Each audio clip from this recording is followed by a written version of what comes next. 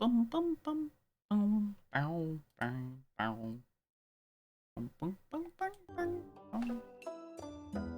Here we go. So it's been a little bit, so I can't promise I'll remember where we're going, but we'll figure it out. Which is also why when we started, you'll notice I was looking at the map. Now I would assume I'm actually meant to be over here, but I do remember we found some bad stuff down below. There's the Xeno.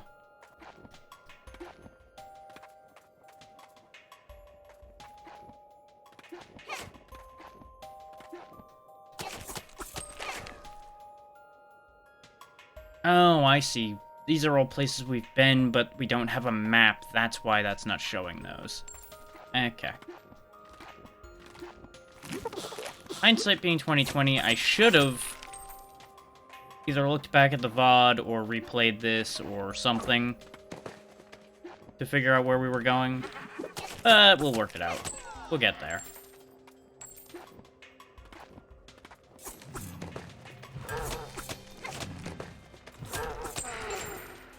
Look at that. Xeno was here before Saribot.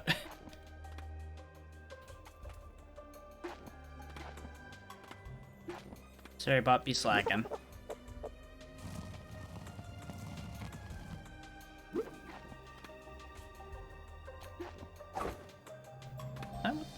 That would make no sense that that'd be what that's for, considering we can just walk over here. So this must be meant to be pushed off to do something. I don't remember if we did it or not. There it is. Oh yeah, right. We're meant to push it down here to go into this.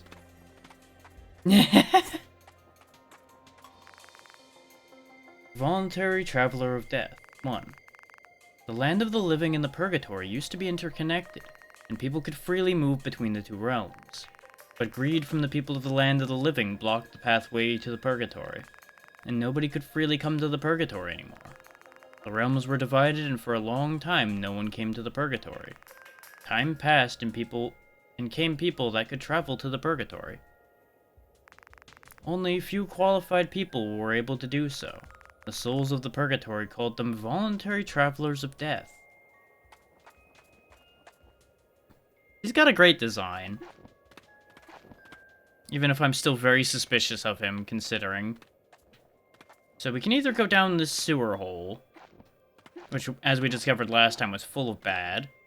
Or, I believe there was actually a path up here somewhere No, it was all the way back here that I found that we could go on last time.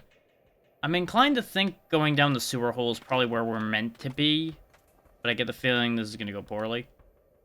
What's bugging me is that door at the top there that goes left, because of where the exclamation point is. So let's double check that first to make sure my tired brain wasn't being stupid last time.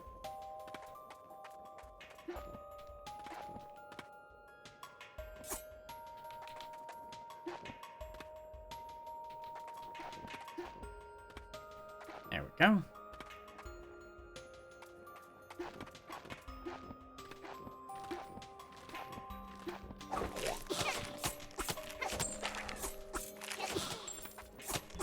Yep, I remember now. It's kind of hard to turn around sometimes. It's gonna take me a minute to get used to the slight eccentricities the controls in this has.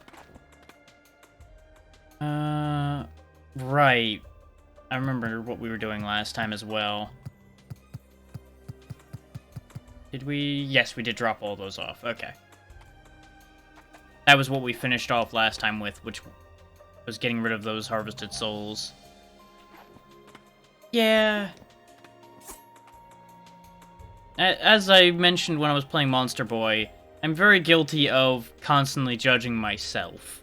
I don't need other people to judge me. I'm going to be constantly on myself. Okay, I don't think we've been over here yet, and I think this is probably where we actually need to be. I don't think we can do anything about him. I've dedicated my life to this, and they don't even know my name. The dying specters are gesturing to me. Well, you and the VOD watchers. they'll know.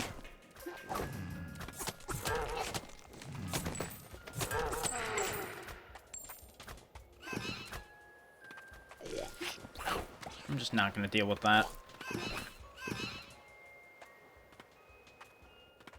True.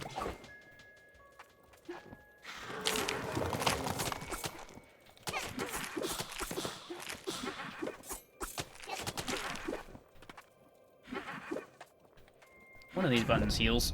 And I'm not gonna get to figure it out because they attack higher than you'd expect they do. Joyous day. This feels like it's gonna be a bad area to try to relearn the game. I should probably just read the controls like a smart person. What to do, croak. Right, potions on B in this game. Right. I forgot just how strange the controls were. If your father became a fugitive soul, it won't be easy to locate him, Ribbit. I also gotta get his voice back. It's gonna take a little bit.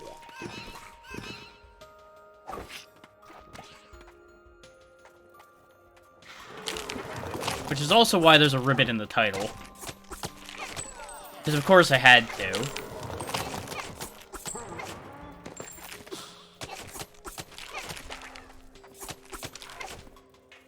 It was one of the single most memorable things from this so far, so... Of course, there's gonna have to be a ribbit in everything. Okay, that's gonna be a bit of a jank jump. But I gotta do one of those to get to it. Okay.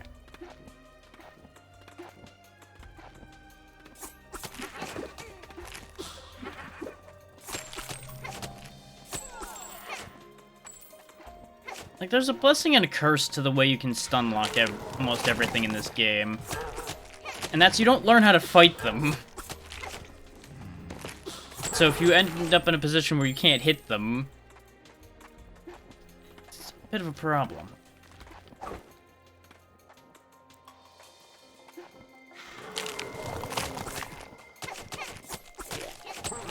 There's also a lot of those spawning totems. It's a hell of a thing. I figured you had noticed and just didn't say anything about it. My death has more value than my life. Ah, that's a shortcut back there, huh? How do these work? Ah! That leads to his place. Okay. Fair enough.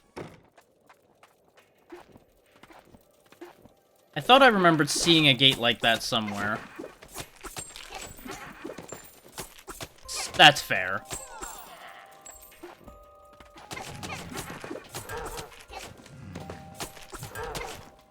The joke was honestly as much for myself as anybody actually looking, because I know a lot of people don't read the title to begin with.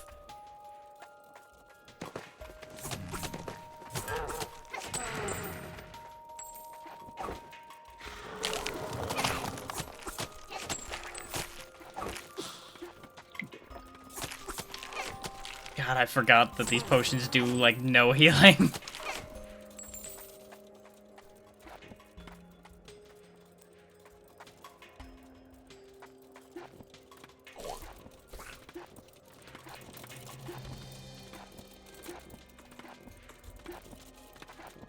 Yep, this place seems very friendly.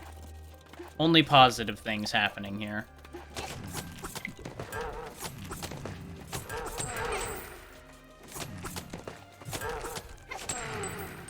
The shocked faces those guys get when they fall into the abyss is pretty great.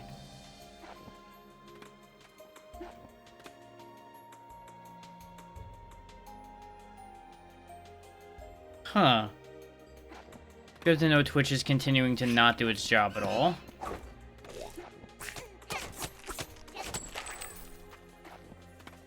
Though it does usually take a little bit for it to pop up. And I told you it was happening as I was pressing the button.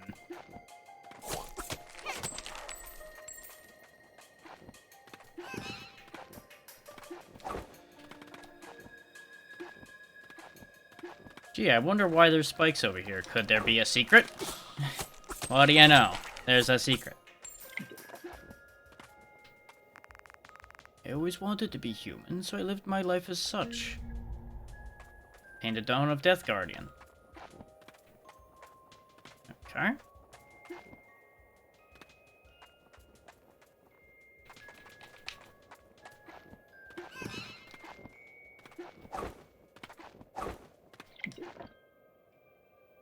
Oh, perfect. Checkpoint. I hope to be the shade that provides comfort to everyone.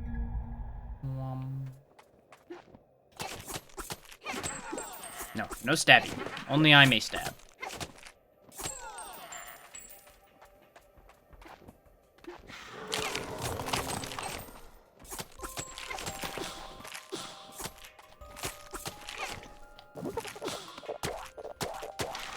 No, Duke can attack. He just doesn't do a great job at it. Yeah, that's what those little totem things do, is just keeps making more. That's why you've seen me focusing those first every time, because they're a real problem. Could've swore... maybe it's the skill thing I was looking for. I was about to say, I could've swore there was a heavy attack or something we could do, but it must be the skill.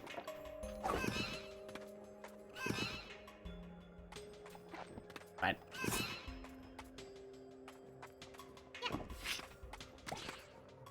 Did that... I don't think that led in a circle.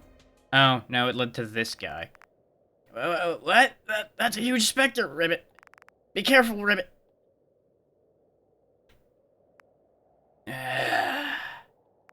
Fresh soul.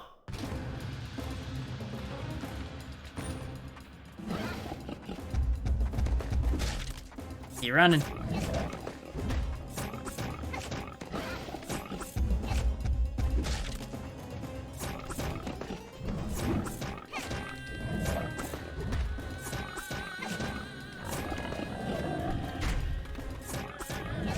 Okay, he can hit behind me a bit. It's important to remember. Oh no, he's going to get me.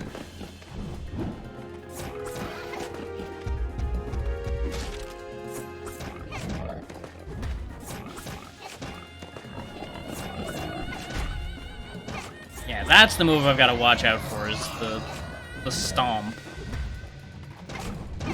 Oh, he got real fast suddenly.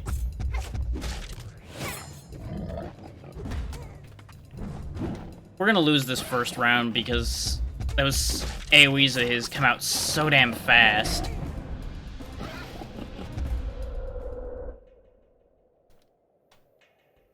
This is what has me a little worried about where this game's going, is they go from very easy attacks to what the hell suddenly, with no real warning. So there's always a little bit of adaptation dealing with them.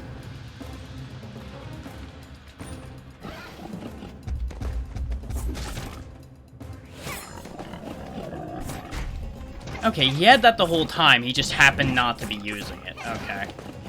I don't know if that's better or worse, but at least now we know.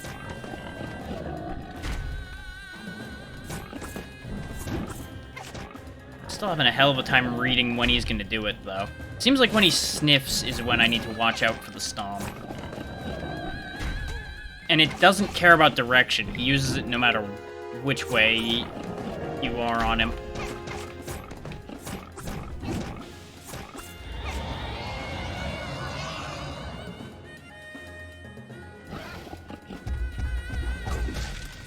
I disagree with that hitting. I definitely pressed the dash button before the attack came out. This is gonna be annoying. It's not even gonna be that hard a fight. He's just annoying with how some of those come out. And I'm getting screwed because of the edges not being as clean as they should be. So I definitely cleared it, and it just caught me anyway. Joyous day. That attack is just so fucking fast. Like, nothing else he has is a problem, but that forward shockwave just comes out, like, instantly. It's absurd. And for those wondering why the health bar is only sometimes showing up, I have to hit him with a special for his health bar to show up on screen.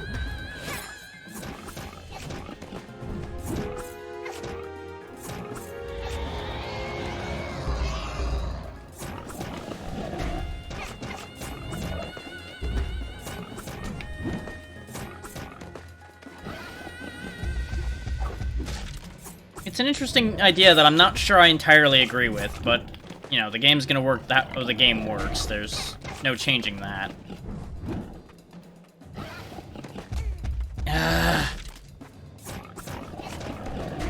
Yep, I got screwed again because I misjudged which move he was doing.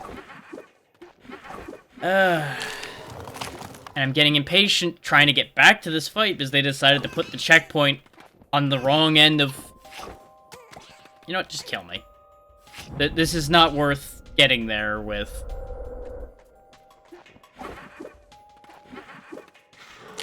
Why would they put the checkpoint here rather than next to where the boss fight is? All this does is annoy the player. It doesn't accomplish anything positive because it's a 2-second trip, but it's full of spikes to waste your health. I don't understand. I'm not angry yet, but I just question the logic to that.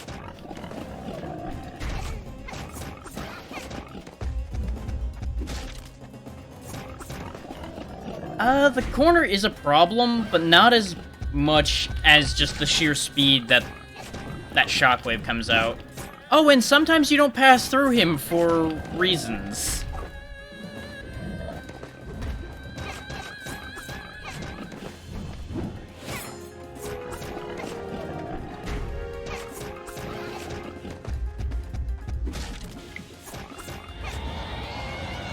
He also seems to get like twice as fast once he gets mad.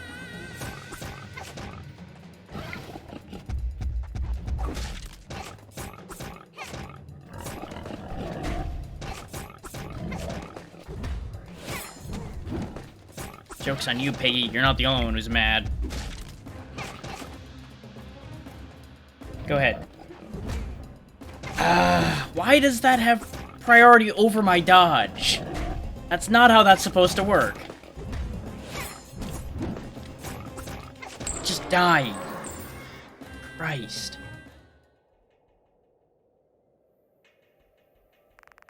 Woo, what a relief, Ribbit. You could have been in serious trouble without me, Ribbit. What we just defeated back there is called the Spectre of Sin, Ribbit. They started suddenly showing up out of nowhere. But no one knows how they came to be, Ribbit. I'm not getting a good feeling about our journey, Ribbit. Did anybody else notice that we're just ever so slightly sliding to the left? Because if you look at the coins, you'll realize they're getting further away. That just caught me mid-sentence. That was odd. I mean, he was shaking a lot. So he might have just been shaking us slightly to the right the entire time, which would have been pretty funny. Okay, so we've killed another boss. What did that even do for us? It's nice to see you again. Did you defeat him? You did well. My sword is fine, but it seems like I'm exhausted. What a shame to see me like this. Seems like this is it, kid. Keep this a secret from Clap, will ya?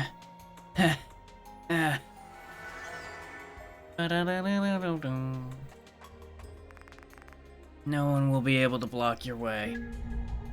We now have Kiddo's sword, which can reflect projectiles. Okay. Thanks, Kiddo.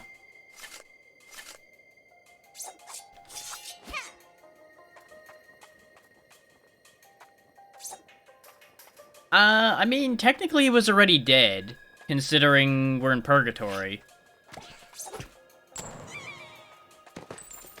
He's just moved on to proper death now.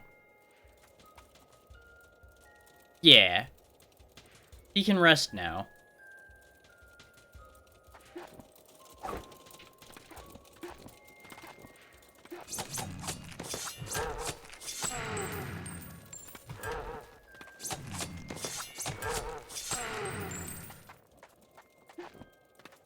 all things considered, he may as well look at this as a vacation.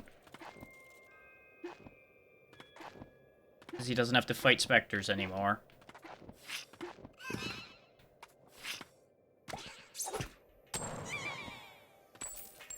Yeah, I figured there'd be something behind these.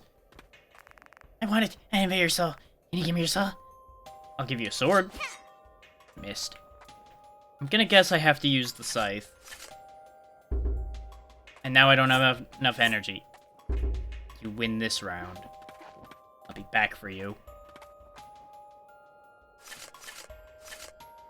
Something to note, by the way, I have to click in the right stick and then point it in the direction of the weapon I want. So if sometimes it seems like I'm fumbling it a little bit, that's why. It's a little bit strange. Okay, I think I have above half now. Now I can go claim this fugitive.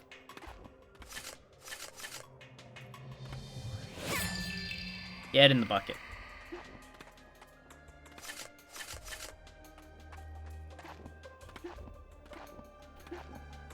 And the reason I'm going back through here is because I'm assuming there's an area I can access further up. Though, the red exclamation point appears to be gone. So the pig guy must have been the exclamation point then. That's not the result I was expecting, if I'm honest. There is still an area... God damn it. There's still an area up and over.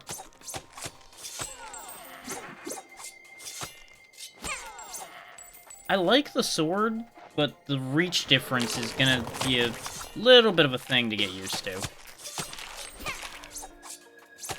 But I like how quickly the heavy attack for it comes out compared to... Okay, we're not gonna be able to get up there. There's a wall.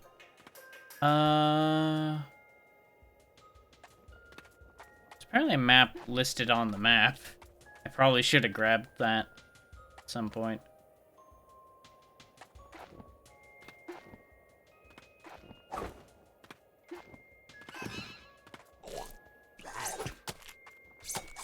That said, being able to reflect projectiles is going to be huge when we go back down toward that sewer area we were at before, because there was a lot of projectile shot just coming our way, and a lot of enemies in that other area underneath the tavern were also shooting at us.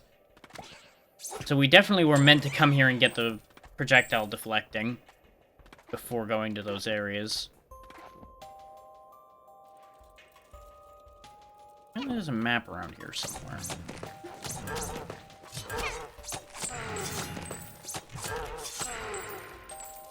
I don't know, the sword feels like it flows a little better than the scythe does. Oh, this isn't going to be annoying at all. Not in the slightest. There we go.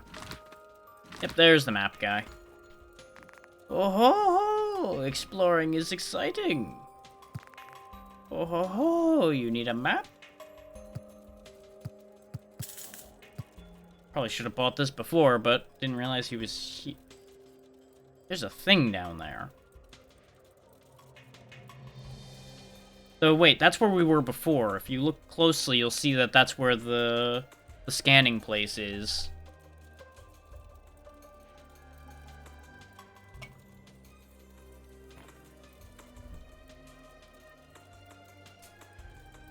So we're gonna need more than we have probably to get on the other side of that. There's a checkpoint there. A little bit. It was given away by the fact there were spikes up against a wall, just like the other secret.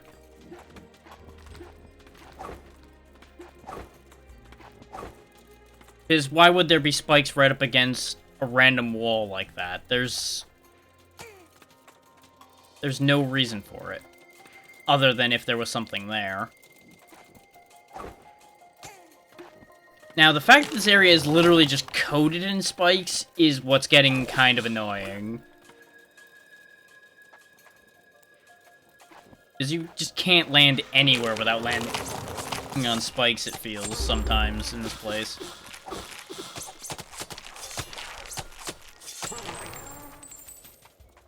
We are very near death because there's spikes everywhere. Do I dare to keep going? Yes, I do. And I got killed by input delay again. Because I thought I was going to be able to roll and then come out of the roll into an attack. Nope, there was a good half-second delay between coming out of that roll and being allowed to attack again. So I ended up rolling straight into that shot instead.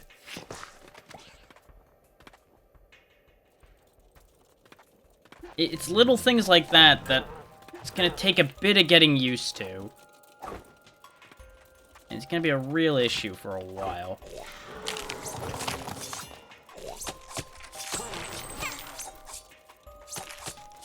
That ain't exactly how the meter interacts with my heavy attacks. It seems like it doesn't always take half of it, and I don't understand what the determining factor there is either. It might even be that I'm just getting enough back that it doesn't seem like it's half anymore. I don't know. I can't really stare at it to figure that out.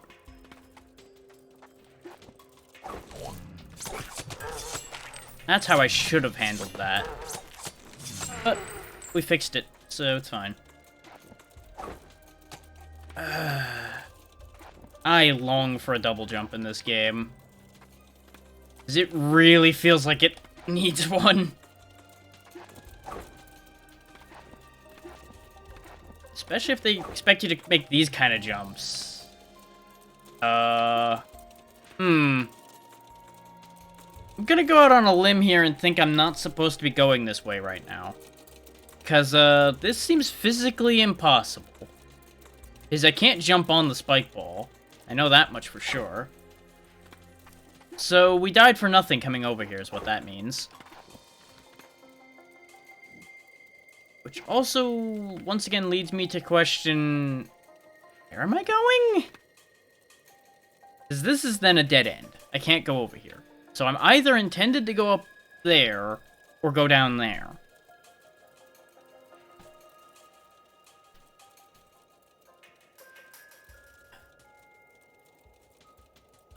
Did I find a problem with going up there, or did I just not go that way? Because I got more curious about over here.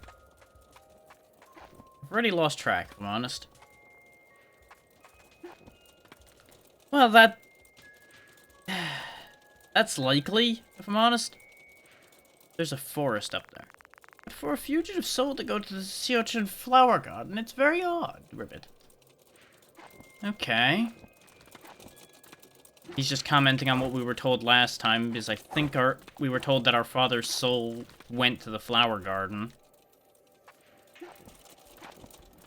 And honestly, I don't remember well enough where they told us the flower garden was, if they even told us where the flower garden was. But a forest would make a bit more sense than a mountain for a flower garden to be, so I'll see if I can get in there. I know my pathing's currently very disjointed and we're doing a lot of backtracking through the exact same spots again, but we'll figure it out. Right! Because I went and looked at this, couldn't get in here because of this guy, and now we can. Except, for some reason, that didn't count?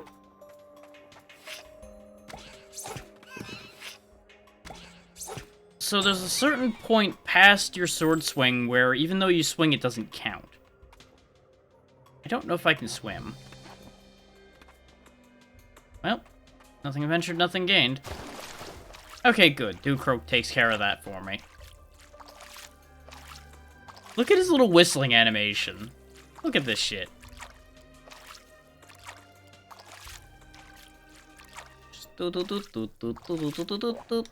Ribbit. Ribbit, this stone is blocking the road, Ribbit. How do we get through? Well, that works. I can't believe you're having trouble with that boulder. What a weakling. I hope you can find your father before the specters get you. What's his problem, Ribbit? Thinks he's all high and mighty because he helped us out once, Ribbit. His name is Soul, a prodigy he handpicked picked to be a guardian of death by Yama himself. I heard he helped out Reapers to find fugitive souls in the land of the living even before, or even during his days of living. He has since been scouted to be a guardian of death. He's good at it, but has a foul tongue. Stupid kid. Anyways, let's go, Ribbit. I mean, that's also an option. I saved your life. Did you, though? Who are you? Freaky stone thing yelling at me.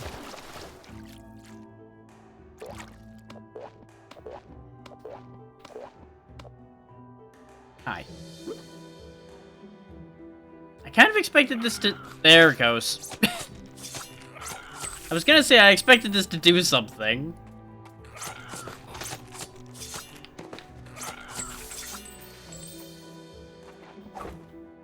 Well, that was a risk, but it worked out. He's got a lot of really good animations, it seems. Okay.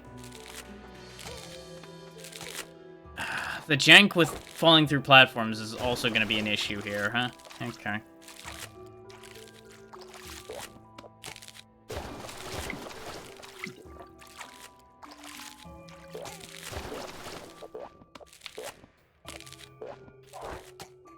Okay, this is not currently viable. That wall there makes that, like, impossible. Oh my god. They really have this set up to be annoying.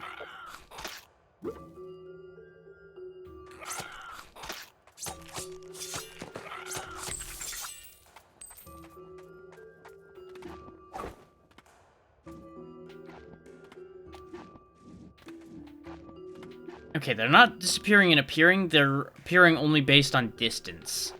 That's what was fucking with me with those. I guess that's why it's the Misty Forest.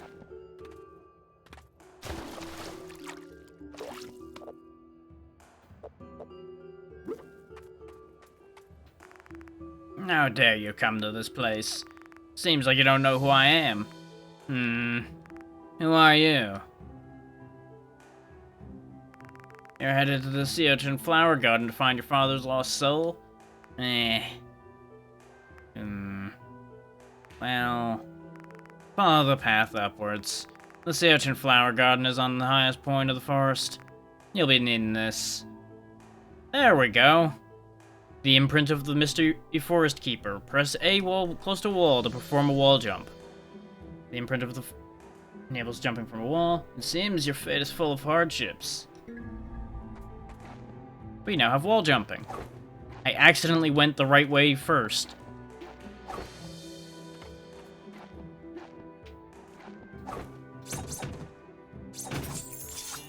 Money. I want that Dawn of Keeper. How do I get at it? It's also really jarring whenever we hit the water and Dukrog comes out, because it feels like I'm about to have something bad happen, and then it's just Dukrog.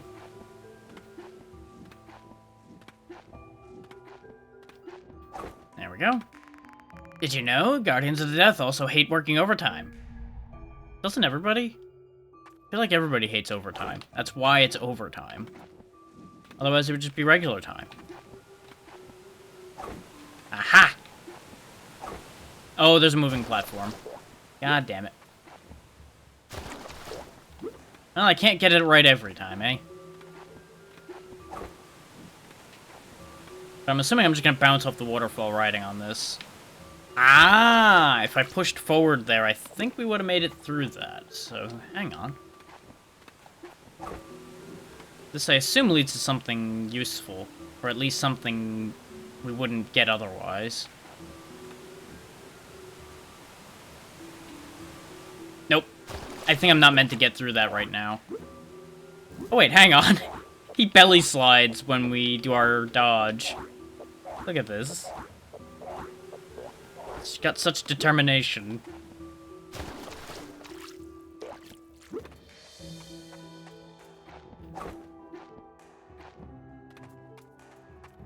I feel like Dukrog makes this game. Oh, we went through a different door. Oh, I can deflect those. Okay.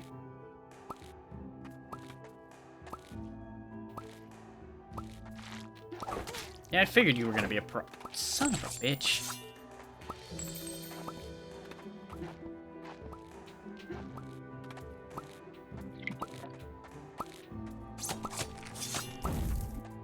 Aha! There we go. I don't know what I was expecting, but him turning into a big angry guy with a bat was not it.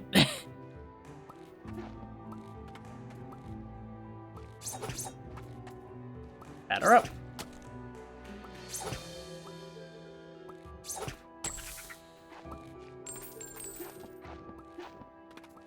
Now then. I will say, a lot of things in this game have a real bad habit of blending in.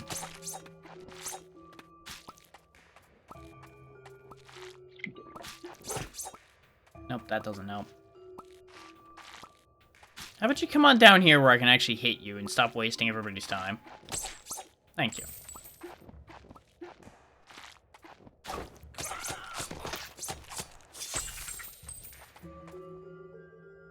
Okay. So that leads to this room, which connects to the rooms we came from before. We don't need to go that way.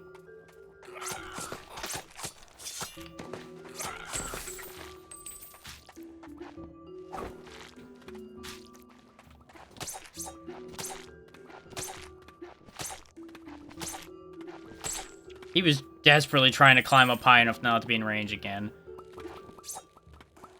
I do also appreciate that the UI actually flips to the bottom of the screen when you get high enough up where it would get in the way. That's a good thing to do.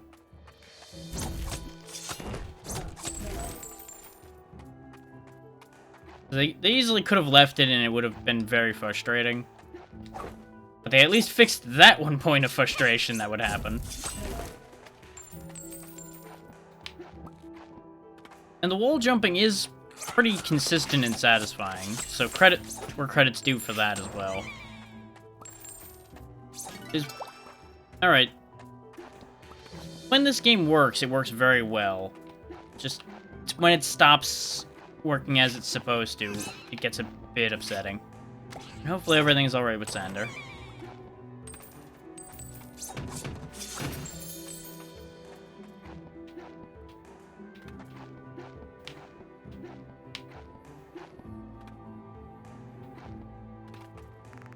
We've been pretty lucky till now. I hope you'll be of assistance.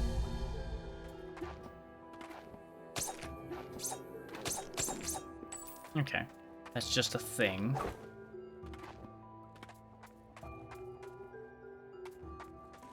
Well, this isn't going to be upsetting at all or anything.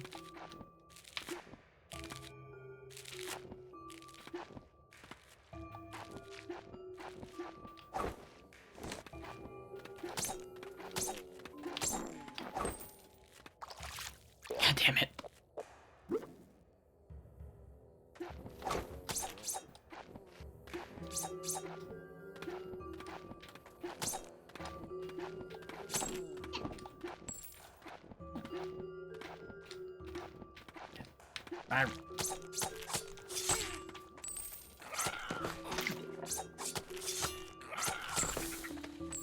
Okay.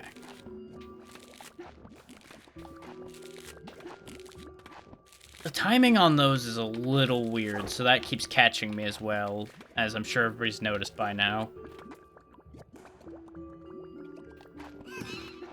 There's this ever so slightly tiny delay between when one closes and the next one opens.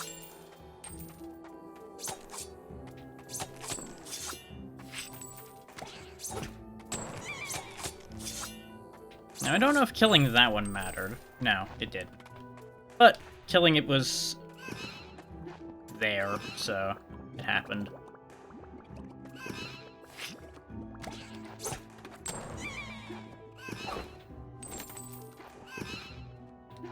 Oi.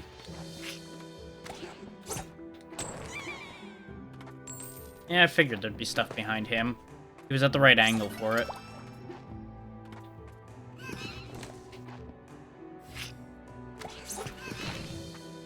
Son of a bitch.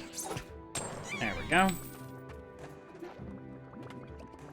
There's the map guy. We found him early this time instead of finding him after we were done with the area.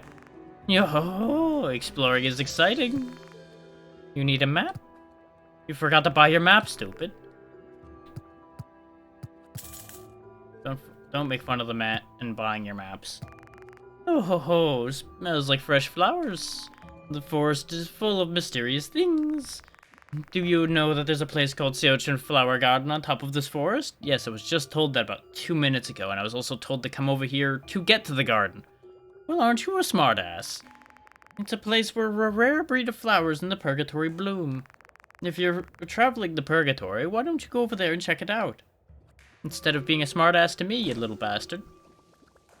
I'm gonna guess since that water's red, it's probably bad for me. In spite of red being my favorite color, I know that red usually signifies bad things.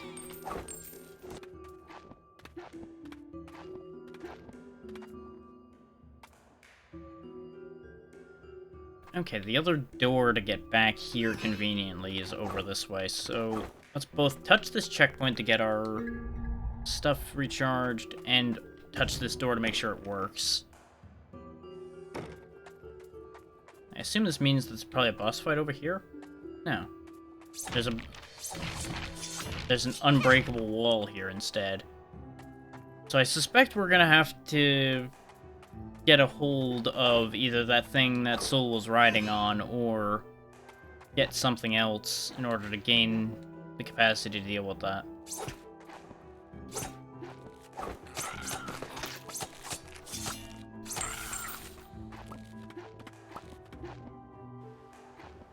There we go.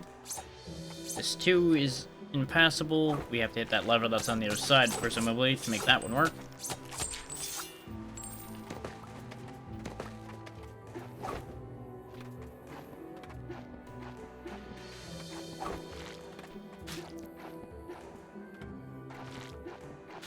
This does enable us to get through that place that I was saying was impassable before back in the other area as well.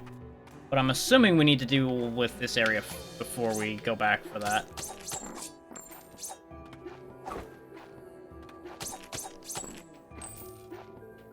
Now, it's also worth noting that the how long to beat time for this was like 9.5 hours, so it's probably going to be a 2-session and done game. Provided it doesn't cause me excessive issues. I did the best to protect everything I could. And yes, I am still trying to give every single one of those pedestals a different voice. I hope that someday, no matter our appearances, we can meet and smile again together. Good for you. I've gotten a lot of skill points, but I need to get to one of the pedestals to use them.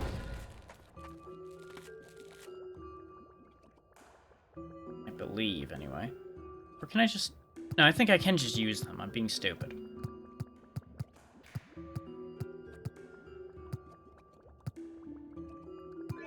Yeah, I'm just being stupid. Ignore me.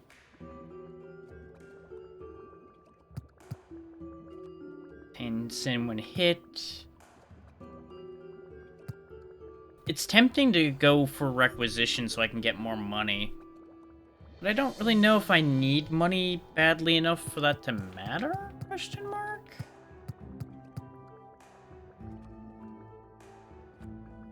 Okay, that is what that notification was. Okay. I figured.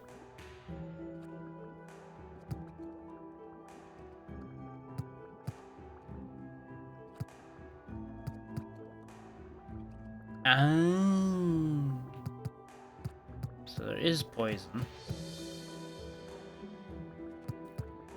Honestly, I should probably pick up Rage. At the rate things have been going, Rage seems like something that'll be helpful. No, that's correct. You spelled that right. Hopefully it came off without any major issues. And you've disposed of it. Good. I know that can be a whole problem in and of itself. Ah, there we go. The sea urchin and flower garden. All you missed was I stopped for a moment to spend the skill points we had been picking up because I remembered that we can do that. Oh, this doesn't look good. We finally arrived. Oh, what's going on? The garden is burning, Ribbit. Isn't that the demon? Something's amiss. Be careful, Ribbit.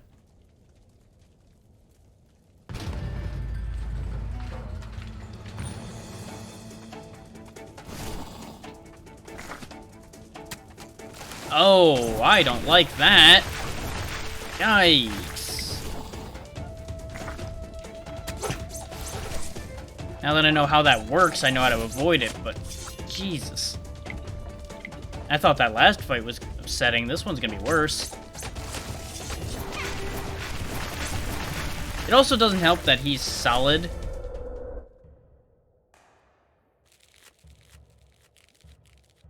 Yeah.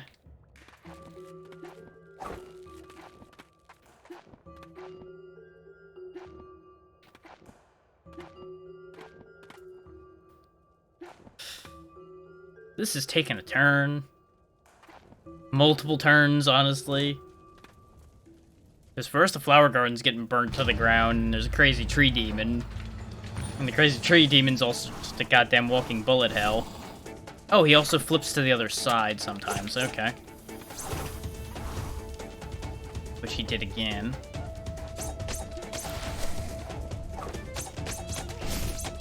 God, there's such a delay on that long attack.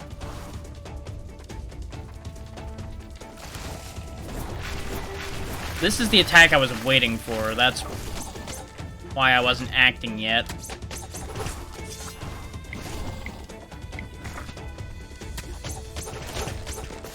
I feel like for the way this game works, you needed a better heal than this game's given us. Because this heal sucks. Like, you may as well not have it. It does, like, next to nothing for you.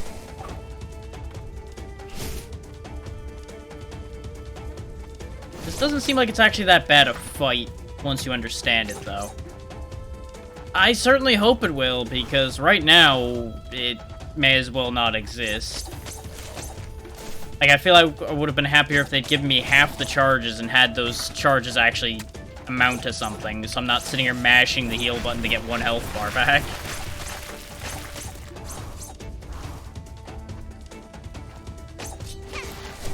Okay, I've not actually made that much headway on his health bar.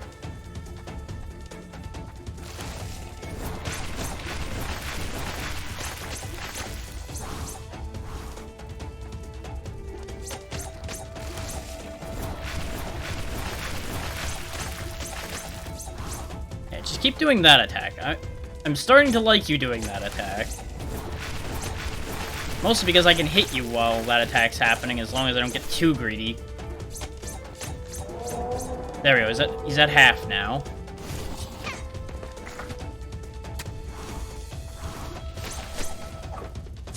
Yeah, he tries to chase you into his other attacks.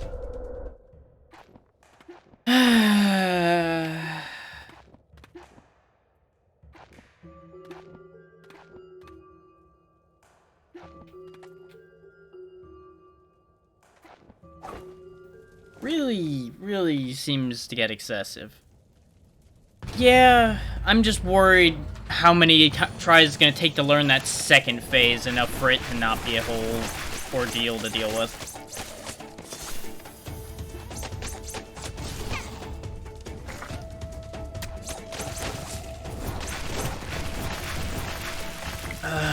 These animation delays are killing me.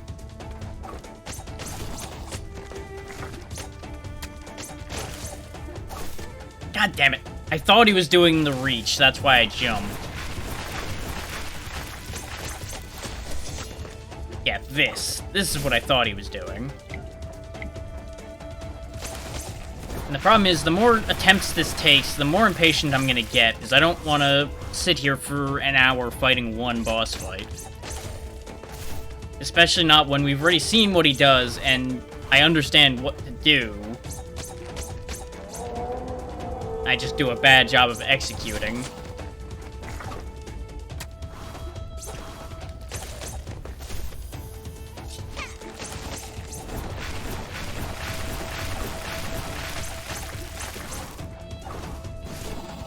Yeah. Doesn't stop me wishing that they designed it a little more reasonably instead of going full murder with it every time.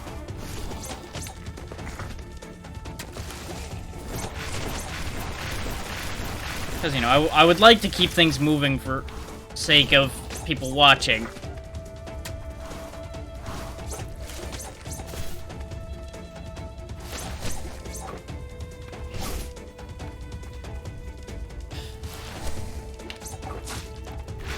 God damn it. Like, I was having the same frustration the other day with Monster Boy, because I could not figure out one facet of how to hurt a boss, and it ended up being something stupid. But as I told everybody at the time, I get super worried that nobody's gonna want to see it. That's what gets frustrating with it. So I start getting annoyed with myself about not getting through it, and then it just goes into a whole sliding slope of pain from there. Because as I told everybody that day, the self-doubt is always real. And that's just unfortunately something everybody understands and everybody has to deal with.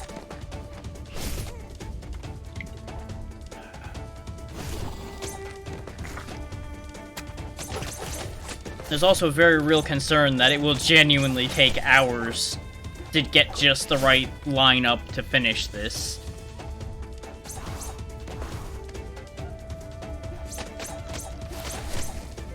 And it's one thing when it's going wrong in an entertaining fashion. This is literally just, I'm gonna keep having a problem where I get greedy and I die for it. So I'm just explaining the reasoning that leads to me getting greedy. So that people will at least be understanding of it. And I got screwed so badly on that one.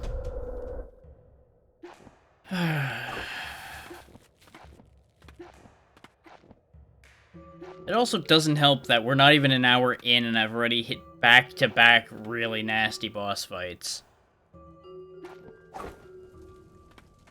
No, the reading the chat wasn't the problem. That absolutely was not an issue at all. Because I only go for that when I'm not in a position where it's going to be a problem.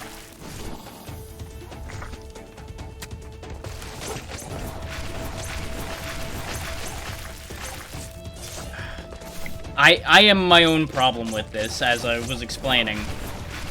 Because a lot of what I'm getting hit by now is me being impatient. I just want this fight over with.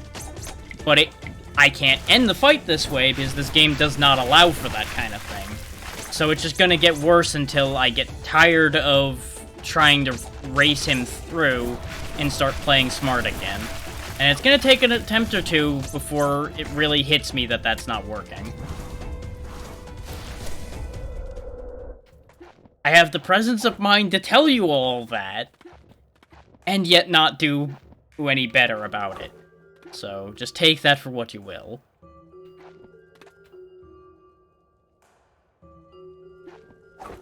It's so frustrating. Like, I wish I didn't operate this way.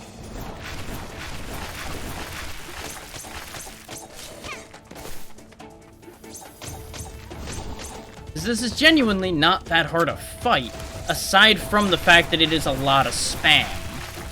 There's just shit everywhere. And he's got so many attacks that makes it super difficult to get anywhere near him, which is your only way to hurt him.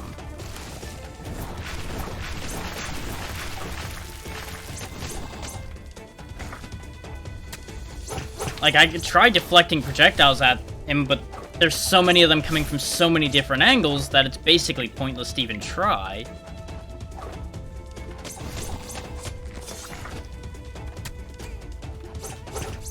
Anything with some reach would be helpful, yeah.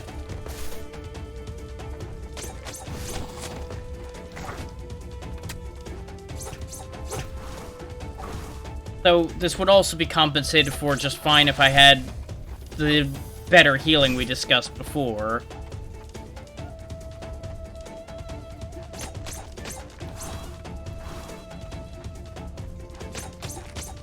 Like, I feel like we're just in a phase of the game where we're just massively underpowered for what we're dealing with.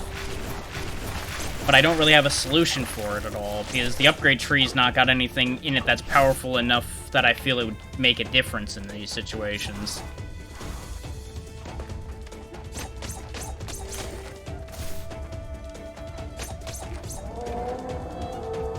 Yeah, because we've only just now gotten him down to half. After a bunch of rounds of not managing to get him there at all.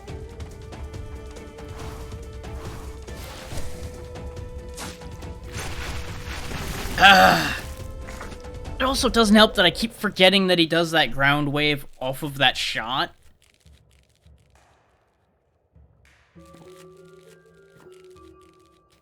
Because it's another case of they don't put sufficient animation in there to give you a warning there. Thank you.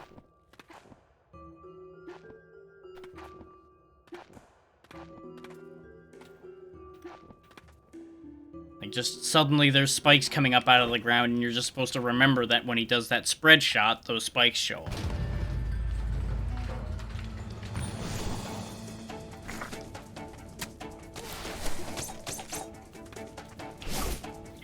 And this is another thing, is by the time those shots come down, sometimes he's literally just already doing the push, so you can't even get close to him. There's just no window to do more than, like, a hit.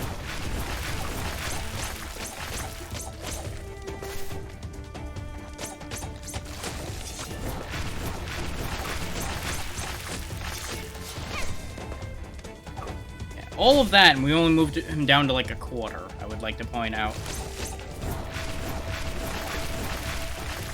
And then there's the hitboxes being inconsistent.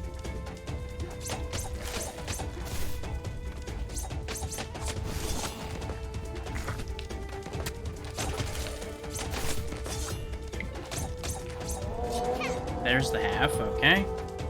Unfortunately, don't have any healing left myself.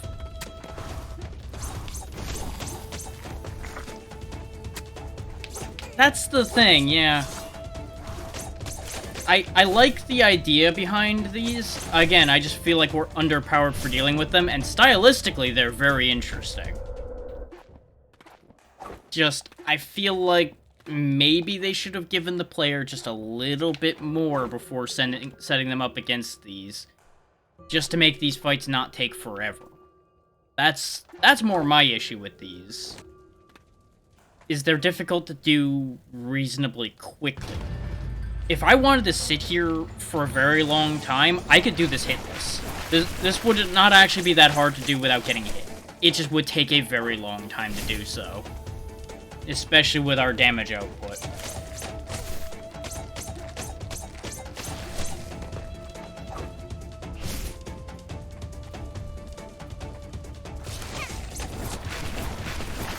Yeah, Hollow Knight's another one that's bad about that, honestly. And I don't care how many people will defend that game, its scaling and some of its boss design is questionable.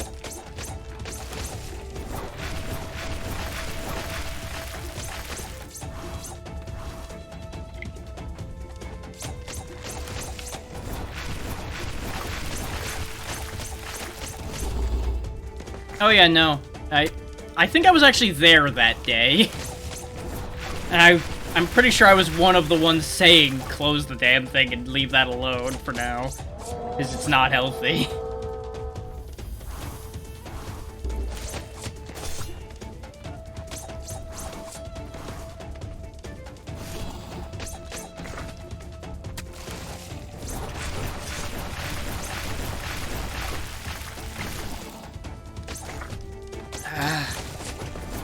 Jumped right into that. Yeah.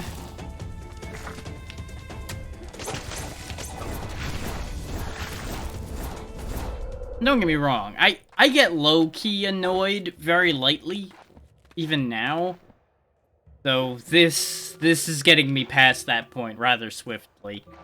Just because there gets to be so much crap everywhere in that second phase. This is stuff I'm used to seeing in the latter half of a game, not in the first 2 hours of a game. It's a little excessive.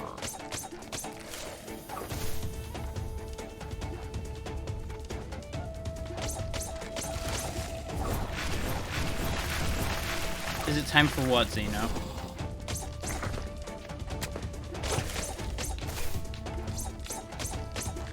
Ah, okay. I mean, you've decided it was time for that, so, well, here we are.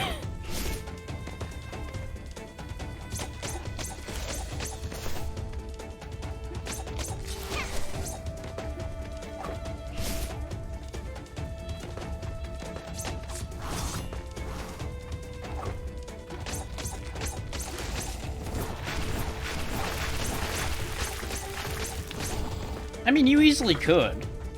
This art style would definitely be within your reach, and it would just be a matter of figuring out the actual programming from there, which is doable, just would, again, take time. Yeah, no, the art on this, especially, would absolutely be within your reach. You've already made things that could be a match for this.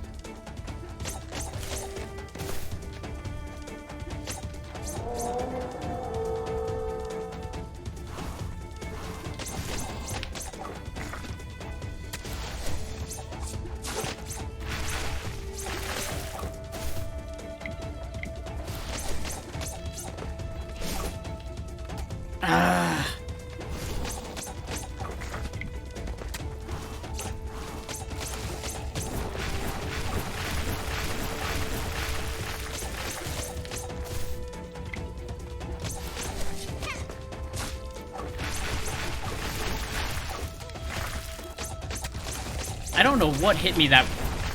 I got so thrown off by getting hit by I don't know what there. When I came back towards him, something hit me, and I saw literally nothing. So I have no idea what happened there.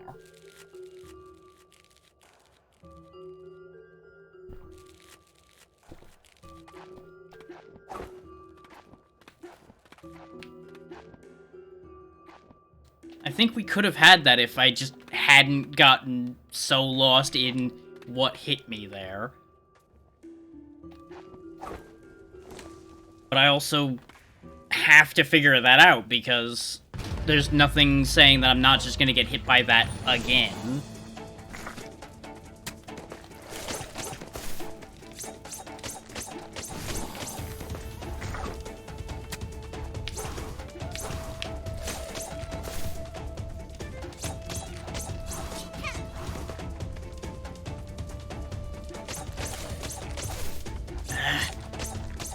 I also feel like there's something off with his timing sometimes. Like, attacks come out a frame or two ahead or behind where they are otherwise. And I don't know if there's just something off with the frame timing with this game, or if I'm just missing cues slightly. Which is entirely possible. Really annoying when he just happens to disappear the second I go for him, though.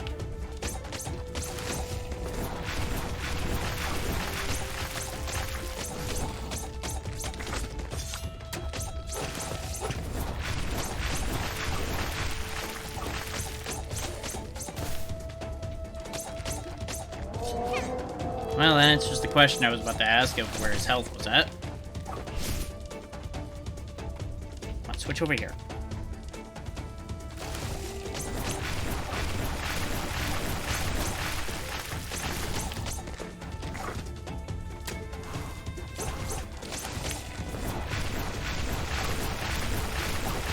Are some of those reaching higher, or am I just literally getting caught by a pixel?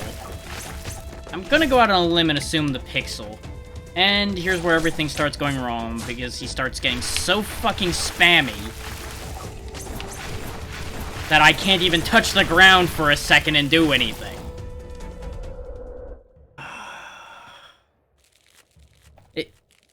This is the kind of boss design that I hate with a passion. Because what this boss is turning into is just a lot of waiting. And I don't know anybody that enjoys that. What is fun about a boss that makes you wait to do anything? Genuine question.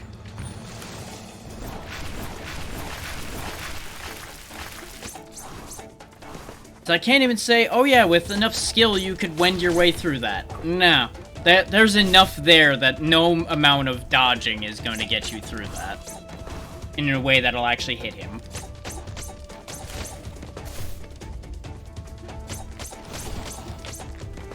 So you end up just losing a lot of time just dodging for hours. Well, I think he's not really here entirely is the thing with him. I think he's possessing parts of the trees. Is how he works.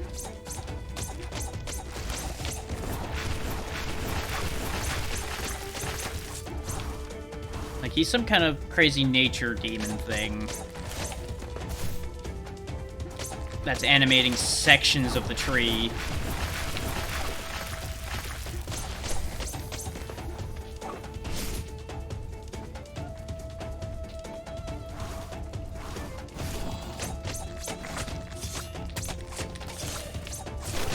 Once again, I get screwed by the fact that this game's animation priority sometimes fucks over turning. Because I was supposed to turn around and then resume swinging, and I even stopped swinging for one full frame with the intent of using that frame to turn. It just didn't take.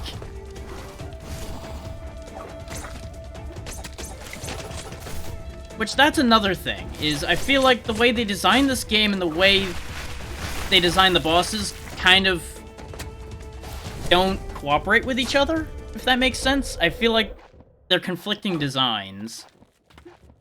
Because for those who don't know what I mean, while I'm attacking, I cannot turn around. And it's entirely possible you'll end up input buffering yourself into a position where you cannot turn around at all, which is a problem. It only will sometimes let me cancel an attack into a roll. That's another problem. And there's also a slight delay when you come out of a roll or a dodge where you cannot attack. That's what makes this game a problem with fights like this. If they wanted to have fights that are this constant, they needed to tighten that up. That's what would make this not frustrating. But since I'm fighting the monster and fighting the controls, it's a real issue.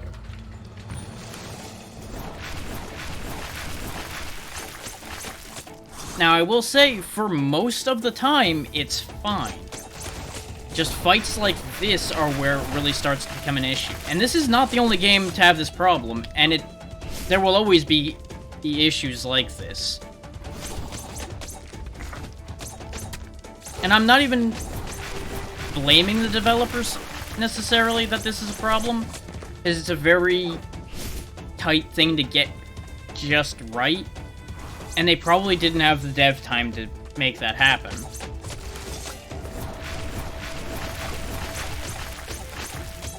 This may also be less experienced developers. I don't know the history of this team.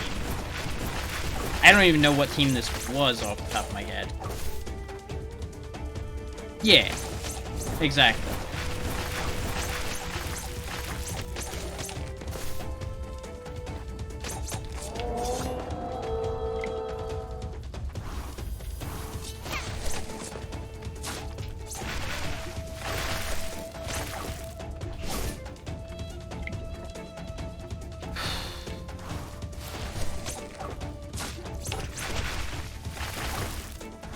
Okay, that's a lesson in that attack. Okay.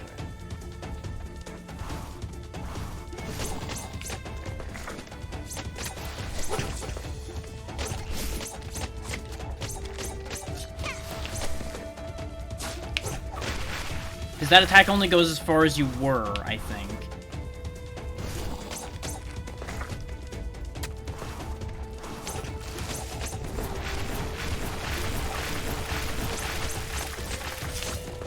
that one out right.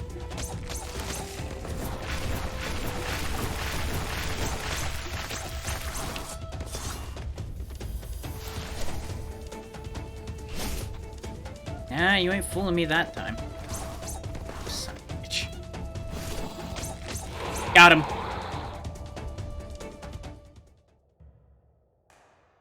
Boy.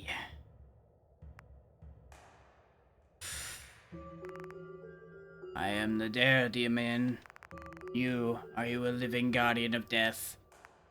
You are formidable, being able to stand my wrath. Yeah, he's not dead. From what I remember, the Daredemon's supposed to have been on our side. He just kind of went a little crazy. A while ago, I was ambushed by a mysterious entity. The only thing I remember is the cries of anguish of souls. That's all I can recall. You said you're looking for your father's soul? If a fugitive soul has visited my garden, I might have extinguished it while I was corrupted. I'm sorry. But if you still have hope, head to the reincarnation station, a place where most fugitive souls go in an attempt to reincarnate. There's a chance the soul you're looking for has headed there as well. Take this. This is my way of thanking you for saving me from corruption. May nature aid you in your journey wherever you go. Daredemon's bow. Because of course we get exactly what would have made that fight so much less of a chore right after the fight.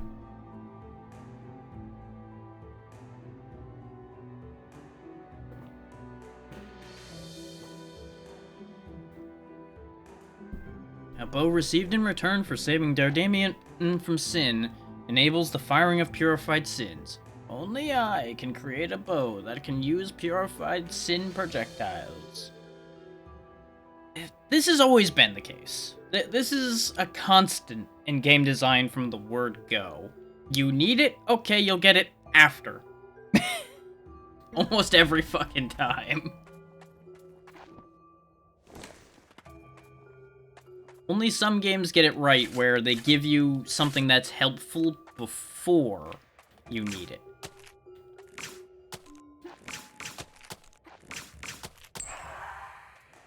Yep, that's what I figured how that was gonna work.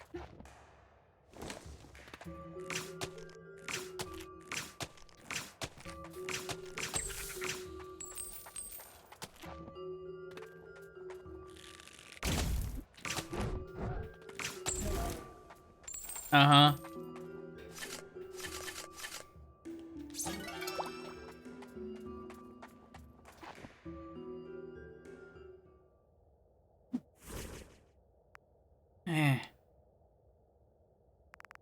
Who did this? Yeah, they're a little late. They just caught up to where we just were.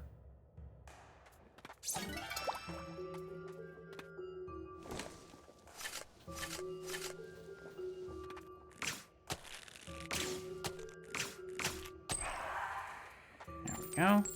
At least they give you a full recharge back, more or less.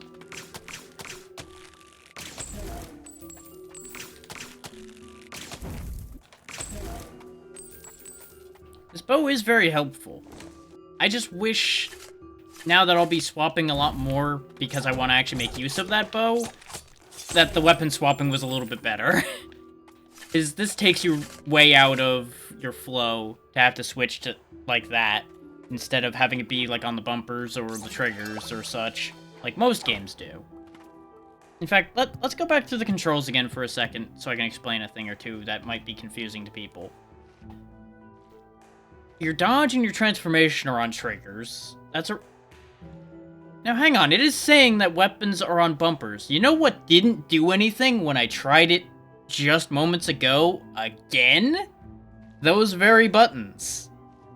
Now, as soon as I've said that, watch what'll happen when I go press it now that I've seen that on screen. How much want to bet it's now suddenly going to work properly? Yeah. Why didn't it work when I had the sword? I only had the scythe and the sword and it didn't do anything. Now that I have 3, now it works. Is this game trying to piss me off? Because I can't say it's not going to succeed at the rate it's going.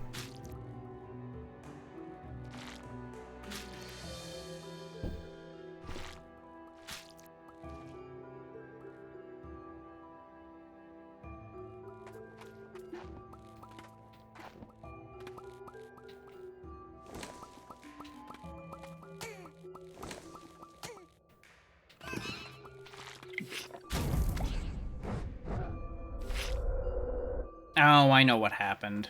There was another one of those stupid spike enemies down there. We'll see.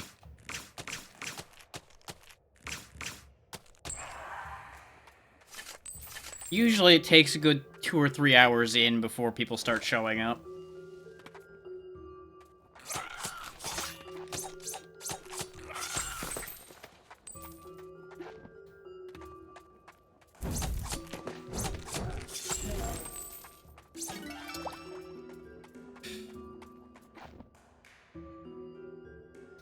Yeah, I'm trying very hard to like this game, and stylistically I definitely do. But I feel like this game runs into a lot of the same problems I had with Hollow Knight. And that is a little bit too much of a focus on making the bosses hard in ways that aren't actually that satisfying early on. Because I've noticed that this is a thing that happens with Hollow Knight for most people as well. If they're not completely taken by the charm of it, which would be fair if you get completely taken by the charm of that game, and this one, is that the frustration starts to set in as soon as the bosses start really putting the screws to you, which, depending on how you play that game, can happen very early on.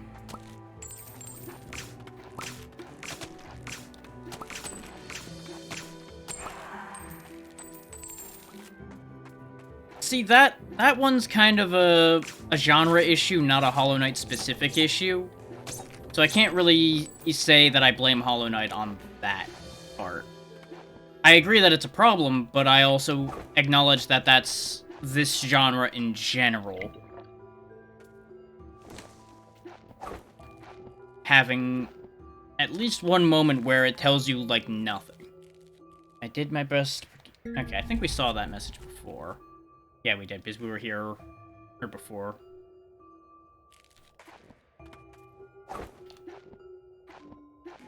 The best of the lot usually will give you hints across the entire game. And the good ones will sometimes forget to give you complete information. So if you miss something or misunderstand something, you end up not figuring out where it's expecting you to go. And if there's any gaps in time playing it, you can easily lose the entire thread of what you're trying to do. And that can become a real issue as well.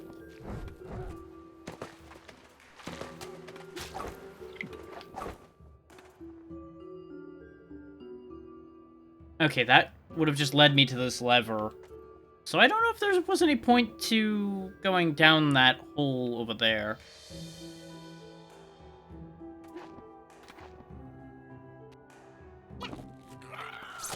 I do know there's at least one sequence in that game that is, like, super obtuse. So you might be at that part, but I don't know enough about the game to really say so on that.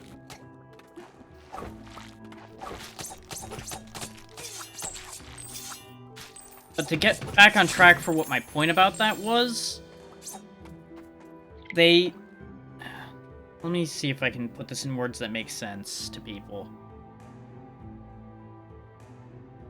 As I said before, there's nothing wrong with bosses being difficult.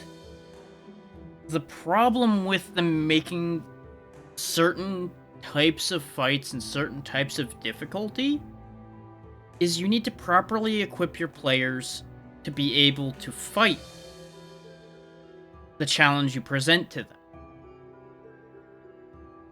Otherwise, we end up with situations like what I've been having here, where it gets frustrating. Now, that said, there's also various contexts that can make a situation more frustrating than it would ordinarily be. A case like here where I'm streaming it, it becomes more frustrating than it would otherwise because of what we were talking about before, where I feel like I need to move things along. Okay, that's what the nameplate is. We already discussed what would have made that last fight more reasonable at the stage of the game we were at. And it's also possible that the scythe might have been a better weapon for that fight, but I don't really see why it would have been.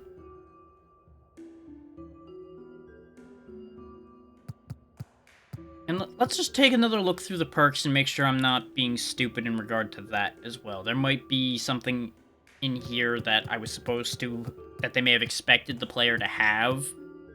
Because I've noticed that happens too. We can't get more access to potions, because that would have helped. But we can't get that. There's a special ability required, because we have what's above it. We just can't have this. Why? I don't know. Game doesn't tell you. We have the increased potions here.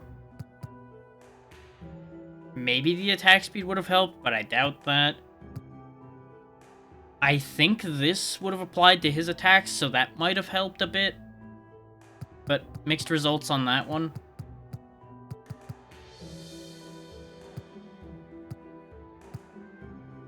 Yeah, I don't think any of these really would have made that big a difference in that fight, outside of things we wouldn't have been able to reach, because this is too far down the line for us to have gotten a hold of. Same with this one. This would have been negotiable. I would have had to have gotten nothing else except this tree, and then I could have reached quick attack.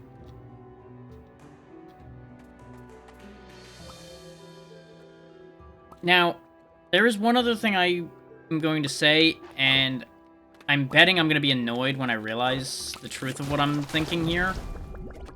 I threw that away on purpose so that we could get back over here. Or so I could think for a second. I am now worried because we haven't spent money in a while. It's entirely possible that we were supposed to have gone back to the tavern at one of the doors we've passed, and we might have been able to get upgrades there. So let's take a look at that before I do anything else. Because it's entirely possible that this is all my own fault. The difficulties we had may have been my fault. I may not have actually acted on something I was supposed to have acted on. And at that point, I'll accept that. But I also feel like maybe don't make it super reliant on that.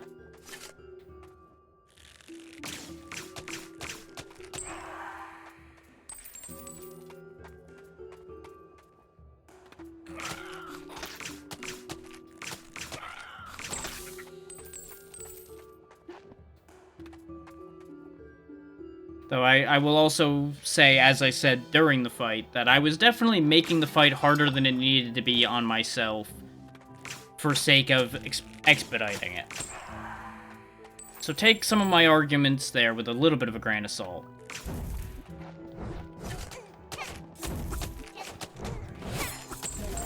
So I'm clearly not fully with it.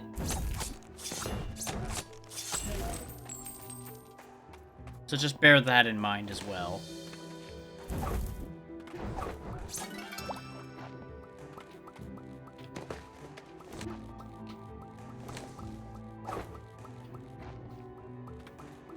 But I do stand by my comparison between this and Hollow Knight, and the similarity in what the issues they both have are.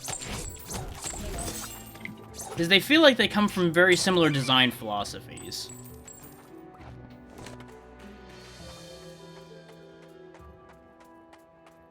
Because they're both very artistically good games with a very similar approach to combat.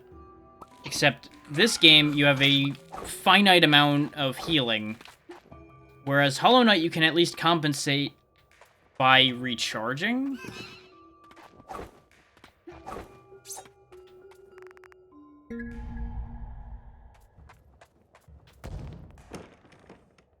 And yeah, I can see why it would be a problem to end up having to miss a lot of people's streams during the day that are in different time zones, but it's more important that you're healthy.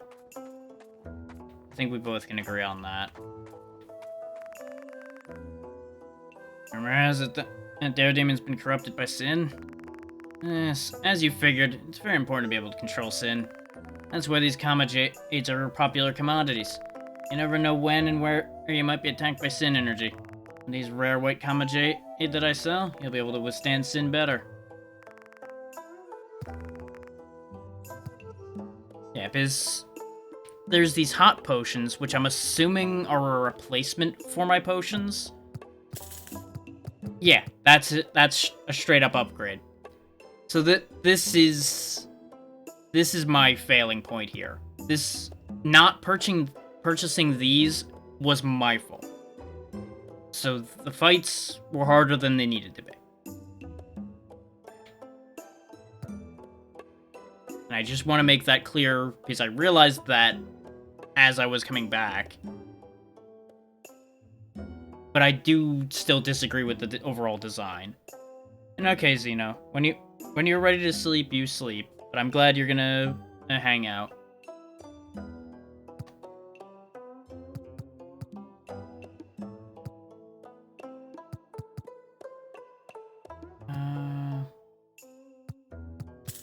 Yeah, that's what I was afraid of. I was hoping that was gonna be a 100 and a 200, so I could afford. I guess I'll grab that then.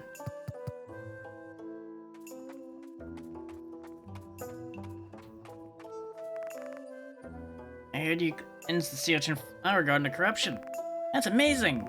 You're different from a normal person, right? I knew I sensed something special about you the moment you arrived at the purgatory. Yeah, I'm in the same boat, though sometimes it's longer than an hour. That's fair. I can see with my eyes. How do you think the perpetrator set the garden on fire? You don't think that had anything to do with the stolen oil from the Death Tavern, do you? That would make sense.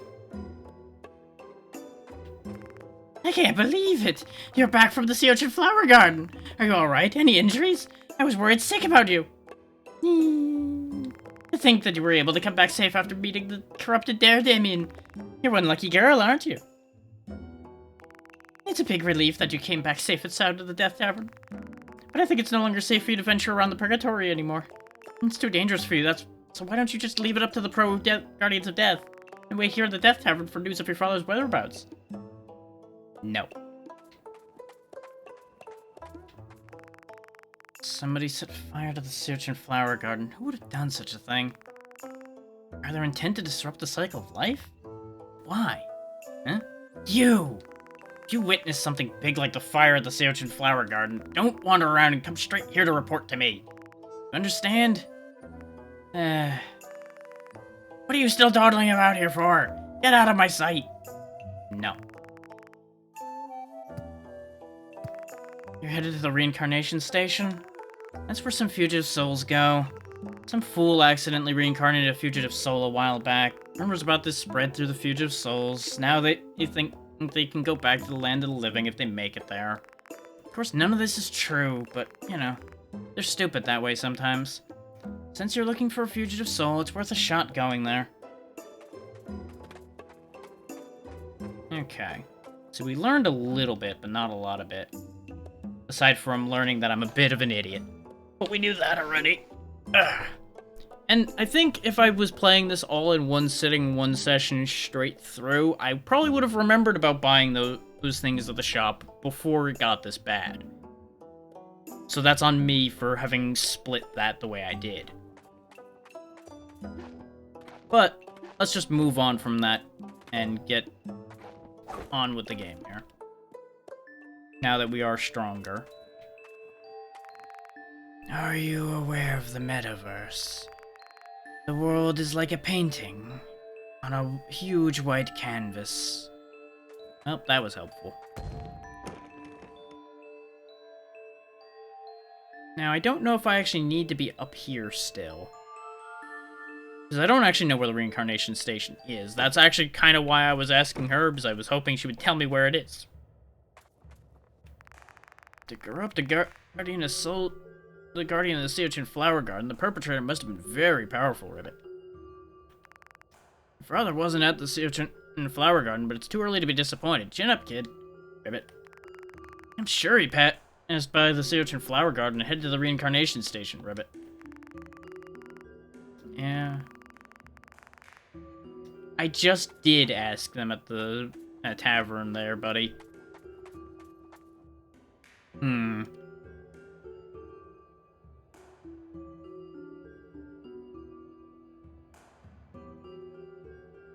mean, I guess we should go back and talk to the rest of the people there then, and see if any of them have something useful to tell me.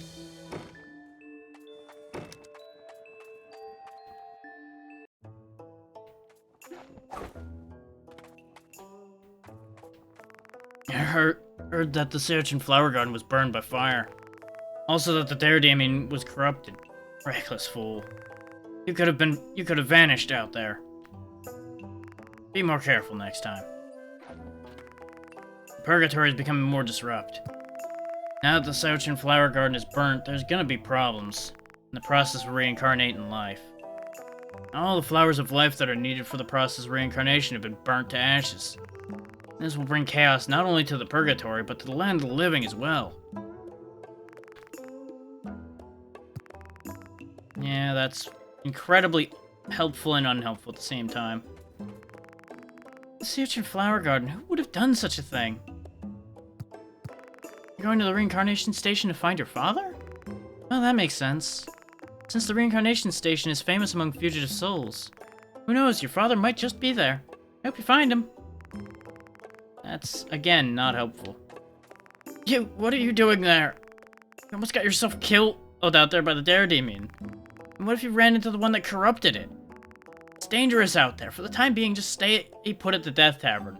Getting nothing done like the rest of us. The process of the cycle of life happens in the reincarnation station. That's why so many fugitive souls go to the reincarnation station. In the hopes to be reincarnated. Now that I think about it, the place ought to be in total chaos right now, since all the flowers of life have been burnt up. The place will soon be full of souls waiting to be reincarnated. So, how am I supposed to be getting information about the reincarnation station here, considering none of you want to tell me where it is? You came back safe from the sea urchin flower garden. Fire in the sea urchin flower garden.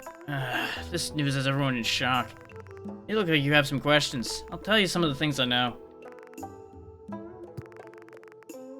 Yeah, we talked to him about that before, I think. This is not particularly helpful. Maybe this will help. The souls that are reincarnated with the flower of life in the reincarnation station, they lose all their memories and begin a completely new life. Do you believe in having had past lives? If you do, how many lives do you think you lived? You don't think that you were a human in your last life, right? It's actually highly unlikely. Oh, all of that was incredibly enlightening and helpful. How about you? No, hey! I heard you were the one that had saved the sea urchin flower garden from complete destruction. I think you've got some innate talent to be a guardian of death. We still need to be careful, though. The sea urchin flower garden almost fell into total corruption. It was a really close one. We got lucky this time, cuckoo. Well, that's not helpful. I could acquire a ton of lore, it seems, but I'm currently trying to figure out a specific answer, and none of them are actually giving me that answer.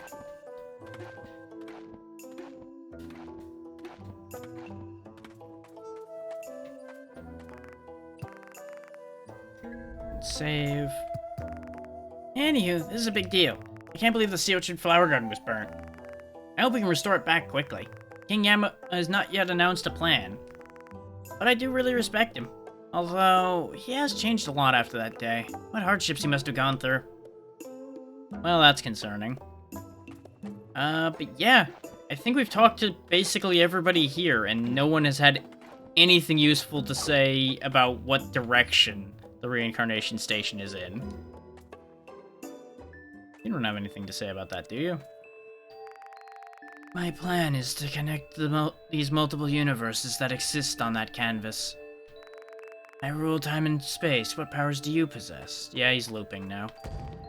Well, we've got only a couple places we couldn't get to before, and the one that relies on the ability we just got is over here to the right, so I'm going to assume it's that one. Welcome back.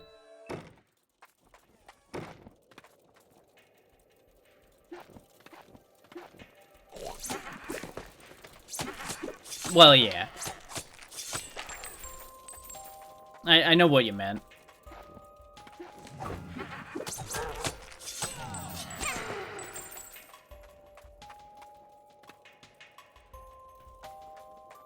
Now, I'm assuming my logic is correct, but we'll find out in a moment here whether I am or not.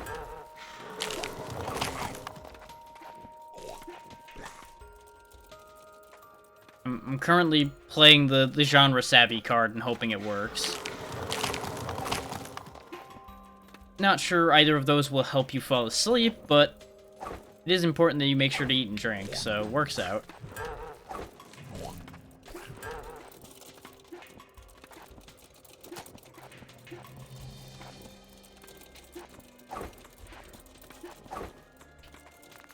Life is only temporary in this world. Death is returning home. Yeah, I have the same problem. I just also know that sometimes if you eat too close to when you're falling asleep, it makes it harder to fall asleep. So it's one of those damned if you do, damned if you don't situations.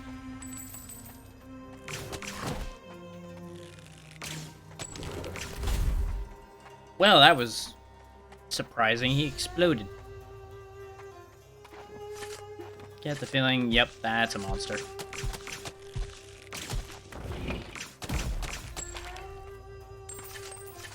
The bow is gonna make my life so much simpler some of the time.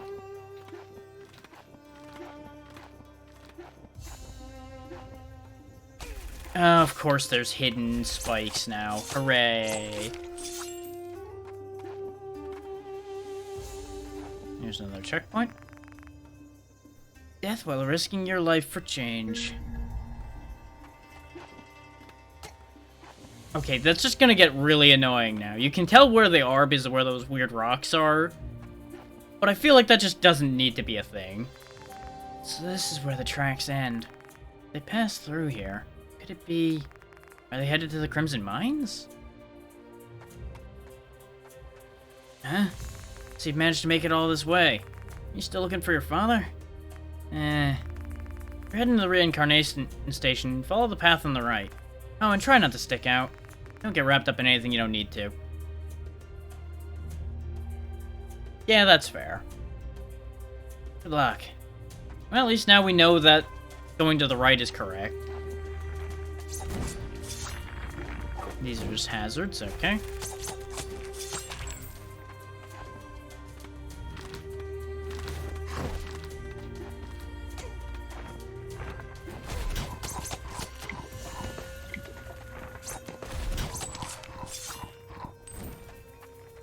Yeah.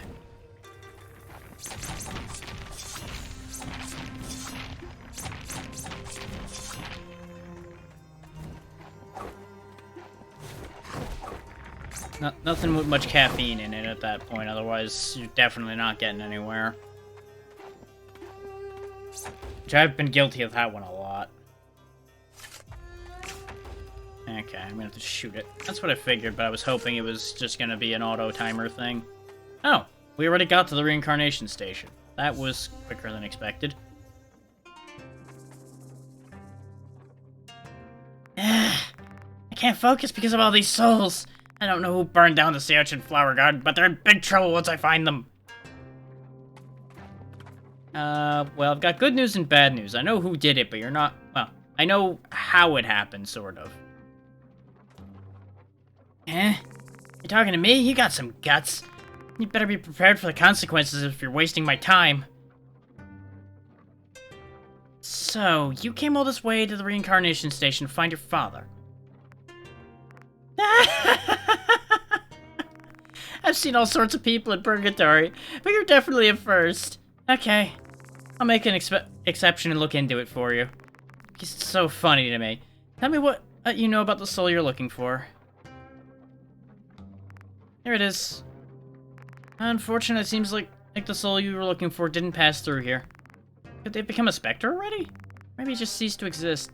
It also says in the registry that he's been dead for a while. Huh? Wait. The registry is incorrect? He died differently than what the registry says. Listen carefully. Your father's death doesn't match up with the registry. In other words, he's currently supposed to be alive. It seems that he died when he wasn't supposed to and ended up in purgatory as a fugitive soul. I guess your only option is to go tracking down fugitive souls? Ah, that's right. How about going to the Crimson Mineskeeper? Not long ago, they heard sounds coming from the mines and suspect it's a fugitive soul. There was a request put in for Guardian at Death. It seems it hasn't been handled. Head over there as soon as you can. Time is of the essence, and you need to locate any fugitive souls you can. It's the imprint from the barren grounds.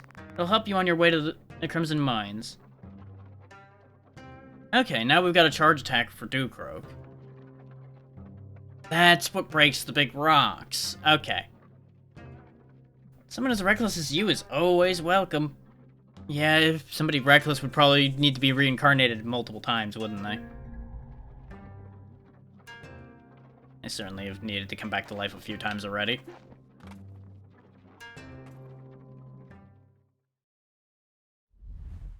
What? Let's do one more bottle, I feel good. I don't know what I'm witnessing here. Look at this guy, you trying to stop me just because you grew a little?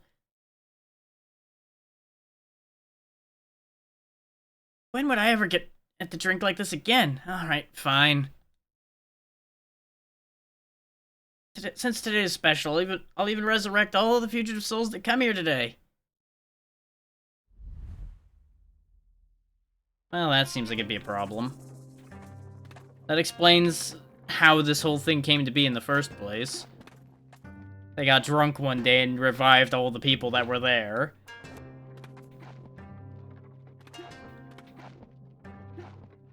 There we go. Are you a living guardian of death? Are you here to deliver flowers? You're searching for your father? Look at all these souls at the reincarnation station. Finding your father isn't the real issue here. You're better off dealing with that on your own. Well, fuck you too. Hello, welcome to the reincarnation station. The initial registry created at the reincarnation station is used to create copies for the observatory, courthouse, and dispatch station. The observatory will monitor the person listed in the registry and record their sins. And the dispatch station will note the date of death in the registry and send out the Guardians of Death. The courthouse checks to see if the soul brought by the Guardians of Death is the one listed in the registry, and will then use the records provided by the observatory to pass judgment. Now do you understand why the registry is so important? Then why'd you fuck it up? The reincarnation station is where a person's life and death are determined. A life can be created through the use of the 7 flowers of life. A red string is formed at the point of a life's creation. And the string shows the fate of that life and is measured and recorded in the registry. I'm sure you're also listed in the registry somewhere.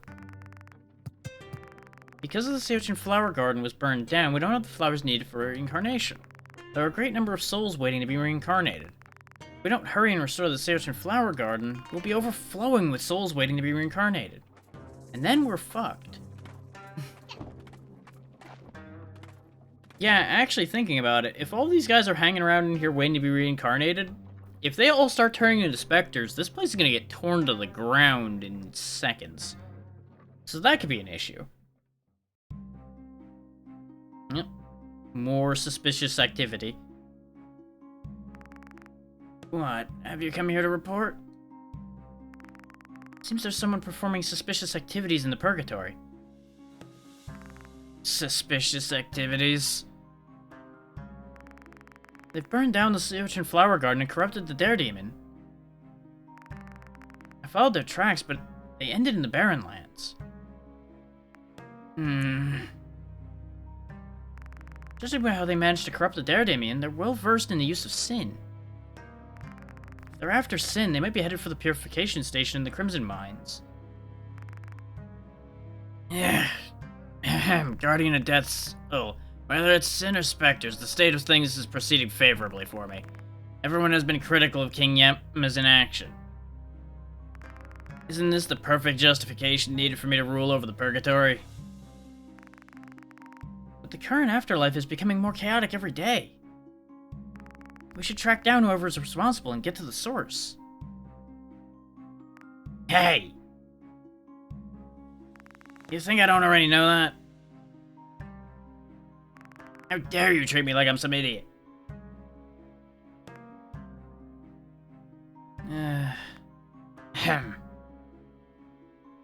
I'll look into this matter myself, so just do as I say. Understood?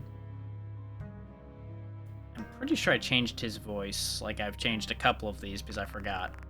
The one they call Arum, has she been acting suspicious at all? Seems she's simply here to track down the whereabouts of his father's soul. They can't seem to make up their mind. They've said she, and then they said him, and then he. I don't understand any of this anymore. It's also auto-proceeding, that's why I lost a couple of those lines trying to figure out what the hell they were on about.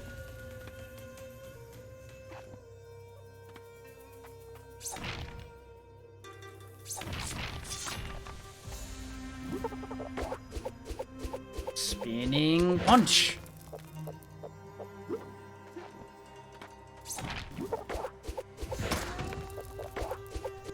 Ooh.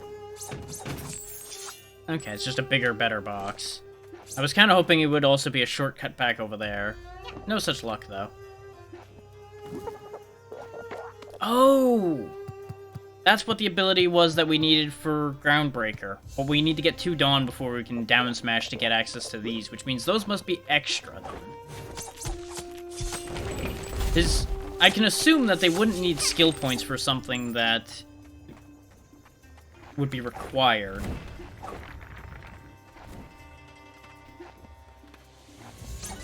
That said, I'm not going to account it as impossible. I'm just going to hope that that's the truth. Because otherwise, you then either have to force the player to hunt down enough skill points to do it, since those are location-based, not experience-based or anything. Or you then force the player to have to spend money to respec. Neither of which are good situations. Okay, he can do damage by hitting things. I wanted to prove that out. I also can't roll through those big guys, which is why I kept getting hit.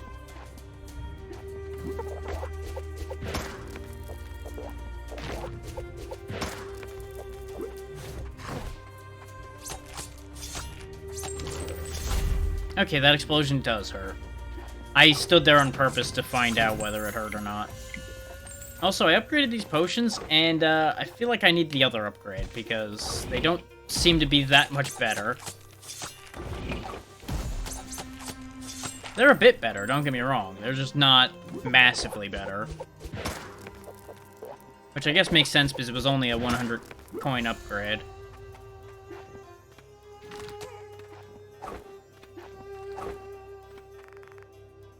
Let's keep the room dark and avoid electronics and blue light before bed. That is somewhat good advice, honestly. Which, it's interesting how they just have these random advice tidbits and such. Oh, the Crimson Mines is literally just right over there, huh? Okay.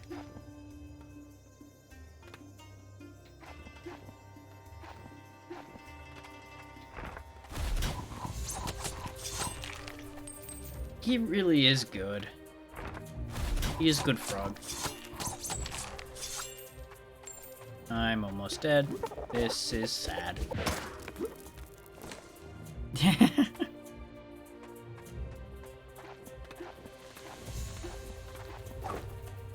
mean, there's no need to help it. God damn it. They put those just right that if you jump slightly forward or slightly off, it's such a pain. Frogs and turtles, turtles and frogs. Thankfully, all of the walls stayed broken, so I at least don't need to break them again. Just not gonna waste health fighting these things this time.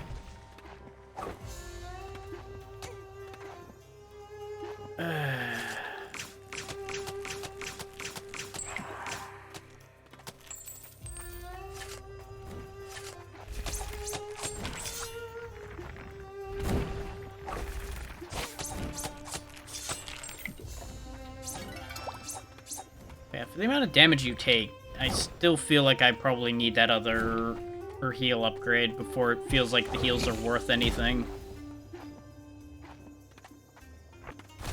Because I don't think one heal is equal to one hit. No. That did more damage than my heal heals me, even after an upgrade. It also doesn't help that you lose money when you die, so you kind of get stuck in a state of diminishing returns, short of grinding.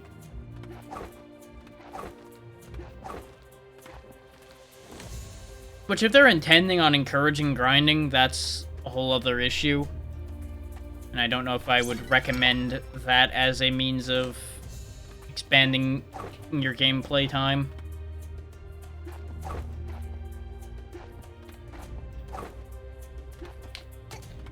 It would also help if ledges like that actually worked properly, because I just couldn't wall jump off of that for some reason. It just didn't count.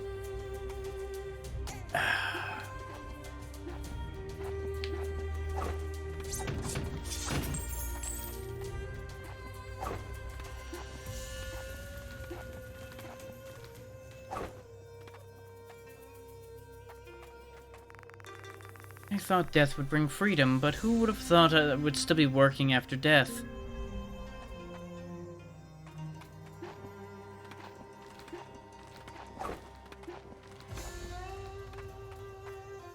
Yes, there we go. This is what I was hoping for, because I saw a sign for a door over here. Once the night passes, dawn will arrive. Hey, have you seen anything resembling a weapon around here?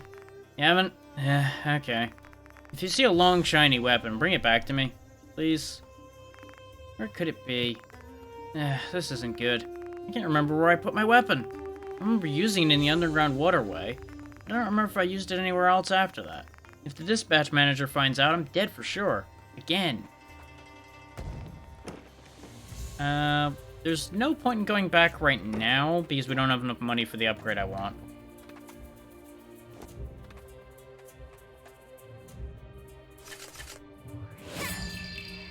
They all seem to say the same thing, so I'm just gonna put him in the bucket and move on. If that one says something different, we can check that when we get back to the camp.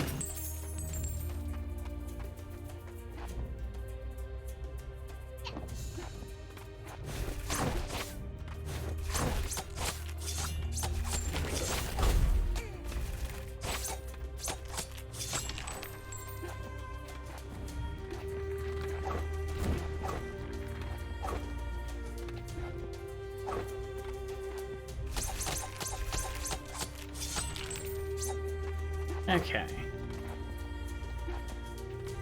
Oh. The amount of times I've tried to wall jump somewhere and I've hit one of these hidden walls has been interesting. Enjoyed a Papato in life. Could there be Papato in the grave as well? Okay, we have enough skill points to grab... Okay, Xeno. Downward charge...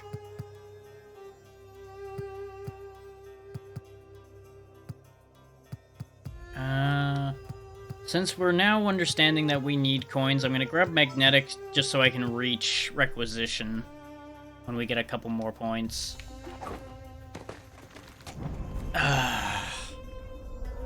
Once again, animations are an issue. Because I absolutely hit roll again there, and it's just like, nope. You're not allowed to roll again for another or half a second. Oh no, you're dead.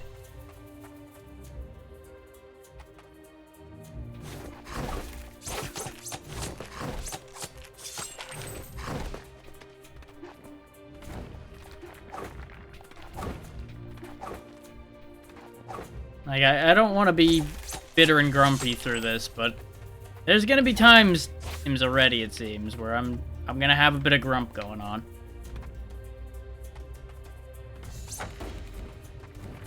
Mostly because we got off to a bit of a rough start. Yo-ho-ho! Exploring is exciting! You need a map? That's another thing, is we're constantly burning money buying maps. Because we need them, but it It makes it hard to afford the upgrades you need when you're constantly spending a pretty hefty sum on maps.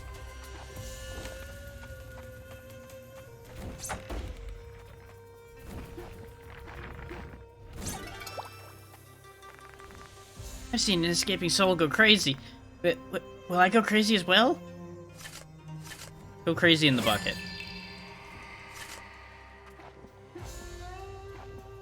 Okay, I've only got room for one more fugitive. Yet again, the wall jump is failing me. Because I should be able to wall jump there, because it is a solid wall.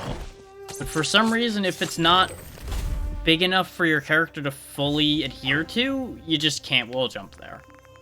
You've returned. Please come again. No, you better watch yourself.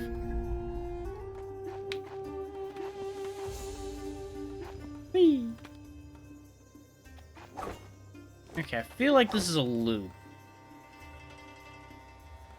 I feel like we were in here already, weren't we? No we weren't. We couldn't have been, because there's no door on the left that gets to this room. There's a fugitive soul up top as well. But I don't need to prioritize getting him right now, because we know he's there. And I think I need more than 4 for the next thing. Okay, those are not the kind of walls he can break. I know I'm opening the map a lot, but that's because I'm trying to make sure I orient correctly and not have to keep redoing parts. Because we already have enough redoing when I'm dying. Stupid deaths.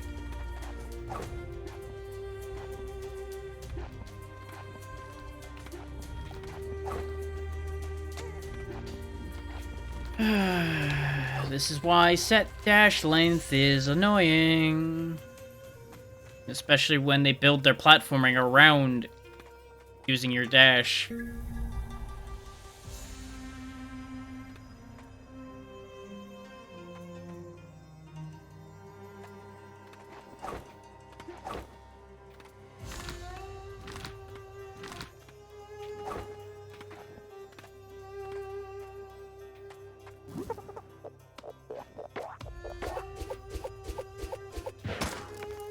Okay, you just punch down.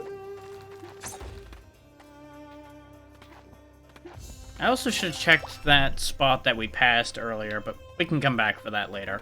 It's fine. Yeah, we can't go back. Huh. Okay.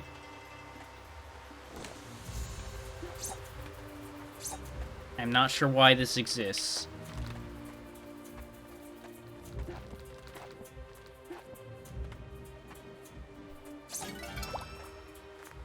Get away! What is this? This is you getting in the bucket with the rest of them.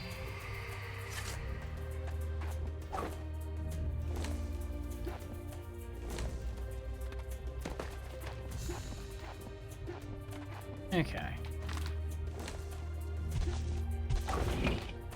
Just not gonna deal with any of you right now. You all kill just out of spite.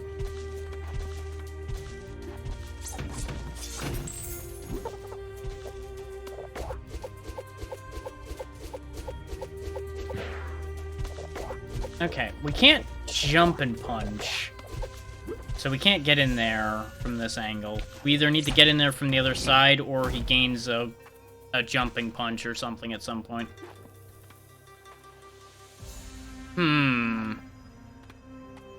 So I either hot-footed across there, or... Yeah, because that's not quite makeable. I have no idea what that did.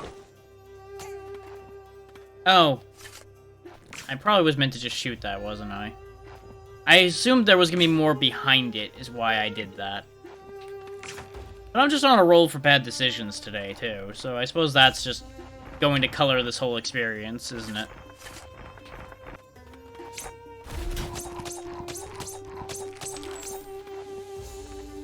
Which I suppose I really shouldn't be shocked by that.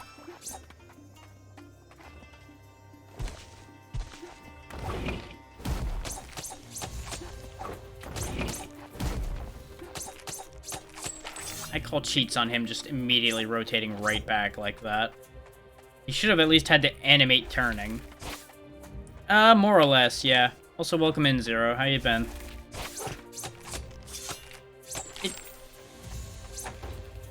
Mechanically, I would equate this most to Hollow Knight compared to some other Metroidvanias. Though it kind of is a bit upsetting in places. Don't stop walking just because you can't see the path. Everything you touch is your path. I'm hanging in there. Got a little bit frustrated with how this has been going so far, but it'll be fine. We'll work through it. That's the big saving grace for this so far, and that's also one of the main reasons I'm comparing it to Hollow Knight, is because it's very well artistically done, but kind of frustrating and not the best designed in places. And that's also kind of how I feel about Hollow Knight in places, so they line up.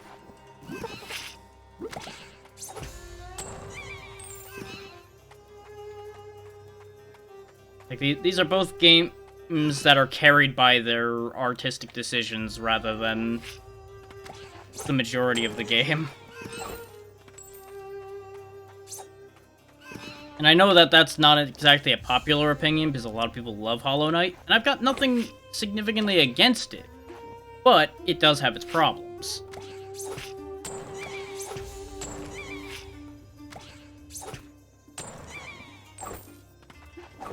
It's just one of those, it just wasn't for me, and that's why you'll never see that get done here.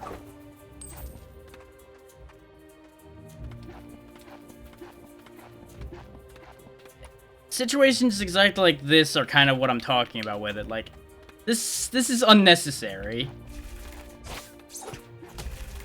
They introduce a lot of fiddle that doesn't need to be here. Just for sake of attempting to be difficult, but I don't feel like this really adds anything. Especially since, unless you don't know how to modulate your jump at all, this isn't difficult. This just makes it take longer to get across the room.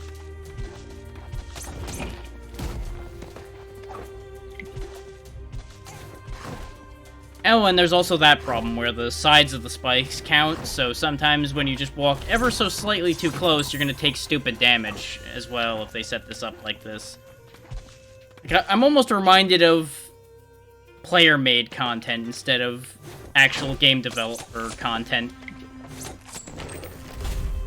Both because it doesn't look right like this, and it also is a bit jank.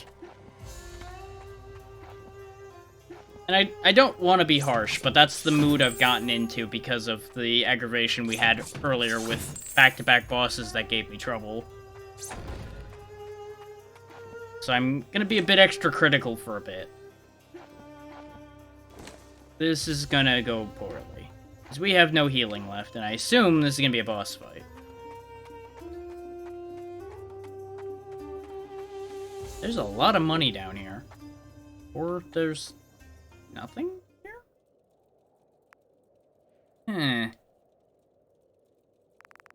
I think we need to pull out this club, Ribbit. This is gonna go poorly. I was right, Ribbit. My hunches are never wrong, Ribbit. About that.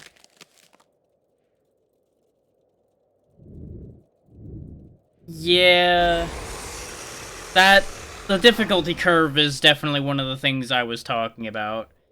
And boss rushes are an idea, but I don't generally like that idea.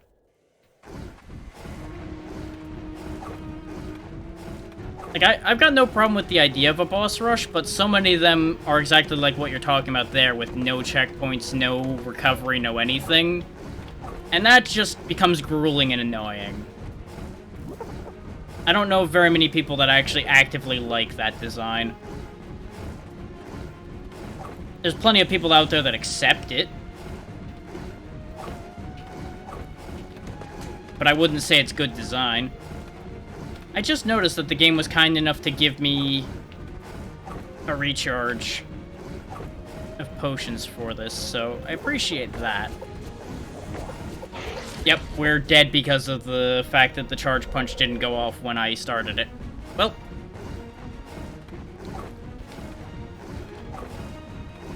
And yeah, as an optional thing, by all means, make it as difficult as you want, because it's then the player's choice to suffer through it. I got no problem with that. I always focus solely on what's required progression, in terms of what should and shouldn't be there.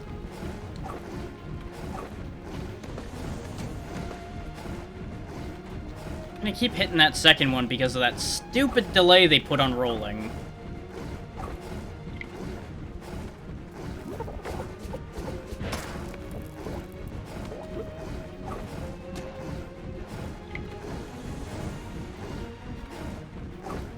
Oh, I fucked up.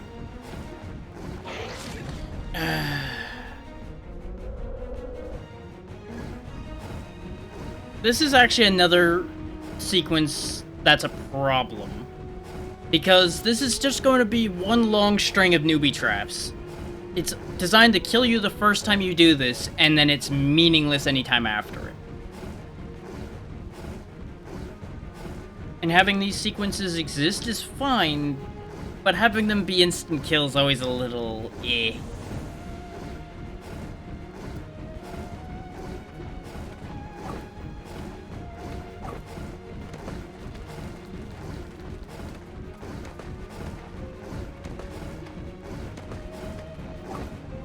That frustrating has been the name of the game, unfortunately. Be it things not working as intended, or at least as far as we can expect them to have been intended to work, and just a lot of bosses that were spammy, leading to the point of it's basically a hurry up and wait boss, which is no fun for anybody. And now situations like this, where we're basically just guaranteed to die. Unless we know something's coming. Like this, we had to know that that was there. Because that was off camera range. Oh, you son of a bitch. Welcome to Tedium. Yay.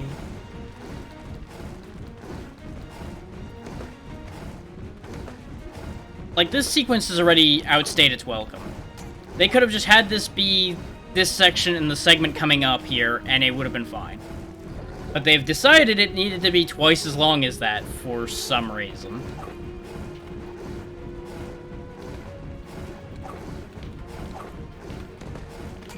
Now, I will say some of the frustration from earlier was my own fault, because I forgot that I could buy an upgrade for my healing item, which is a limited quantity, I would like to point out. You cannot get restoration of it unless you get to a checkpoint.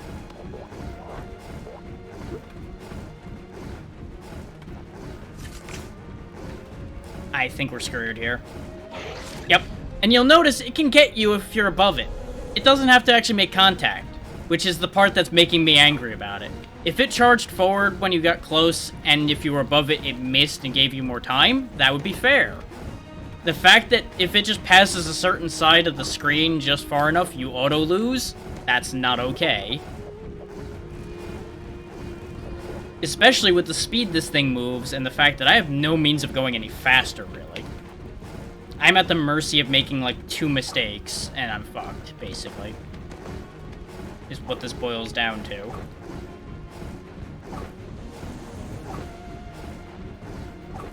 Which is, again, not great design.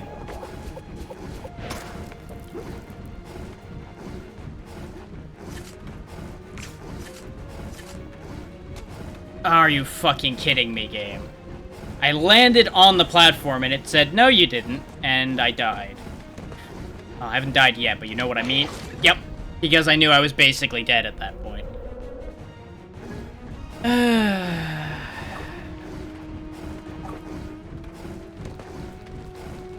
Let this be a lesson not to be swayed by the art of a game and think that a game that looks good is going to always be good.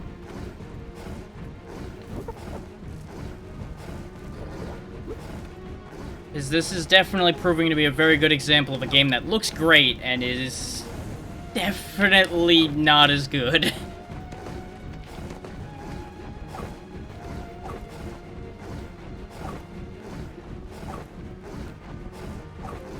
It's like there was some major potential here. But it's not quite hitting that potential.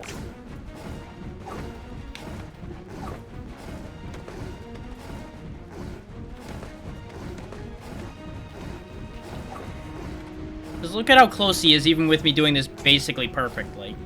Yes, I have, and I do like Ender Lilies, but it's got some of those same problems of them having made it way more difficult than it needed to be early on. Like, I think the second boss I fought was a nightmare. Did you see that, Ribbit? The speed at which I can move rocks and my swift punches, Ribbit. My skills haven't diminished at all, Ribbit. Anyways, let's check out the club we got, Ribbit. I'm sure we'll be able to make good use of it, Ribbit. Okay. Bulgasari's Club. A mysterious club that was cherished by Bulgasari. The attacking specters with weapon skills produces coins. Give me gold, smash. Give me silver, smash. No, it was the witch. Or at least that's the... I remember that being the second one. I might be counting them wrong. The witch was awful.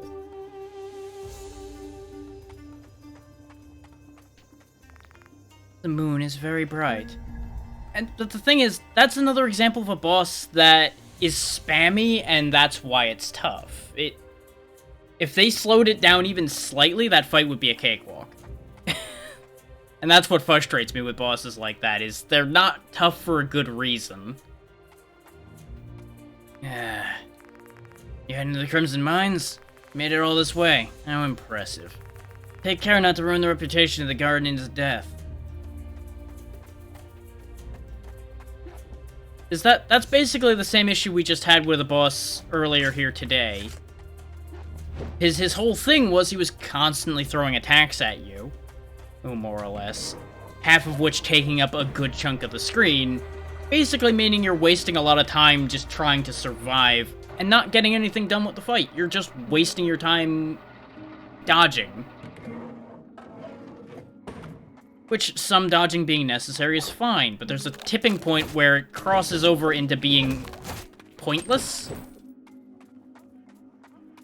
If that makes sense, and that fight passed the tipping point.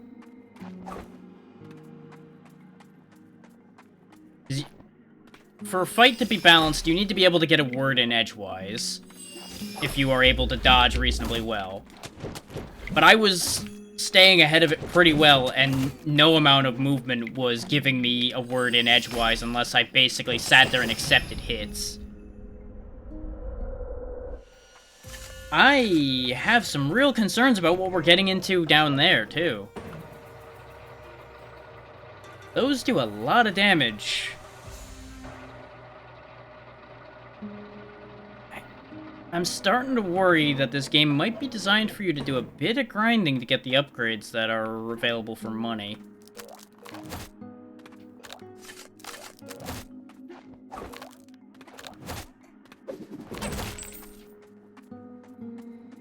Especially considering they gave you a weapon that basically gives you money for hitting things with weapon skills. I have some concerns about what they expected you to be able to get in this game.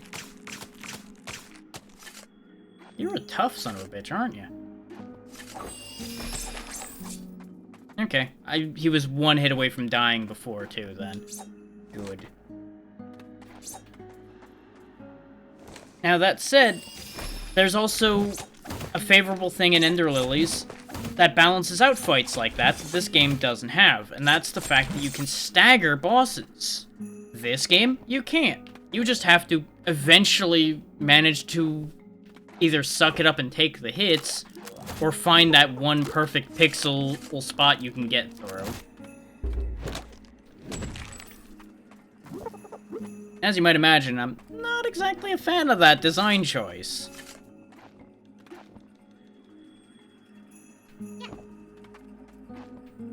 But, that said, as I was telling people earlier, take what I'm saying with a grain of salt because I'm kind of frustrated, so I'm going to be more critical than necessary. And I don't like to be that way, but I acknowledge that that's a personality trait I have still. So, just bear that in mind.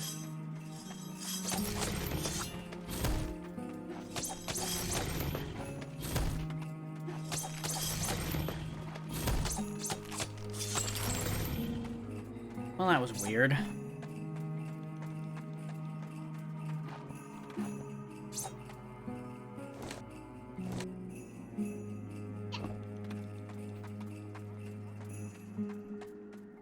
I now also understand why this game is listed at being like 9 hours, because I'm betting this game's kind of short, but they crammed everything in a tight package in a small space, which is what makes this end up feeling more difficult than it should be.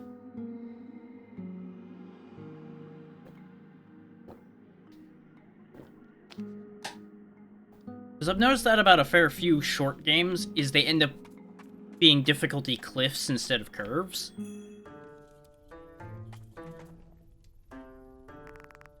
It's finally activated. So now that the bridge to the observatory is working, our next step is to check on the device at the observatory? Yeah, one of those things. He appears to be cooking potatoes or something on top of his heater here. What is it? Entering the workshop without permission? What the— you!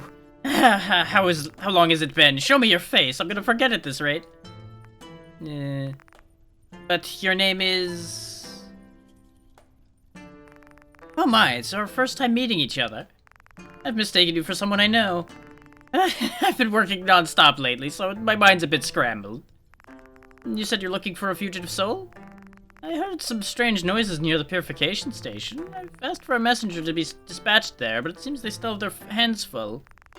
I'm certain that it's a fugitive soul. It's probably gathering to join the Wretched Fugitive Soul Pack.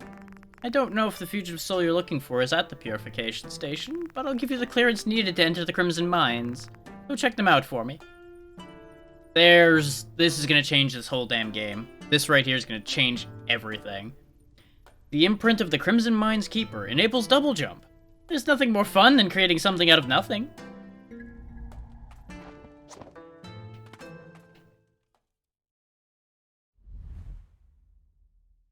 That could take years, maybe decades to fix. Don't make that face.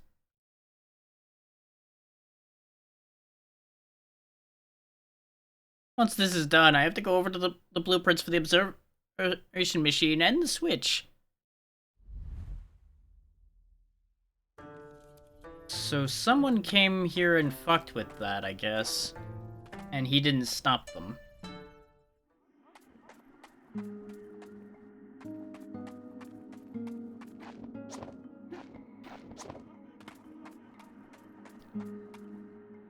So now we can go anywhere we want, but we have a problem to go solve still. That said... damn it.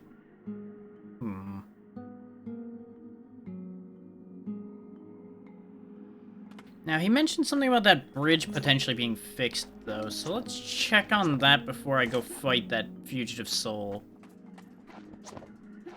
Or at the very least, get back to any of the doors that lead back, because we have enough to buy the upgraded healing potions. And as we've discussed many times so far, I need that so badly.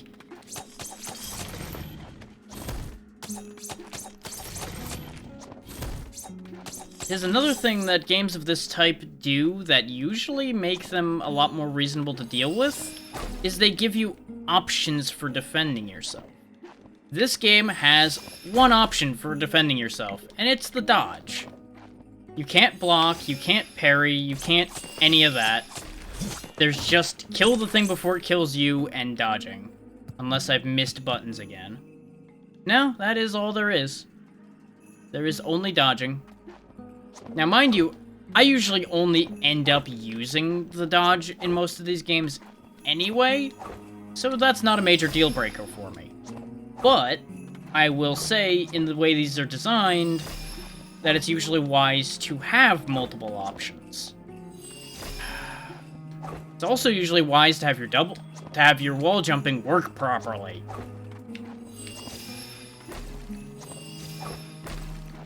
Rather than being a fiddly pain in my butt. And that was all just to climb back up to the elevator, I might add.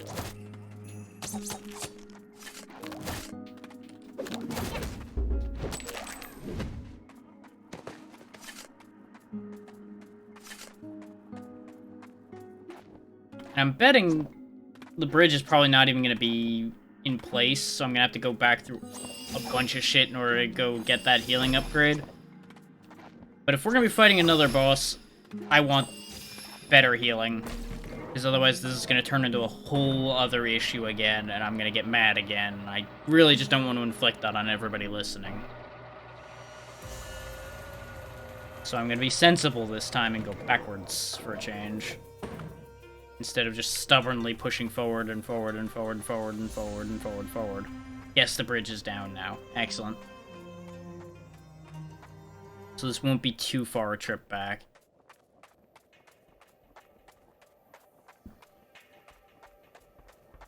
I could check in with the observatory people, but we'll do that after we deal with the thing down in the mines.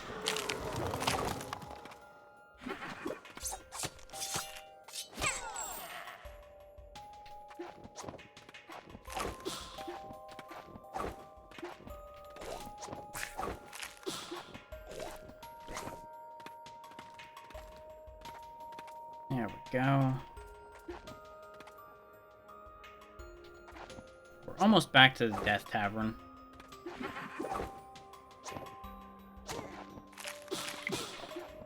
That is if I don't die on the way there because I'm being impatient again.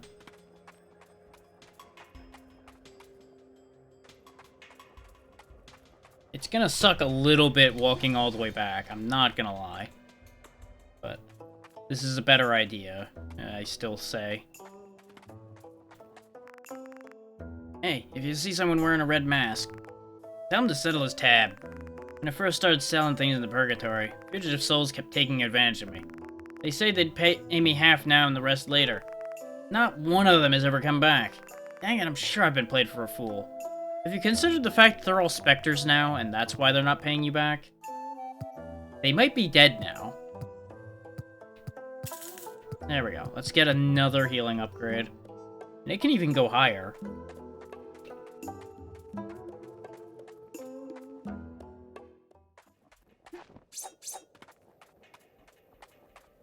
Now, it's upsetting that I didn't actually get recharged when I did that, so that's a problem.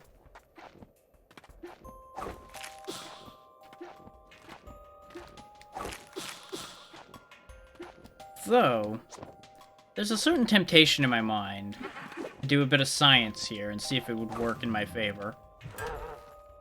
In fact, kill me. Do better at killing me.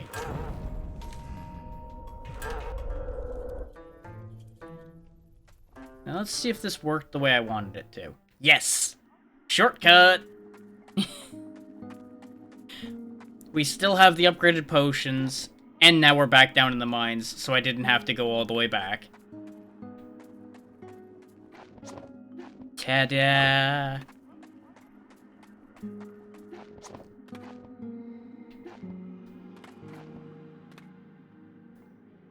Now, I'm assuming based on the array of doors here that we do actually still have to go back up the hole here in order to get where we're supposed to be going. I'm gonna have to kill these things just to proceed, aren't I? Just because they're gonna keep being at just the right timing to shoot me out of the air every goddamn time.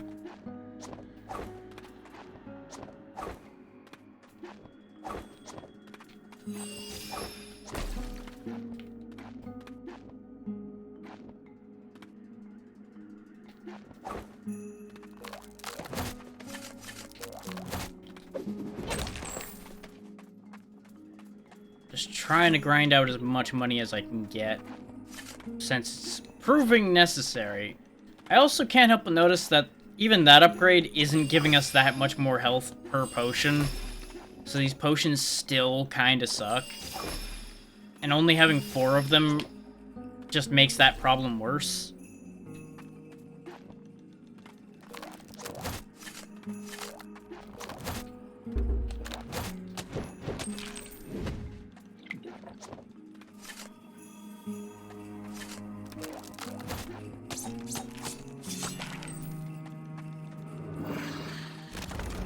Ah, that's what you do. Okay.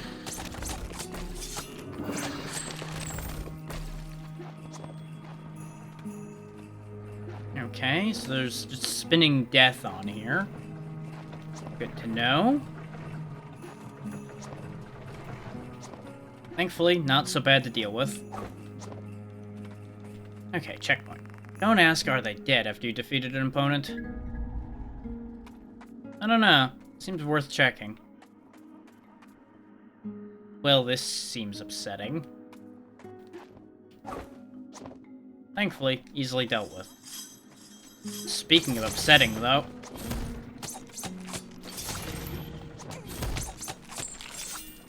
Okay, so when he rears up, he gets a taller hitbox, so you can't actually just jump over him. You do have to dash through him. Annoying, but acceptable. Ow.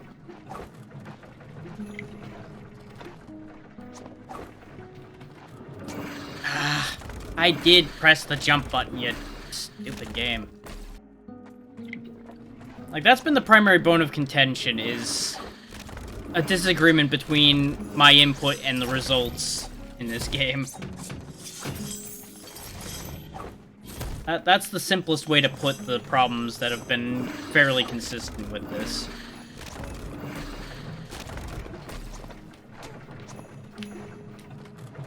Is it's primarily control issues. Ah! I'm glad I found this secret, but at the same time, it's a bit of a problem. Don't you dare touch me! I will not go. Well, you're lucky that my bucket's full and I can't take any more fugitives with me right now. I'm also nearly dead, so I'm not really gonna make an issue of it violently. Yeah, I knew I was screwed on that deal. Speaking of things being more problematic than they need to be, I can't help but feel that this area is a bit excessive.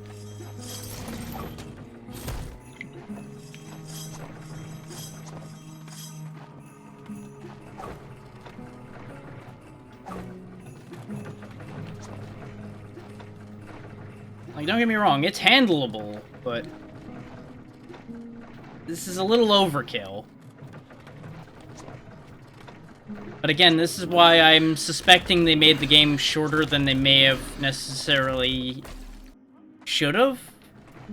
Because if they made the game longer, they probably could have spaced this out in a better way. It also doesn't help that those guys can hit me when I'm way off screen from them.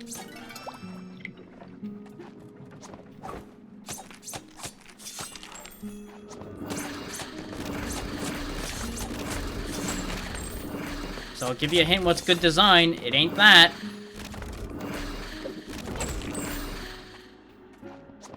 Why does it feel like there's something in my sleeve? Oh, I know what happened. It was the zipper on my side there.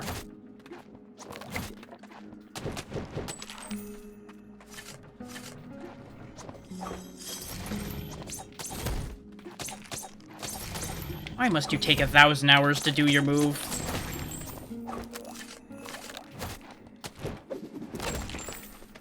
Same goes for my own goddamn move there, really.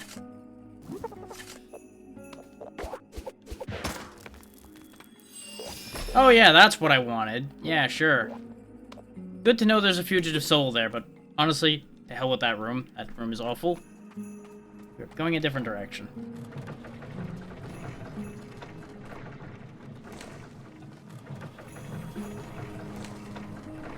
Yeah, I don't know how I'm supposed to wend my way through that many of them without any health left.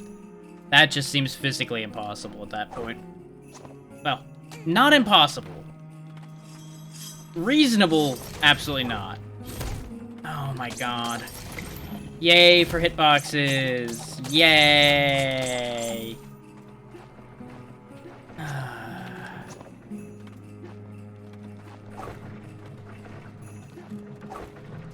This is just the I'm angry power hour at this point.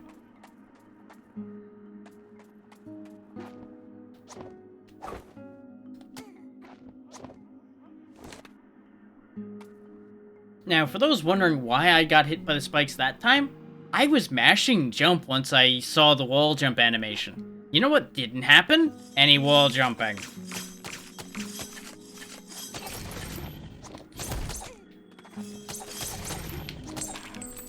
And let's also address the amount of damage that that guy's slam does.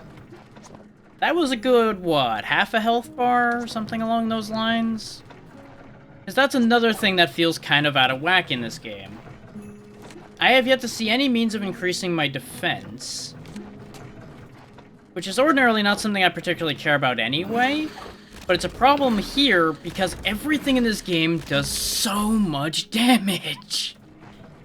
The traps do almost half of what I have left.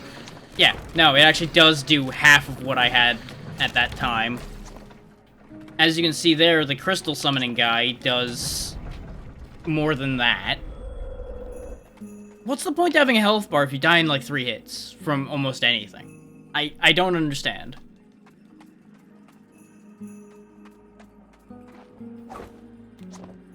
You could say that having a health bar is why we have the ability to heal, but at the same time, they could have just went with a heart system at the rate this is going, and had the potions heal the heart system. And that would be a bit clearer for people to understand how much damage they're taking.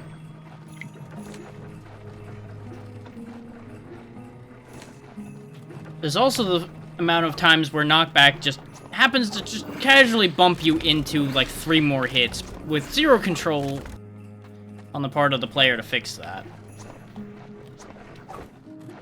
And the amount of times I've had secret doors be what tries to fucking kill me is also a bit of an issue.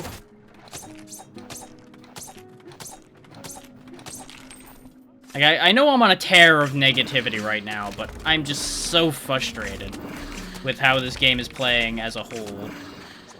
And I just don't understand why they thought any of this was necessary.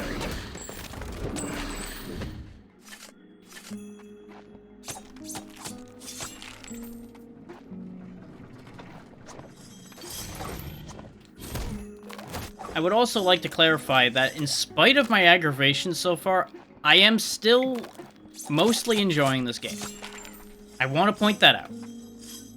Do I absolutely dislike everything I've said I dislike? Yes.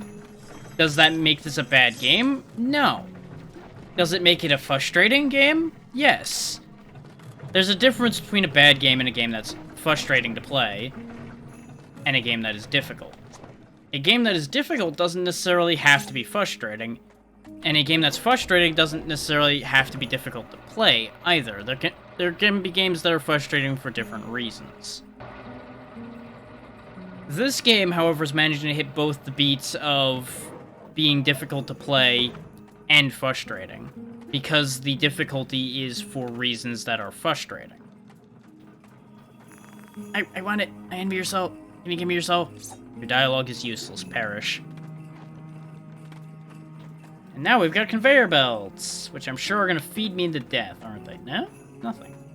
Interesting. I'm not even sure why this segment exists.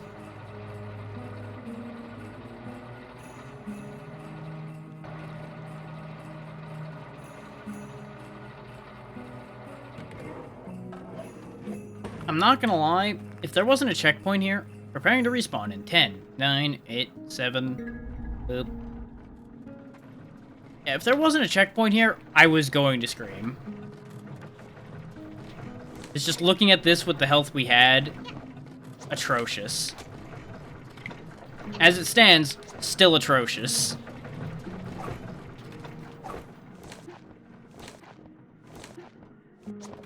What are you doing over here? Oh, what a surprise meeting you here. It's good to see you. You're heading to the purification station? Make sure you have your gourd and white megatama on you. There's been cases of sin pouring out there. I'm here to get minerals from the Crimson Mines. There's more places that are difficult to mine than I thought. Time out. There's something that doesn't make any sense here. She is a Guardian of Death. They said no Guardians of Death were dispatched down here. Why is she here? She said she's here to mine, I get that. But I feel like there's inaccuracy here.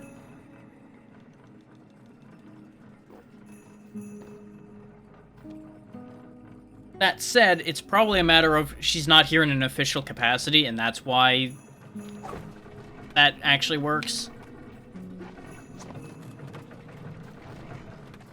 But the amount of corruption and such we've seen in the system around here, that's why I'm kind of on hyper guard about that. Like, are you really doing what you're saying you're doing? Are you really who you say you are? Becomes a question that you have to ask a lot. Oh, good. That's what we needed. 2 of these back to back. Oh, and of course, that hits off the ledge in the air.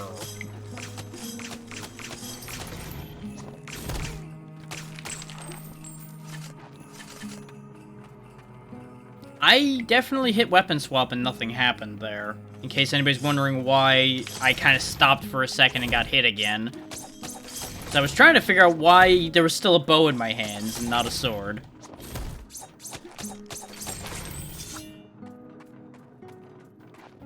Which, as you might expect, very confusing situation. This, also, really rude. Is all of those lumps up there reach down a little bit further than they look like they do. Just like everything else in this game. Okay, there's another fugitive. Don't care about him right now. Hindsight being 2020, I should have turned in the fugitives I was hauling around when we were back at the tavern last. But I was more focused on what we were working on. And frustrated brain is not exactly the most attentive, kind of like tired brain, except full of fire instead of bleh. Okay, there's a gate over there. That will solve some of my problems. Games should be fun. No sense in throwing your money away. It's a hell of a thing for you to say at the rate this has been going. The gate up here? It is. But I need to go all the way around to get to it. And to rub it in further, they put a checkpoint up there. When they could have had checkpoints in a couple of these other places where I feel like they were more needed.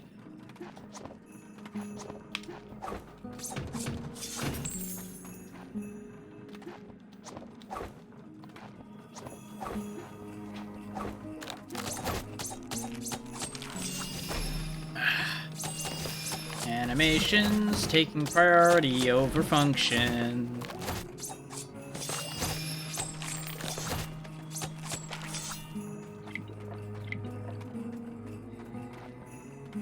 Like, I've got no... hang on. The lazy one who worked so hard so he could live lazily lies here. I got no problem with a game having a big focus on its art and looking good and all of that, but as I've said on numerous occasions as well, function should take priority over form. There should be a priority on making the game move and play well before worrying about it looking good. There's a fugitive spirit that's been wandering around purgatory for a long time without turning into a specter. It's not just 1 or 2, but a whole pack working together. Judging by the way they could break free from temptation of sin and operate normally, they must have great willpower. I wonder why they're living as fugitive souls. Oh, did you find more?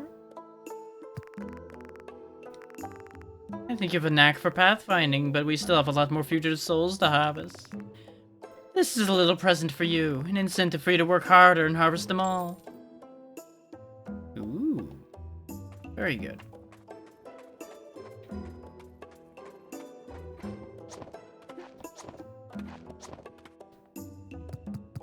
I don't think we have enough points for anything I actually want yet.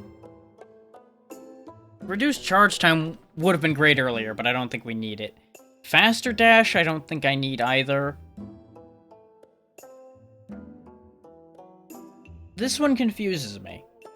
Because I feel like we already have iframes while we're dashing, because I've avoided attacks by dashing before. This might actually be necessary. Now, first we'll get Requisition, then we'll get the faster roll cooldown. So I've just gotten used to how the rolling is. So if I make it faster, it's actually going to potentially not be beneficial. Hang on. I'm going to go make a little bit of money to buy that health increase. And then we'll go back. Because I was otherwise going to buy the bigger jar to fit more of the fugitives in. Which would probably pay for itself rather quickly. But I feel like this might be the wiser course. Considering with the weapon skill on this thing generating money, it's not going to take very long to make the money necessary.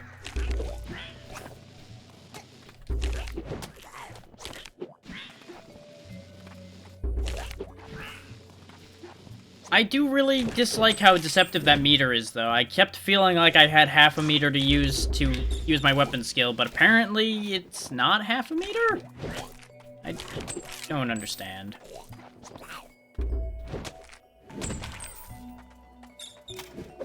Yeah, it's some arbitrary close to 3/4 amount.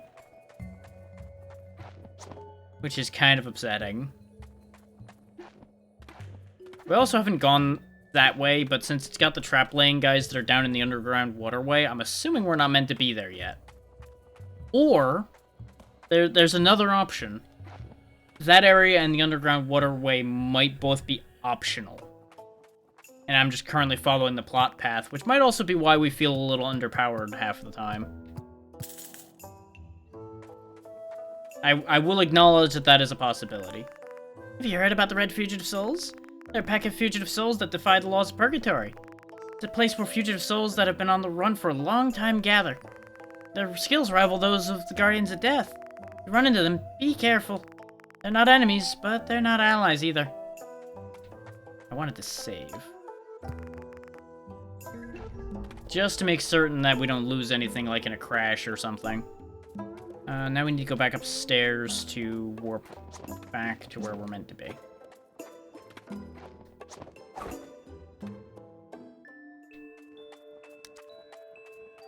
I do like how he takes a moment to turn the light on every time somebody comes in.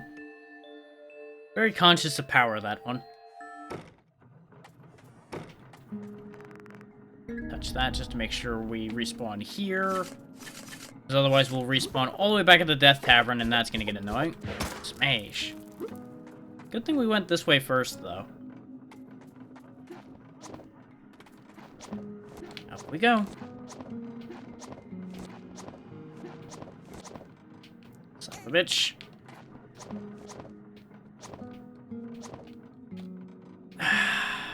I would love to know why my double jump wasn't working. Like, I can only assume it wasn't counting because it was probably treating me as having already left the ground, quote-unquote, by hitting the top of those. But even after I touched back onto something, it just wasn't kicking in anymore. I was just stuck in an awkward loop there. There we go. Really hoping there isn't a boss fight near here that I need to use one of the checkpoints down there for. Because that's going to get super frustrating. Okay, we need to push this block up here down.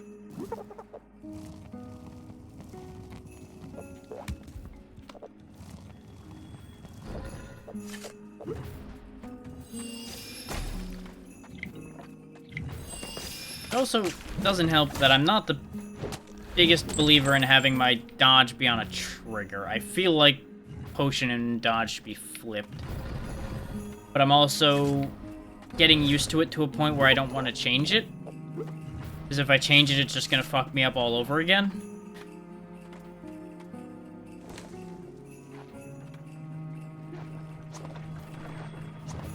Oh, this is... Oh, it hurts me on the sides of it, too, huh? Great. Good design, everybody. Great design.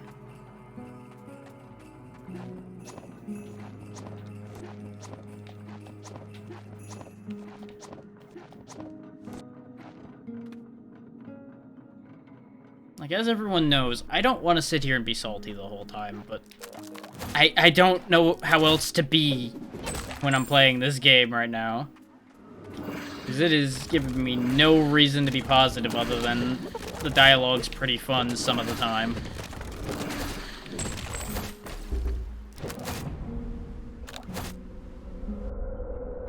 For the record, that death was yet again because of the way the special attacks work. Because you probably heard the sound it makes when I don't have enough energy to do the thing. Because I'm trying to get more money by using the club. But the club is terrible.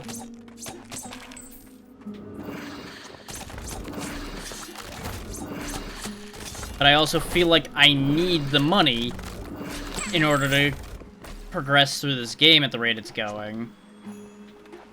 But we do have requisition now, so I suppose there's a chance I don't need it that badly. We can't go this way at all. This was all for nothing.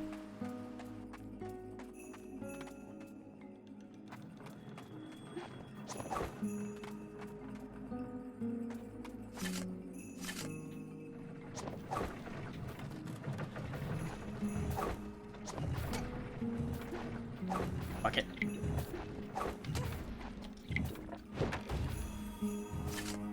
So you're saying all of that was just to flip a switch? I see.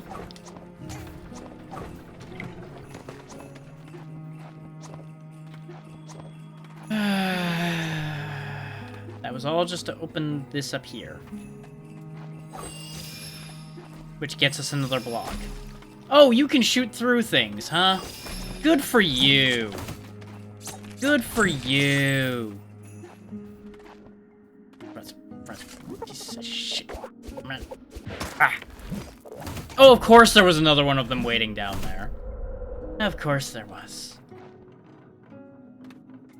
I hope I don't need to go hit that switch again. Uh-huh. It's been one of those days again. This game is being a pain in the ass. This game's being a pain in the ass. This is why I don't waste my time trying to use this damn money-making club. It's just a death trap. But I need money. Damned if I do, damned if I don't.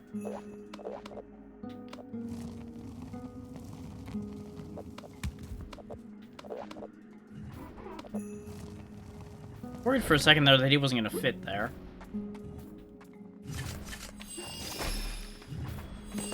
Once again, the delay in this game. Okay.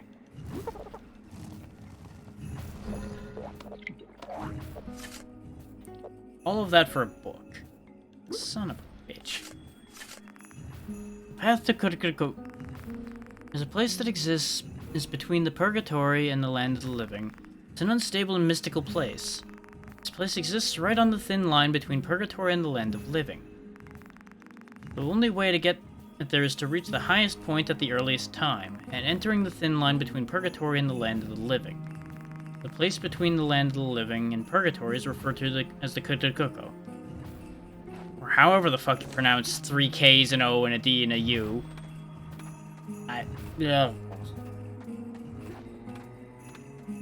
So this entire path over here was all for that.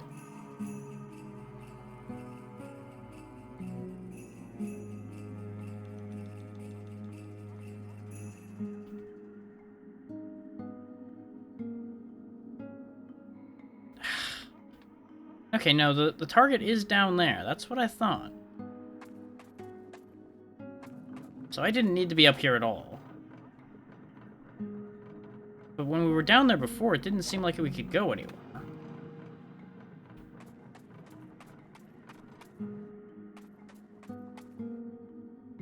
Yeah, because this is... Okay, I see. I need to go all the way up to go to the right to go down. That's why I went up there. Right. Okay. Well, guess who wasted my own time again?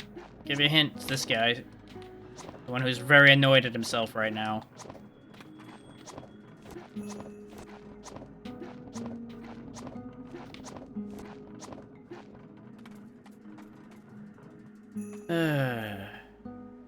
Now wait a damn minute, though. We went in here and couldn't get anywhere. Is there something in that middle room still, then?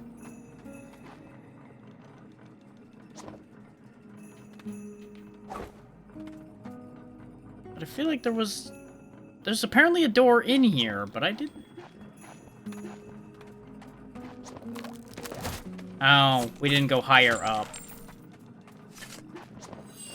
This is probably where we're... Oh, that's a down one, because of course it is.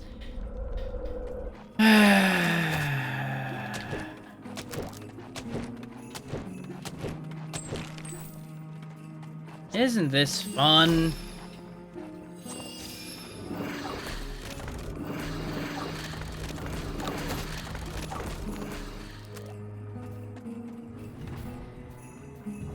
You know, when I said the word fun, that didn't mean you had to make it worse. I'll just give you a hint on that one. Damn, I was too late. Where could they have gone? Huh? What are you doing here? Did you come all this way in search of your father? I'll search this place for myself, so you should go somewhere else. Leave this place immediately.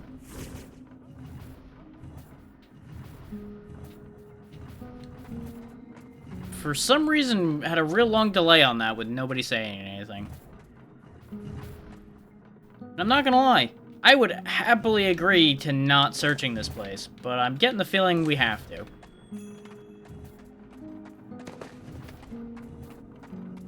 So I'd be more than happy to let that red-masked idiot deal with all this crap. But we also know that he can't be trusted, so... Well, not entirely, anyway. Considering he's working for the guy who's trying to usurp control of the land of the dead.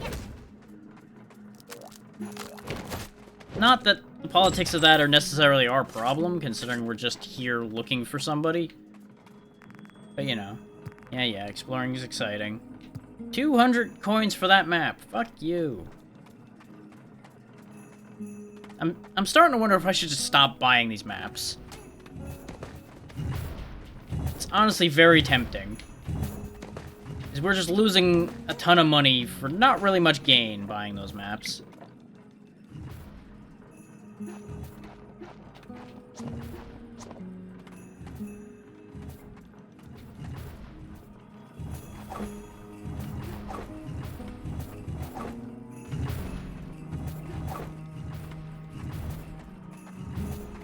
Okay, that at least wasn't as bad as it looks.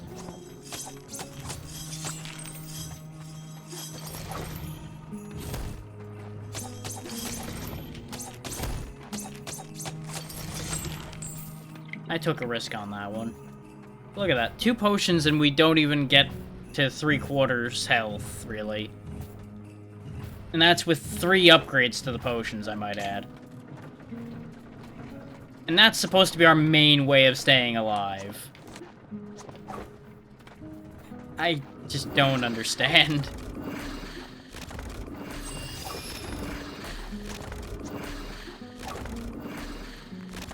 Cats are always right. Good for you. I'm glad you like your cats that much to believe in them like that.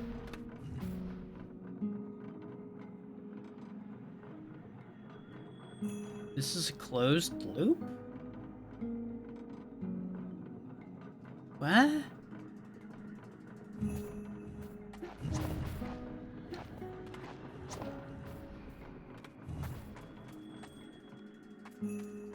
Oh.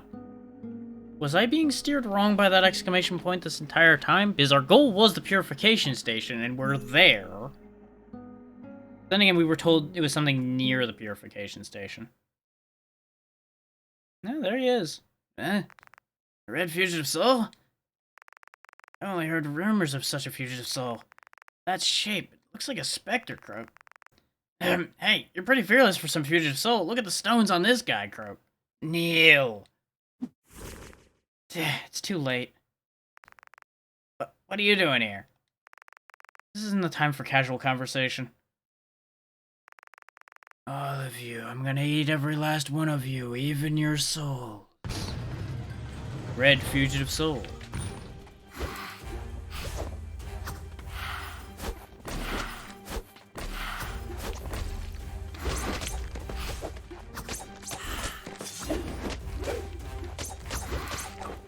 I don't know if he's actually doing damage or if he's just there, trying his best. Yes, he is doing damage, okay. So in theory, I could just buy time throughout this fight if I feel I have to.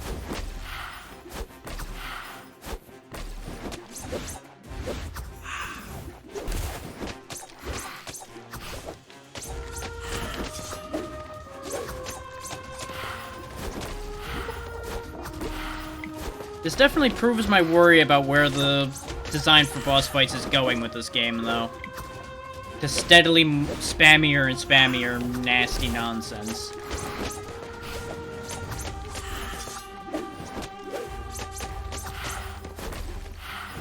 Though, I still think so far this isn't as bad as the tree boss, but he hasn't gotten enraged yet, so we'll see how that plays out.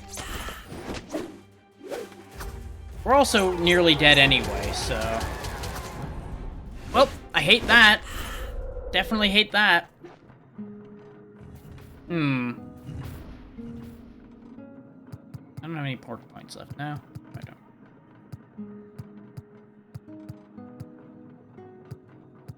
I think, judging from our nameplate and the fact that it's half full with our upgrades, I'm assuming we're approaching, like, the halfway point on this game already.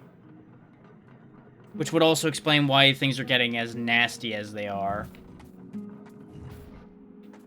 Because remember, How Long to Beat rates this at like 9.5 hours average. The lowest time being something on the order of like 8.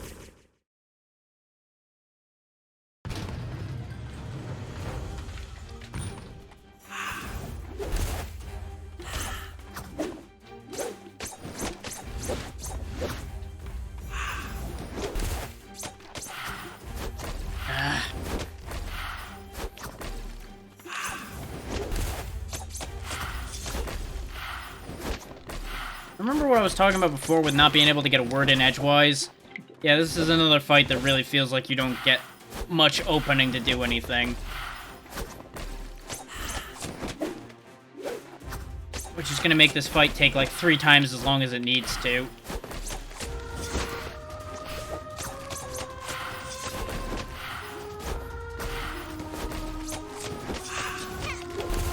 And as I said at the time, I'm not asking for it to be easy.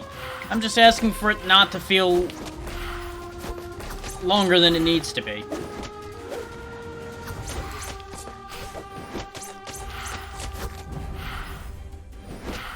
There's another thing, just like never managing to increase our defense. I can't help but notice we've never actually gotten anything that makes us hit harder, per se. The only thing we've seen in this game that involves hitting better is these 2 upgrades down here. That makes our actual damage output better. And, of course, the 1 perk that increases our defense. So it really feels like there's somewhat a lack of progression as well. We've gained a lot of movement options, and that's about the main thing we've gotten. And even then, we haven't gotten that many actually in a fight productive movement options.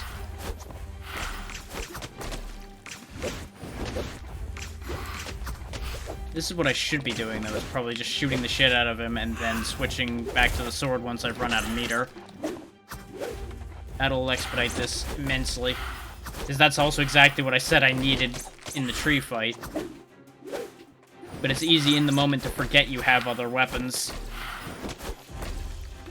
But I stand by my statement of there being no meaningful damage progression to make these bosses feel less spongy. Because they do feel like they take a lot of punishment. And I get that if they make them too fragile, the fight becomes too easy. But I feel like they could have afforded to make these a little less durable.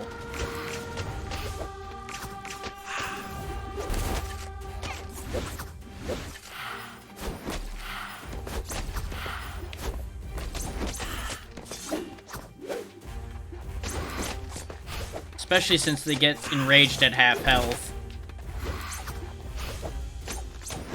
It may also have been a better balance on the whole for them to enrage at a quarter, considering the sheer volume of fire that comes out of these usually once they get down to half.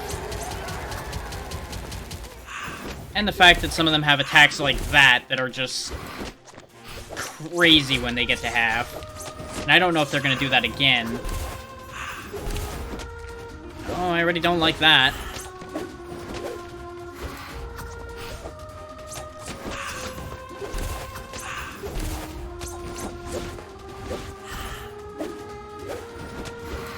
I have no idea where their health bar's at, because I have to use a special attack to reveal the health bar for those who weren't here for that discussion. And that takes the same meter that the bow is using. So, it's an issue.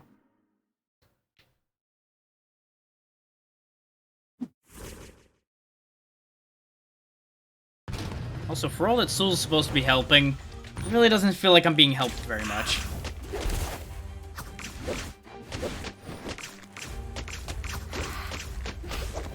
Okay, the bow is doing meaningful damage, I'll give it that.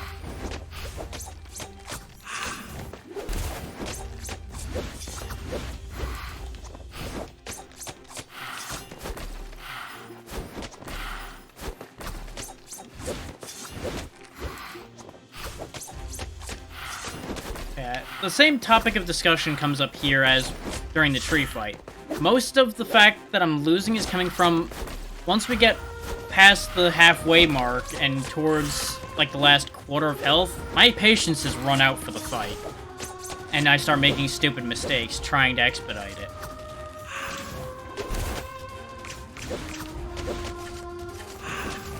Which that is my fault. That said, I do also stand by my multiple statements about their health bars being longer than absolutely necessary.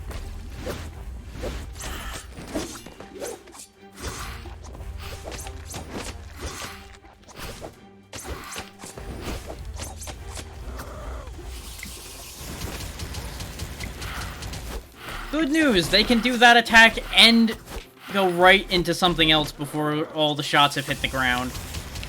So that's great. This is exactly the kind of thing I'm talking about with these boss fights getting super spammy.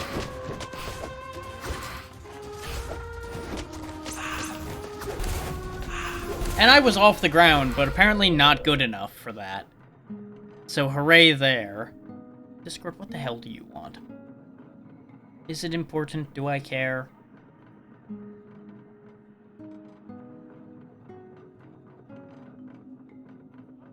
Considering I cannot find what Discord is trying to tell me about on my phone, I have questions. Hang on. The hell? Oh, it's that being buggy again. Okay.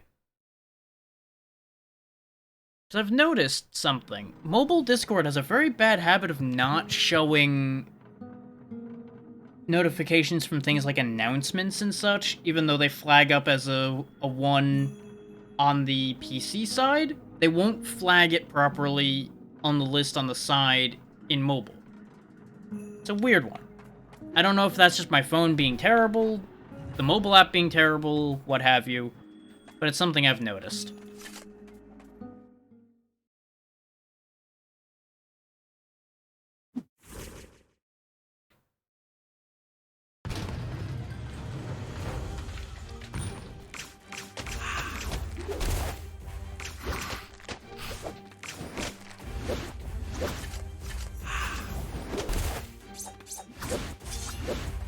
Oh, it also has iframes when it's teleporting. Good for them.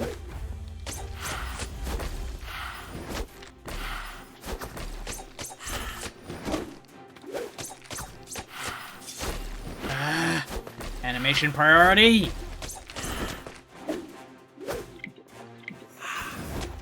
Is the whole situation that I mentioned before about not being able to cancel out of attacks, even though the attack is basically done. Reared its ugly head there again.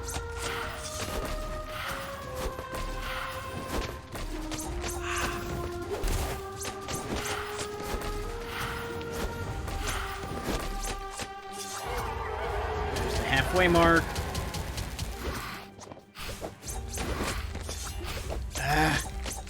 Once they commit like that, they shouldn't be able to turn around either.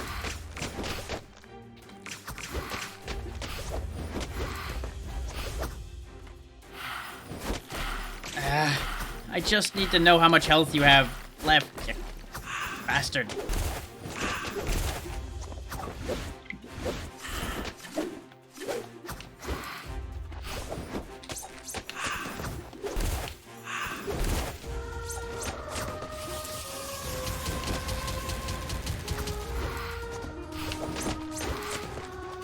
There it is again, trying to fucking be sneaky.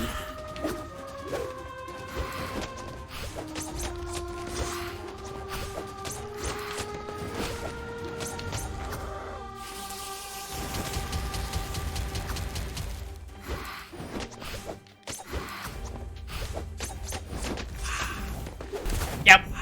Ugh.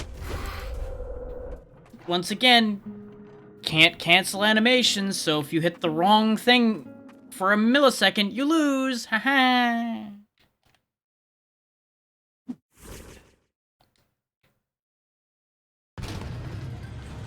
And the thing is, I'm sure to the kind of person that enjoys sitting there and perfecting a boss fight down to the point where you make 0 mistakes throughout the entire thing, this probably feels great. To somebody like me who just wants to get through it to progress in the game, and is not particularly engaged with the boss fight itself, it doesn't feel very good.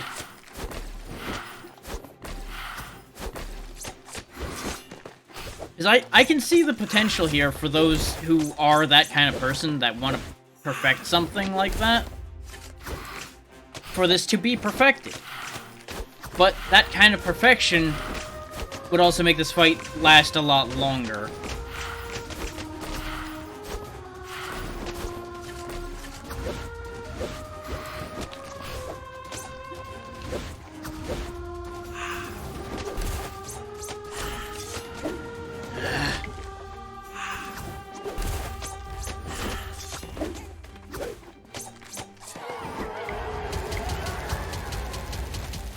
Yay!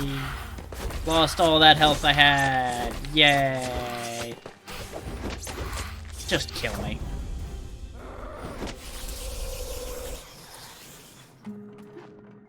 Hope everybody's ready for an hour of this. This is probably what this fight's getting to at this point.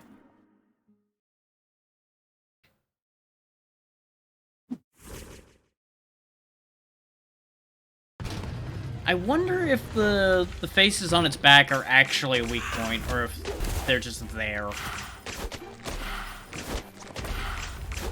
Without being able to keep its health bar on screen, I can't guarantee anything. Because we have no damage numbers, no health bar on screen, without using a special, nothing. And I think that's another thing that makes these more problematic for me, is I have no feedback on whether I'm doing well, really. And don't get me wrong, some of that's being spoiled by modern design, and I'll accept being called out on that. Because so much in modern game design gives you immediate feedback. That said, immediate feedback's a good thing for determining whether you're making the right or wrong choice as well. Information allows your player to make informed decisions.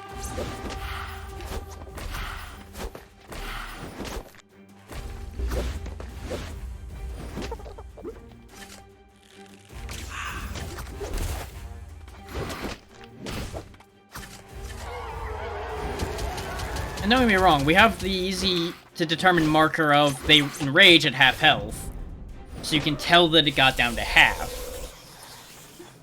But beyond that, it's anybody's guess how much health this thing has unless I sit here and start counting hits.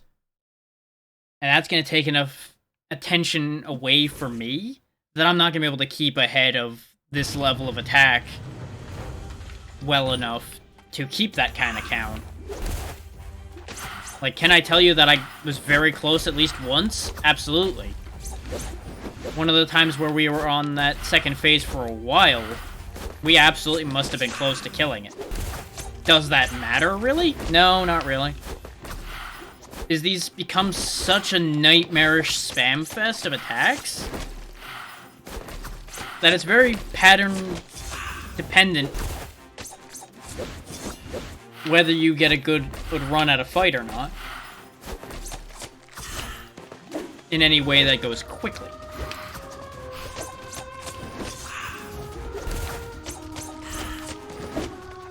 As you'll notice, sometimes I get it down to half pretty much immediately, because it does a lot of attacks that give me the openings to actually do something, instead of a lot of the attacks where I'm stuck in a position where I can do nothing except stay ahead of the attack.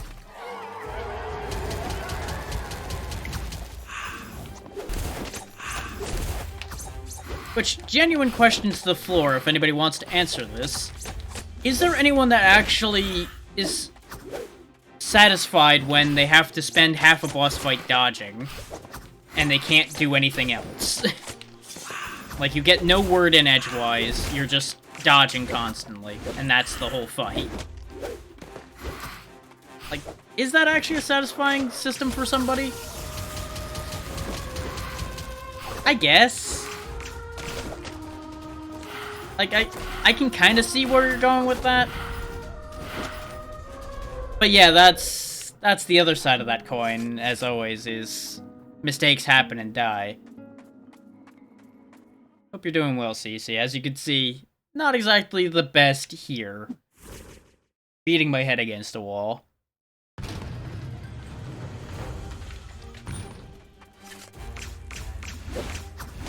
Oh yay, half those arrows didn't count for reasons.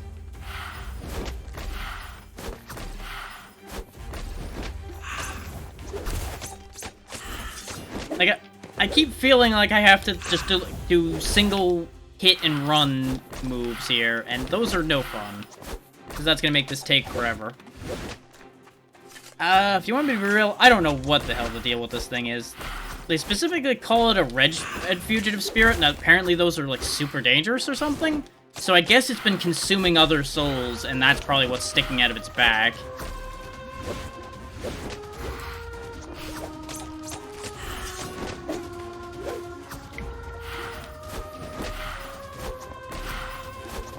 So, you know, that's great.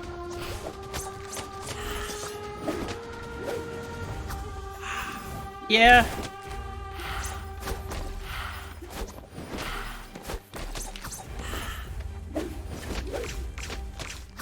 And of course, if Dark Souls taught us anything, once you hear the chanting, you know you're in trouble.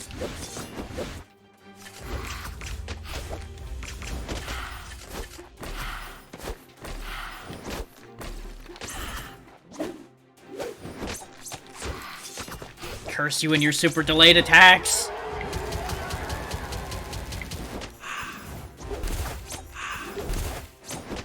Now it's enraged, and it's gonna start spamming even harder. Oh good, that doesn't count as being enough space. Yay!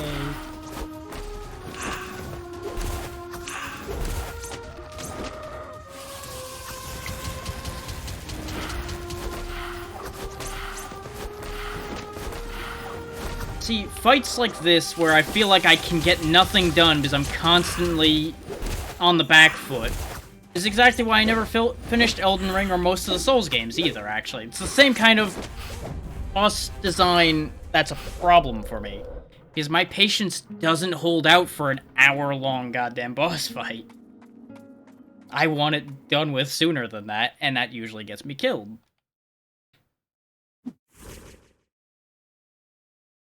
Endurance fights are the bane of my existence.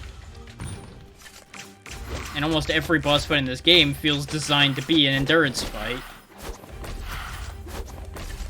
Unless you've there's probably some workarounds out there as well. I just don't know them, because I don't know this game backwards and forwards. So I wouldn't be surprised if there are people out there when I put this VOD up on YouTube that are gonna be like, well, you could have just done this. It's like, well, where were you when this was a problem? You could have avoided this problem for me. You could have saved the day. You could have been a hero.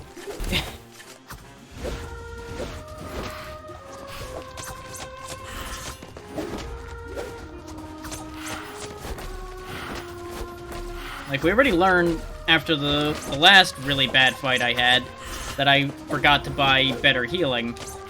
Turns out that was a bad choice either way. Better healing really didn't amount to a damn thing. Because they continue to just keep hitting harder and harder while we're still doing the same piddling amount of damage we've always been doing.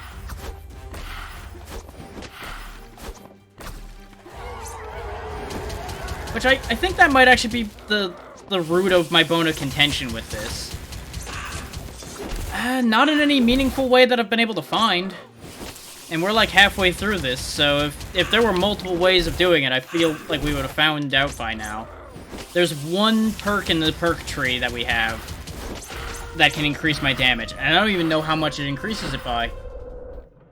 It also is all the way down here at the bottom, and probably costs like 4 perk points. So, it's not exactly viable for us to get to anytime quick either. Now, mind you, there could be better weapons, there could be things that do better, but all the weapons we have currently seem to do more or less the same amount, so... But again, it's also a crapshoot to determine numbers when you can't see the health bar most of the time, so...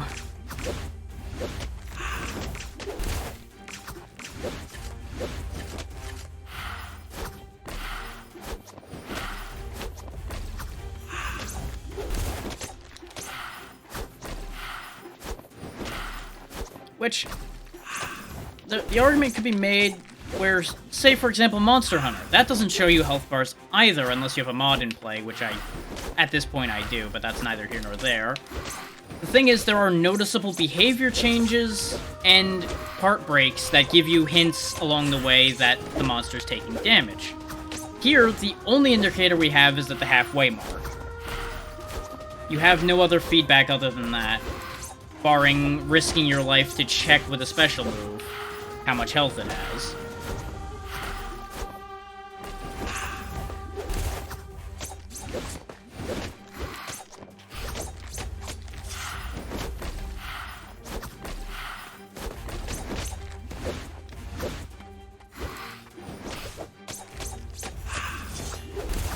But I think the very fact that I can't increase damage has also led to a little bit of frustration for me, because that's my primary modus operandi of go all damage, end things quickly, before I can make mistakes.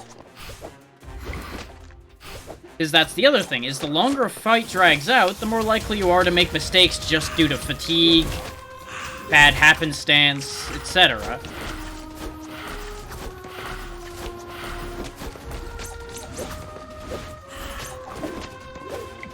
So the more a fight gets dragged out, the more likely that is to happen.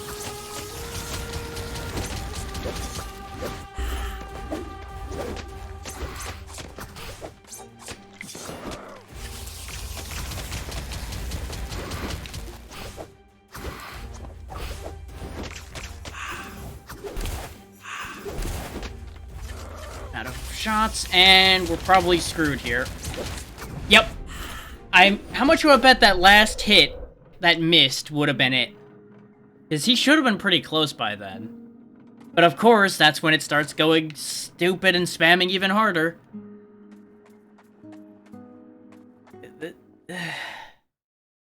I have some real questions about this boss in particular's design. I thought the tree was bad with the spam, but this is pretty abhorrent with the spam of that ceiling attack.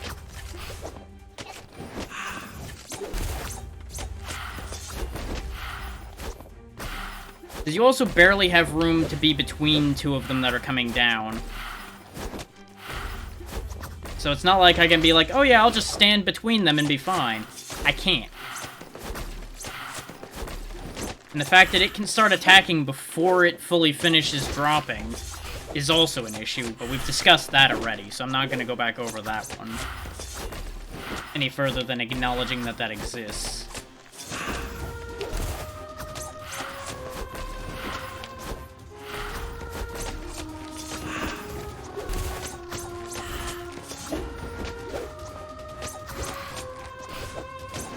And the thing is, I can't even, like, bait parts of this pattern out, because it does the same thing.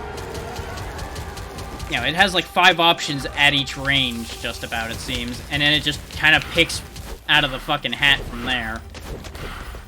I got thrown off because my weapon didn't swap when I told it to swap again.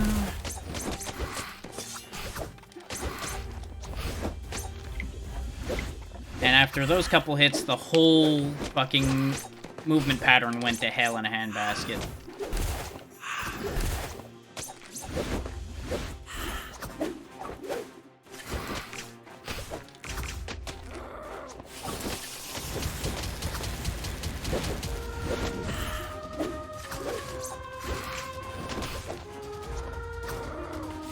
See, sometimes it also doesn't do the double charge. I'm trying to understand this pattern, but it doesn't feel like a pattern.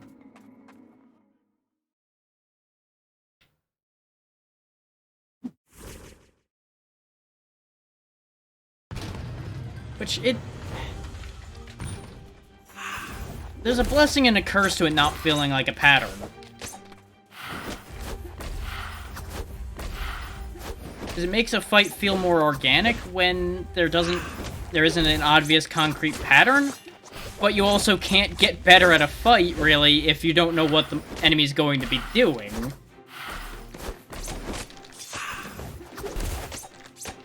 It's like, I have to read on the fly based on the movement I see what it's doing, rather than being like, okay, I'm at this range, so it will either do this or that. It can do any of its moves more or less at any range, it feels. Barring the 2 close range moves, basically, not happening at long range.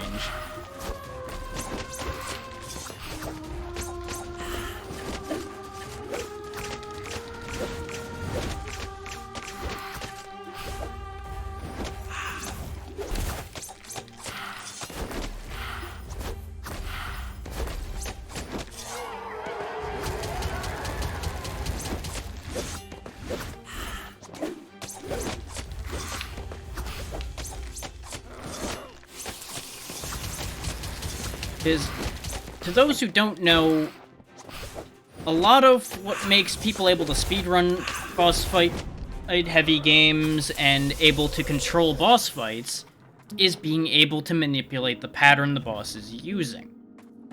If you cannot control the boss's pattern in any way, shape, or form, perfecting it becomes incredibly more complicated. Because you then have no means of readily keeping the situation in your hands at that point. You are forced to purely react.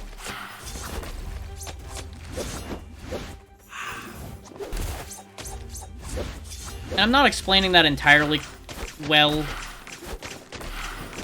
but I'm sure most of you understand what I'm driving at with that statement.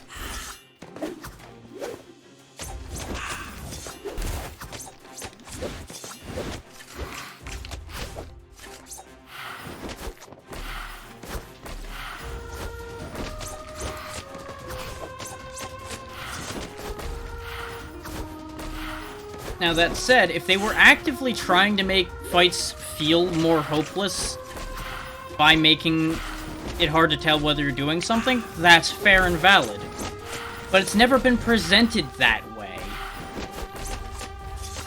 Particularly. These things have been presented as being very dangerous, yes. But they've not been making much of a thing about making you seem like a powerless entity or any of that to make hopelessness in a fight makes sense in context.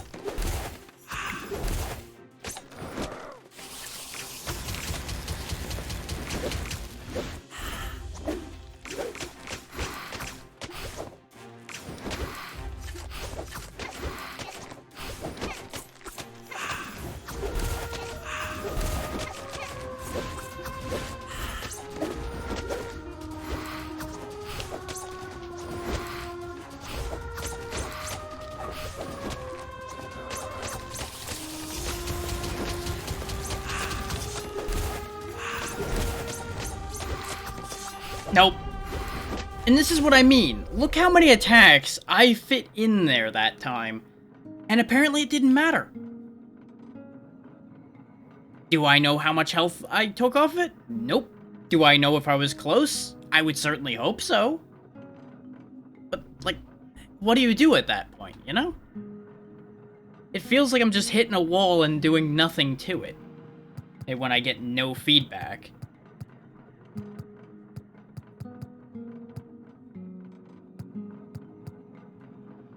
And since we keep dying, it's not like we're... Actually, no, we haven't lost money this time. Maybe boss fights don't cost you money when you die? Because I know we've lost money before when we've died. Huh. But that's another point, is unless I go around and actively sit here and grind money, we have no means of changing this situation for us. Well, correction, there's two things I could do. I could go grind money, or I can go try to find some of the hidden skill points that are around. Assuming there are more hidden skill points to find. The other side to that coin is I would then have to get all the way back over here.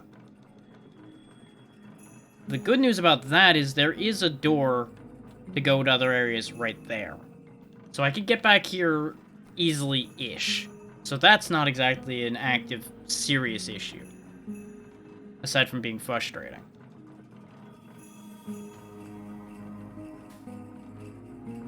Now, grinding, as far as this game goes, could end up being a crapshoot. Which is why I hadn't committed to doing that as of yet. Because we've somewhat proven that gaining stronger healing actually hasn't helped much at all. Because the enemies have just scaled up to a point where no matter how much you make your healing better, they still tear through you at the same speed, basically.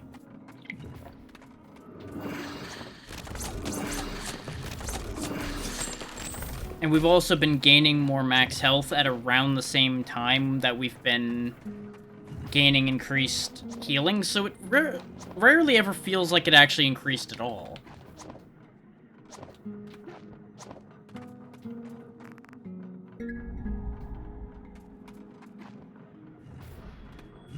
Okay, they don't respawn when I touch checkpoints. That's upsetting. So if I'm gonna grind, I'm gonna need to find a good spot to do it. Because going back and forth through this place would be a nightmare because of all of this. Which is why I didn't really want to backtrack in order to grind, but it's feeling like I might not have any choice.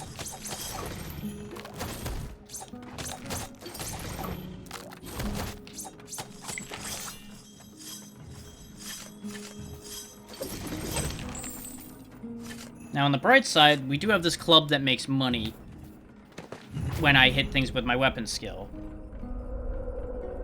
And there's your demonstration, by the way, of us losing money when we die. I lost 19 of the 94 coins we had.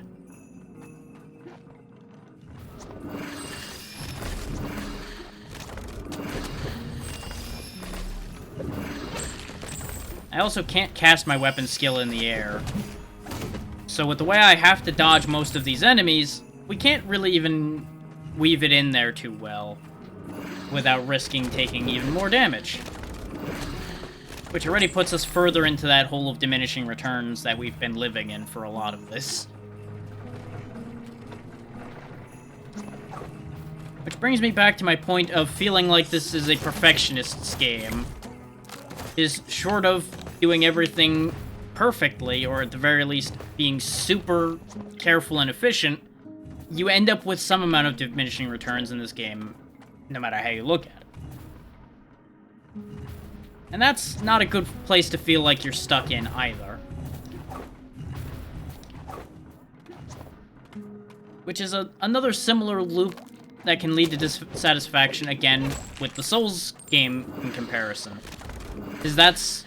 a lot of people blame the Souls games for where that methodology comes from, and I don't entirely agree with that, because that kind of mechanics existed before that, but it definitely made it more common.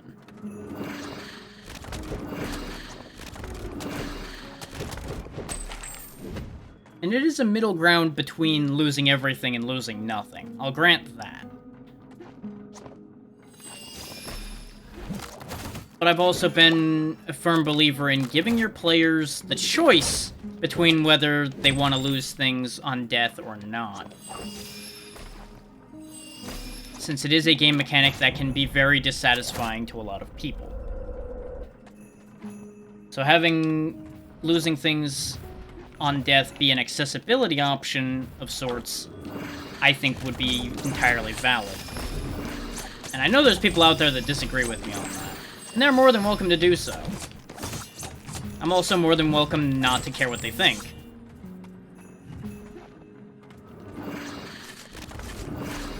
Because they will, of course, conversely not care what I think.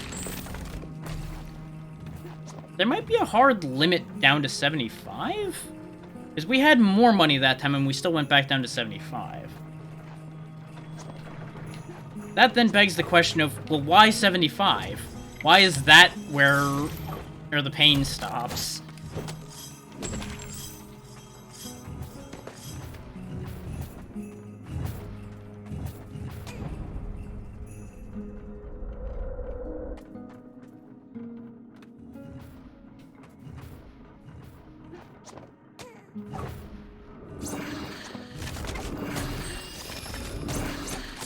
And of course, this is the other issue with grinding around here, is all this stuff is super dangerous.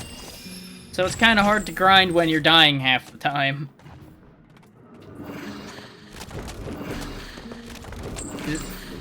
Yeah, I actually didn't realize that till now, that we go down to 75 on death. So I wonder if that's just a hard, fast number, or if I'm supposed to lose a certain amount and 75 is just the threshold where it stops going down.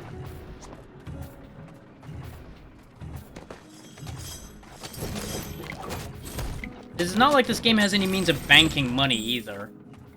Or that I saw, so... It's not like you can work around it that way. The only way to bank it is to use it.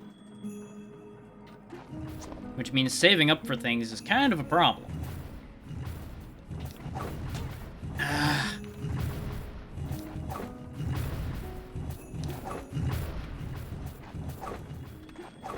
Just trying to get back over to the other checkpoint.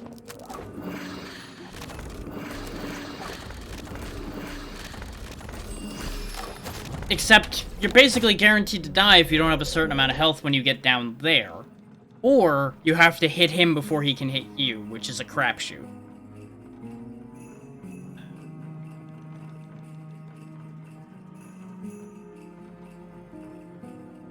I'm currently trying to decide if it's even worth continuing with this right now, because I'm only going to get more frustrated.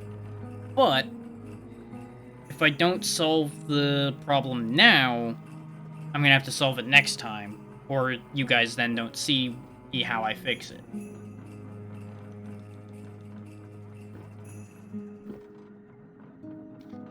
So I'm going to middle ground this thought for a second.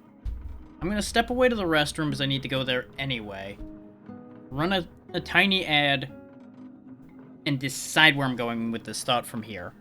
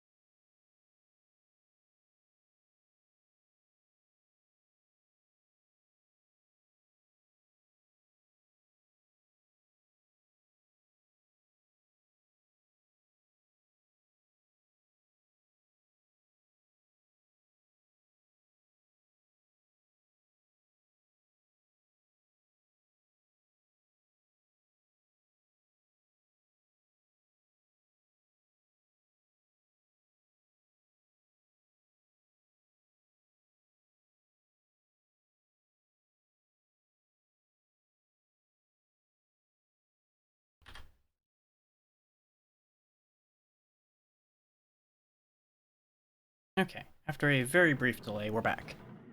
And I think what I'm gonna do is I'm gonna try for a little bit longer, admittedly only a little bit longer, to manage to break this loop we're in and get elsewhere in order to manage to get our shit together. If I continue to fail to get out of this section in order to do the requisite grinding to better our situation, I will either start next session of this game with some grinding, or do grinding off camera before next Monday. Because, as a reminder, tomorrow will be the runner-up of the poll, Chasm, starting out.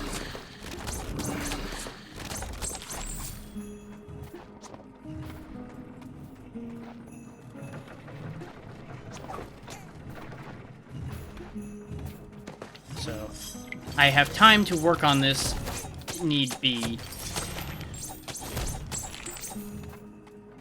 I can't help but feel that this is the kind of game where I shouldn't need to grind this much, but at the rate it's going, it's turning into that.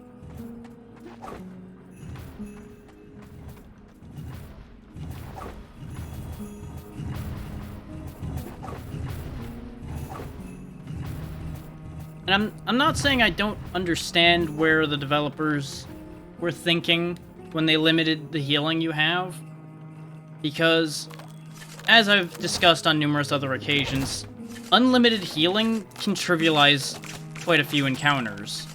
So I get why developers limit it.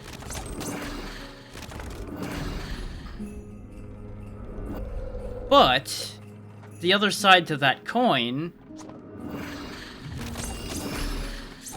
is you can allow your players to have agency as far as that goes, and choose to limit the healing themselves, instead of giving them arbitrary limited amounts.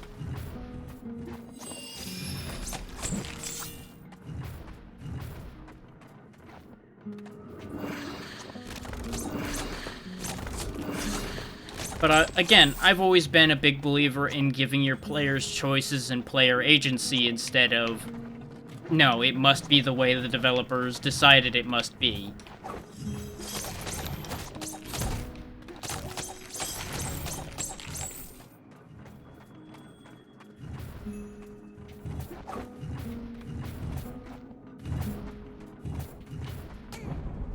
And then there's the times like that, where we die to touching the side of one of those, even though we've proven multiple times that we are allowed to touch the side of them, and it doesn't hurt us.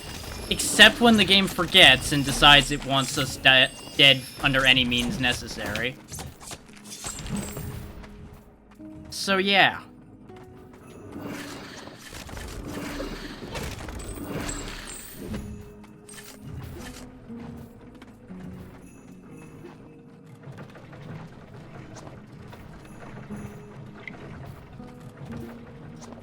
This is a perfect example of why I didn't want to try to go back.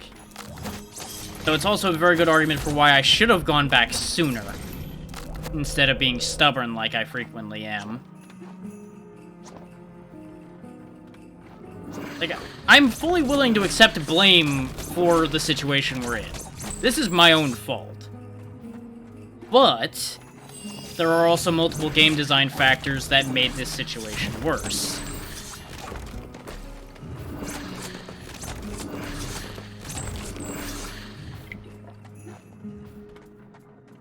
If I did not put myself in this position, by being stubborn about grinding and stubborn about a variety of other things, I would have put this game down already. But I acknowledge that some of our problem right now is absolutely my fault.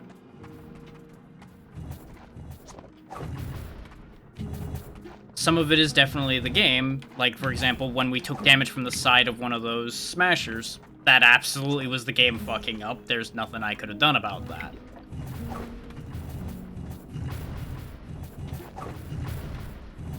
And the main reason I was leaning towards the solution of doing the grinding off camera is because it's probably going to take enough times just to get out of here that it was already becoming very uninteresting for people to watch, probably. And I am not a believer in wasting anybody's time, because as we all know, I hate my own time being wasted. And I always worry that when we get into situations like this, I start to feel like I'm wasting your time.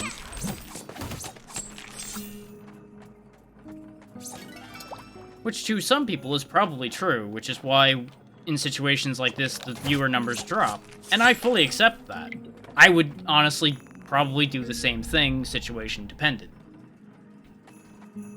But we finally broke the cycle. We're out of there.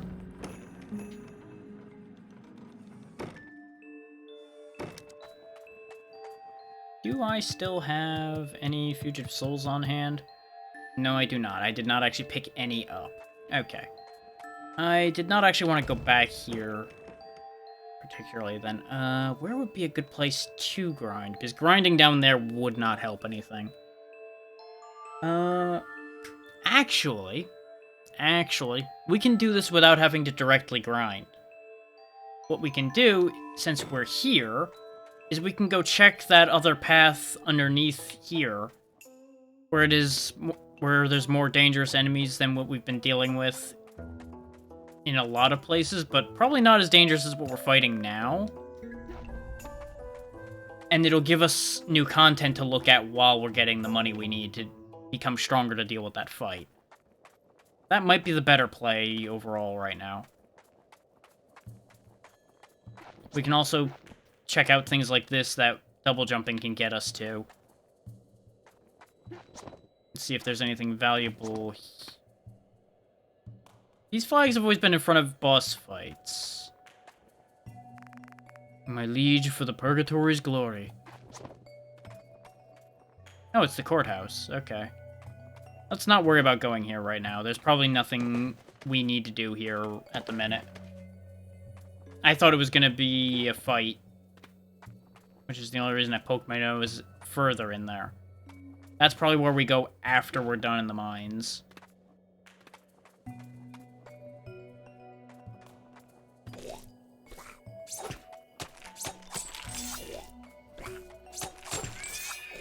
Yeah, these are mostly enemies we fought at the beginning here.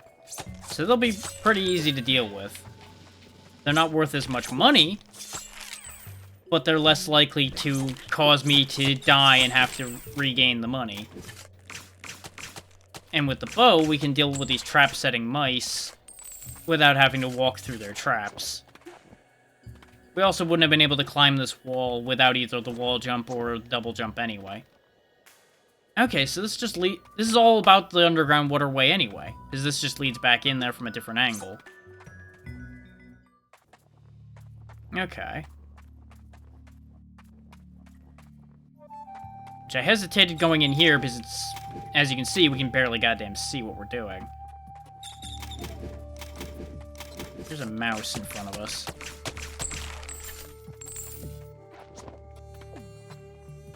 Which the mice seem to be worth a decent chunk of money. Wait. Yeah, this is the room we got spat out into before. Double jump is going to make this place a lot more tolerable. Because we can jump toward a spot, realize there's bad, and then jump again.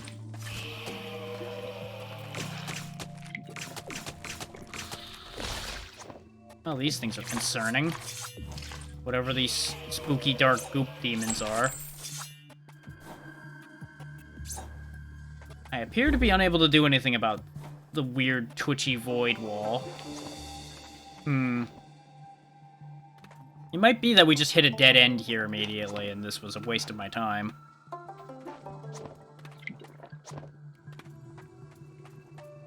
But we can run back and forth through the room over there that we got into here from.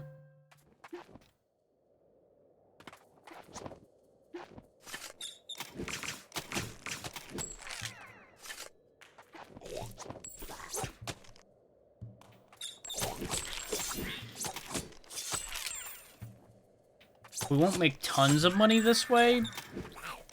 And now that I've realized that this doesn't actually go anywhere, I'm probably not going to bother continuing to gather from here.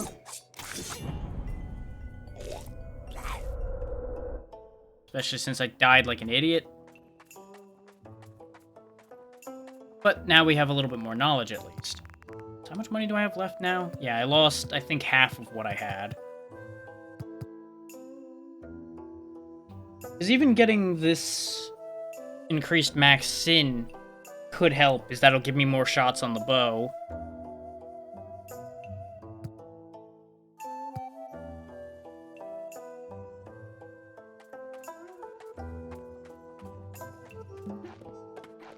But now that we know that the underground waterway is kind of a dead end because we don't have something, presumably, that we need for dealing with that, we can check out some of these other parts that we haven't gotten to before.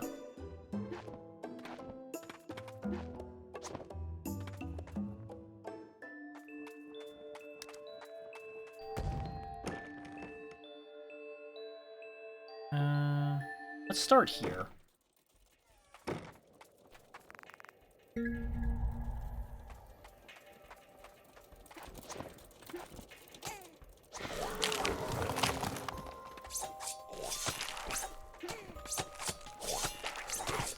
Okay, you'll notice these enemies back here at the beginning still take the same amount of hits from the sword that they did from the scythe. That's what tells me that at the very least these two weapons do the same amount of damage. Or at least close enough that it genuinely does not matter.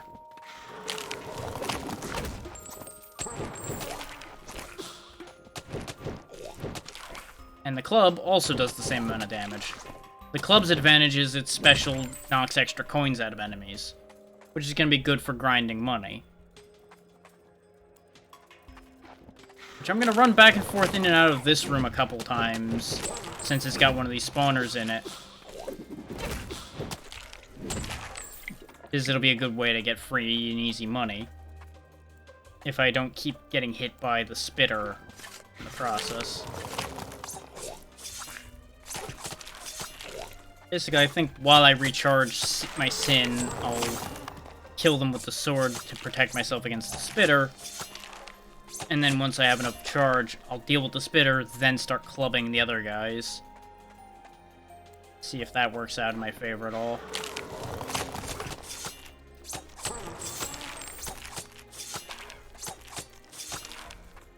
Because as you've noticed, the ones that spawn from that thing don't seem to drop much money.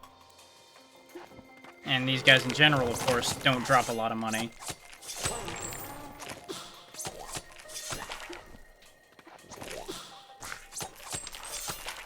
Damn it. Of course, he's hard to get at in among his friends, too. We could try hitting this guy, though. Well, that worked. Wasn't a great idea, but it worked. It also wasn't worth that much money, so I'm not sure the whole club special thing's actually that worth it. Because we only seem to get a couple coins from it.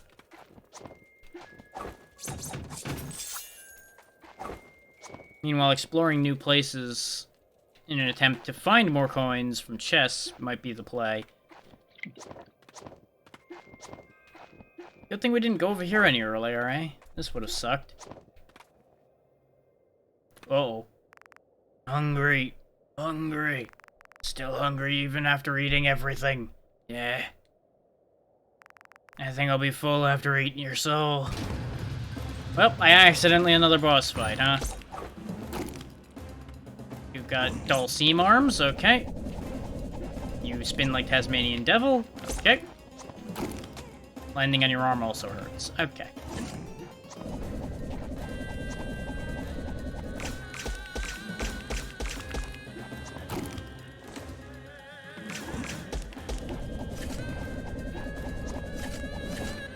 So far, he doesn't seem super dangerous, but I'm sure that's gonna change.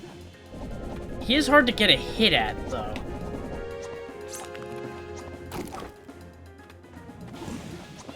The key's probably gonna be to roll through him / dash over him when he does his reach.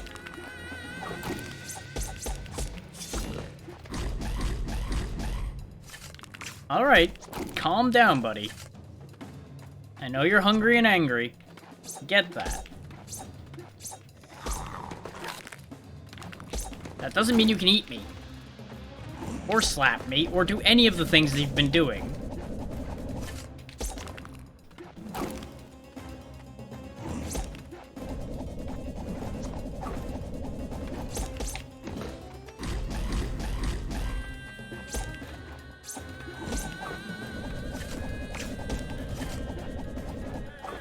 It reminds me of a weird demonic Popeye for some reason.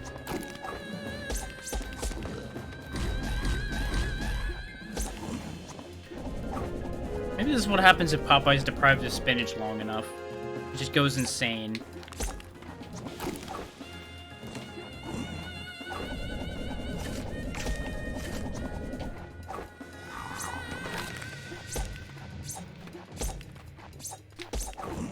Coming into this fight with no healing, though, was an awkward situation, to say the least.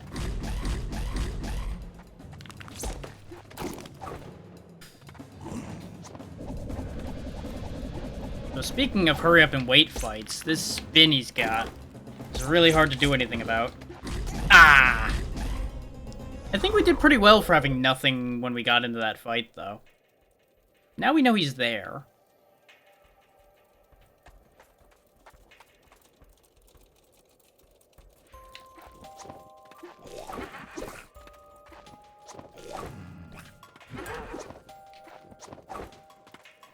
Let's see what's up here instead.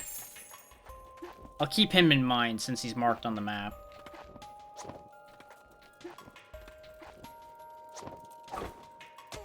Son of a bitch.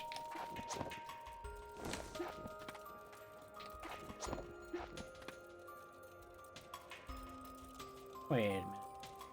Isn't this the same place, or does this just conveniently happen to look the same? Oh, there's a fugitive here. Get in the bucket.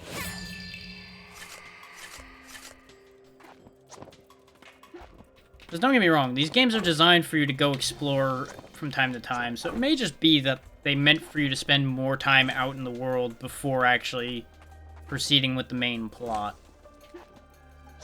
Which makes sense.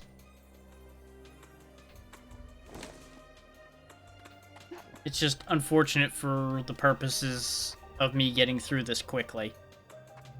Now that we've got all of our shit together, we could probably take him.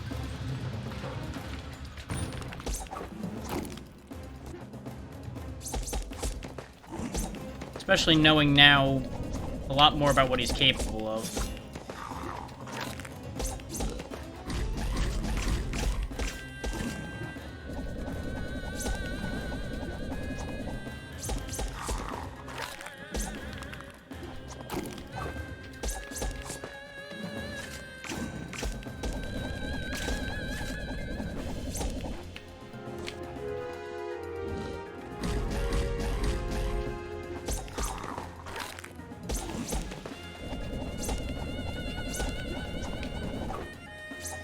Here I go again, getting greedy for sake of speeding things up, though.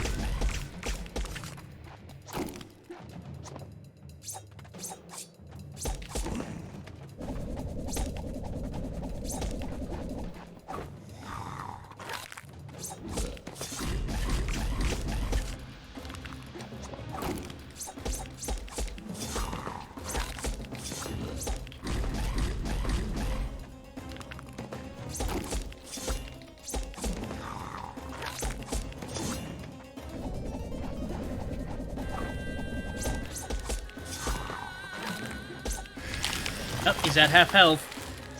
He summons chumps, okay. That's fine, because that means I can recharge off of them.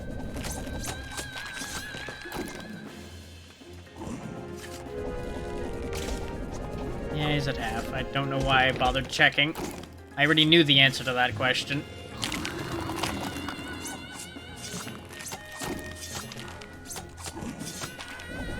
His attack pattern is reasonable enough that I can literally just clear these guys without a second thought.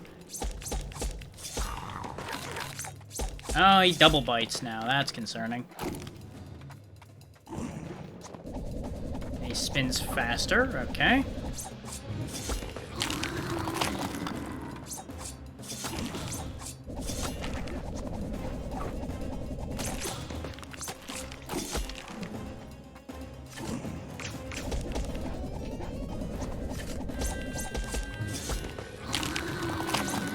Probably should be punishing him when he tries to summon.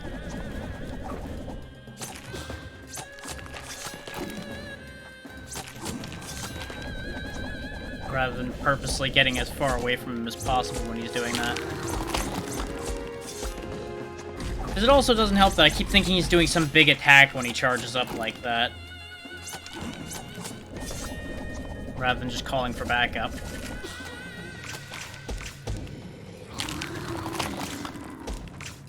Okay, he's getting pretty low now.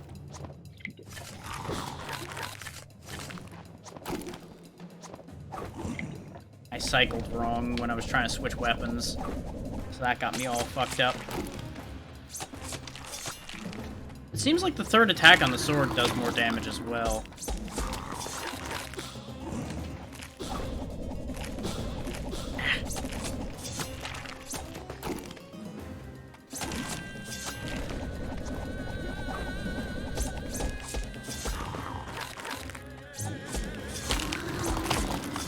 Got him.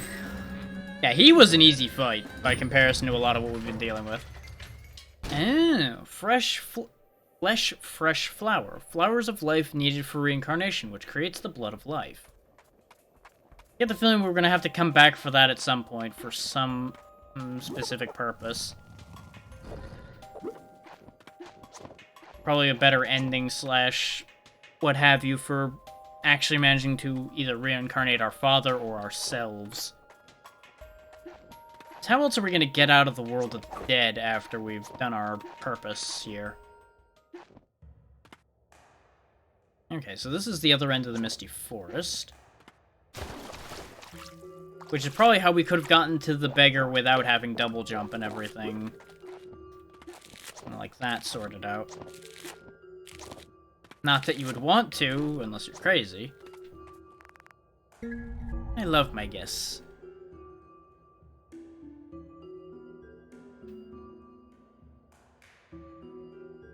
There's a skill point over there that I can go get.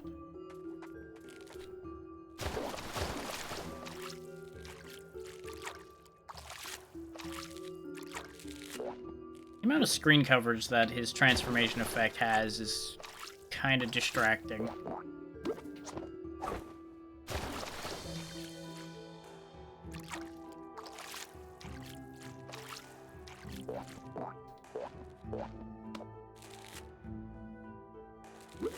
Like, I'll give this game credit for a lot of things, but I'll also take away credit for a lot of things.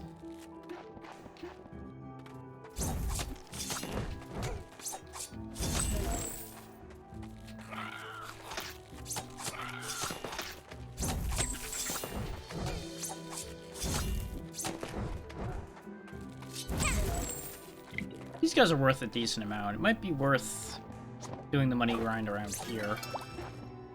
I know I'm waffling about that. I'm probably going to continue to waffle about that until we're done running around. Yeah, that's another checkpoint there. Yeah, because we've got a fugitive soul or two kicking around over here. We could go recollect. I don't even know what these symbols are. These things.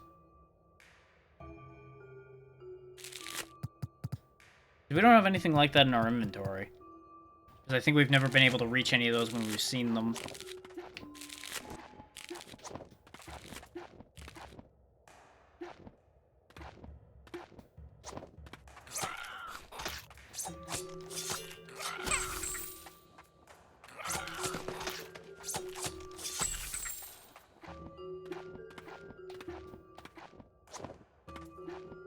As expected, this area has gotten a lot nicer to navigate with a double jump, just like everywhere else.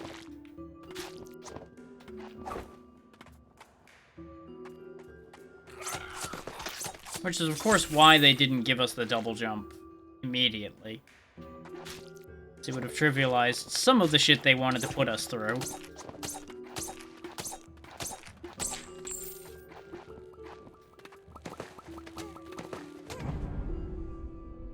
Patience has killed me once again.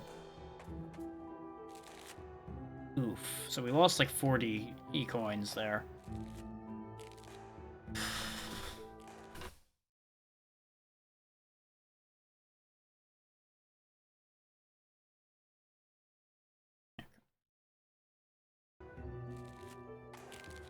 Just pausing to think for a second. There we go.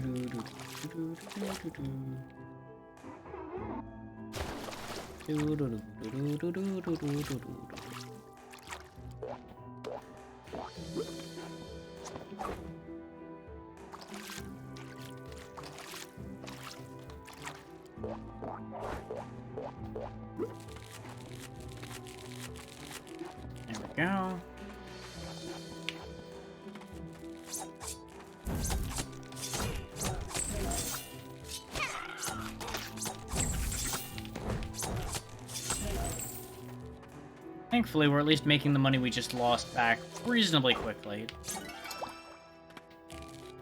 It's almost like we never lost it. Aha!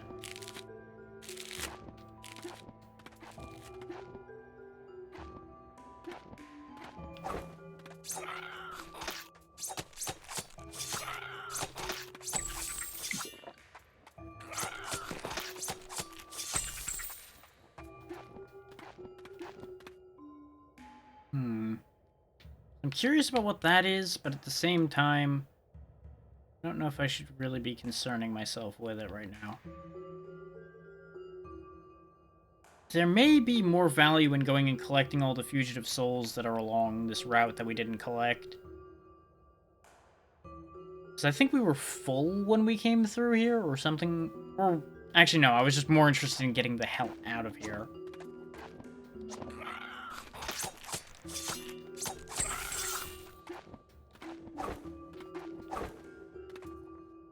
Is we got a decent payout when we grabbed 4 of them before. So I'm hoping that the next thing he gives us will be particularly good. And they're also reasonably easy to collect, considering we have a bunch of them marked on the map. And we've got, at this point, quite good mobility by comparison to how we started this game. Considering we had no air dashing, no double jump, no anything when we started this adventure. We just had rolling, basically. We are also nearly dead again.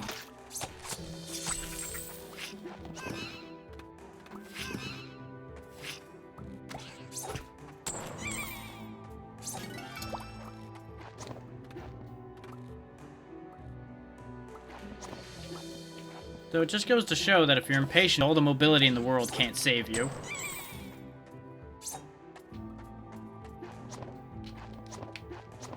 Because we've definitely been setting health on fire. But it's fine, because there's checkpoints. Okay, so one of the lost souls is over here. Which I don't think we even bothered to go over here, because we genuinely, like, couldn't make it there. Okay, we've got room for 2 more, which is perfect, because that's what's nearby. So we'll scoop up these boys, turn them in, see what we get, and hope it works out from there.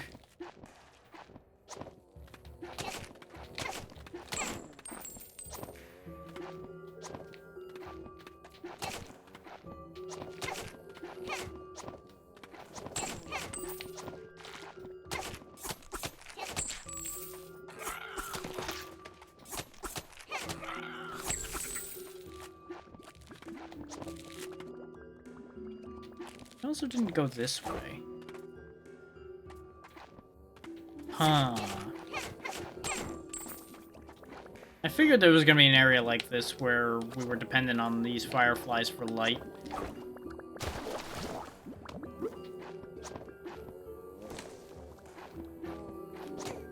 Ah, hitboxes!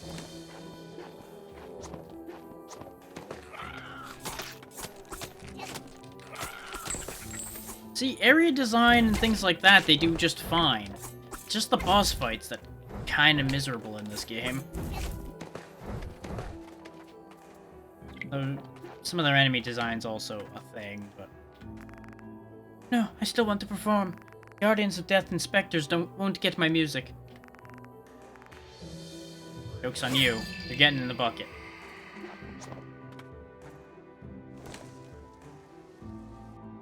You can play a great drum solo on the bucket I put you in.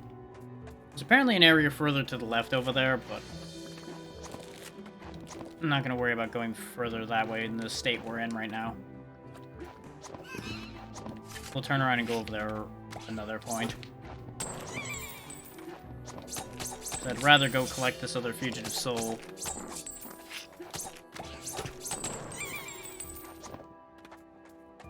Once we have him in our pocket, we will go back to town, turn them in, and hope that they amount to something, as I said before. Because there's conveniently a door right near where we're going to collect this guy. Which is why I collected them in the order I did. Huh. I have someone I need to see. I need to find Sumi. Well, you'll find Sumi in the bucket.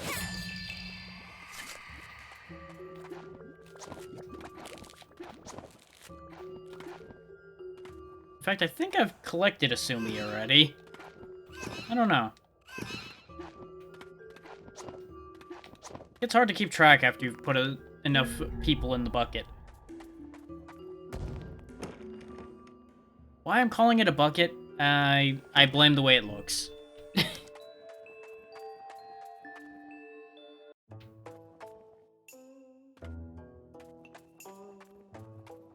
I will say, running around and just collecting these fugitives has helped me calm down a bit.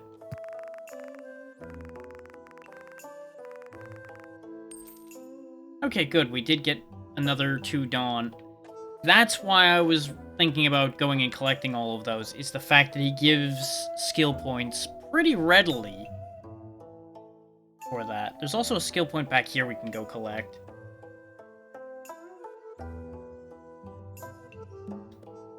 Because while I was complaining about the fact that it seems kind of rough that you're forced to go get them, to a degree, it's also entirely my own fault for not having collected some of these low-hanging fruit along the way.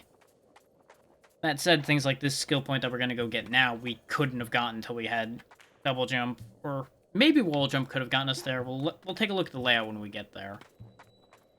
Unless there's moving platforms there, then there might have been a way to get it straight up, and I just didn't do it. Because that was back at the point where we were only playing this game for an hour, and no strings attached. Just like, yeah, we're either gonna continue playing this or not. We'll find out. And it turned out we did continue playing it. Because people liked it. They liked it enough to vote it up on a Twitter poll, after all. Now, I have no idea if any of the people that voted on it, aside from one of them, showed up for it. But that's their choice. Some of them might be VOD watchers, for all I know. I don't know. And no, we weren't going to be able to get this without double jump. Ding. So now we have 3 points, so we can go over here and get increased attack speed, or maybe I should get Tough Nut. Nah. My attack speed's frustrating me, so let's get more of that. And it's 4 points for increased damage. That is a decent increase in speed. That should actually help a bit. Which, that might be part of why we were having trouble with the way the attacking felt in this game as well, actually. Is it might be that it was meant to feel correct once you had the upgrade. Which is not necessarily good design. You really should have mechanics that feel good at first and then feel better when you make them better, not, oh yeah, this is necessary or this feels like shit. You know? It's not great.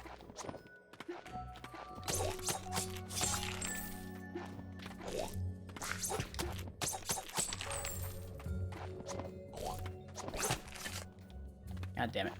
The intent was to do 3 things at the same time there. Reflect his shot, jump up there, and club him. In the hopes that we make the money we needed to buy one of the bigger upgrades by the time we got back here. Unfortunately, we didn't really hit that. That's okay. We got plenty of targets.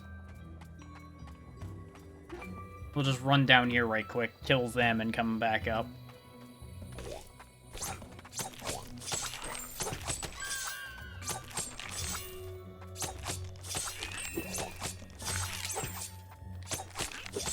I do feel better in general with my attacks right now. Is the increased attack speed. That bit of delay that was bothering me between attacks is gone.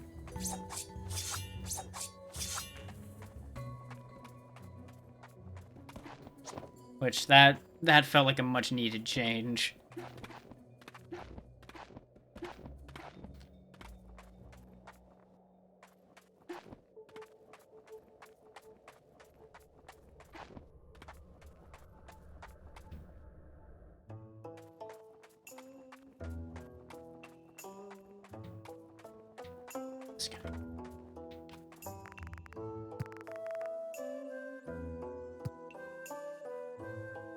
Now, it's tempting to get either of these.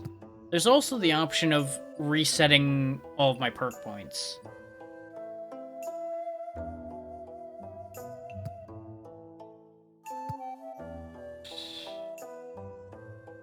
Considering the loop I keep talking about with the potions, I'm gonna get our max health up first. There's still more room for improvement there. Okay. Because that has been my chief complaint, is that we die too fast in general. So presumably, if I continue to increase our max health, that will become less of an issue. And it's not an insignificant amount, because we've gotten two health upgrades without getting a sin upgrade, and you'll notice... Let me position a little bit. It's basically 2 of those ceiling tiles per upgrade. So that's not actually a bad amount.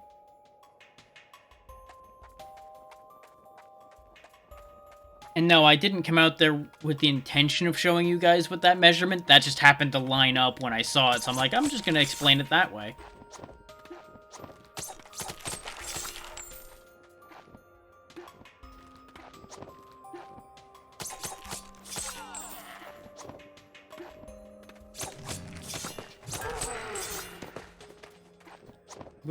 Did we always have this little bit of after image to us, or was that part of the upgrade? I don't know.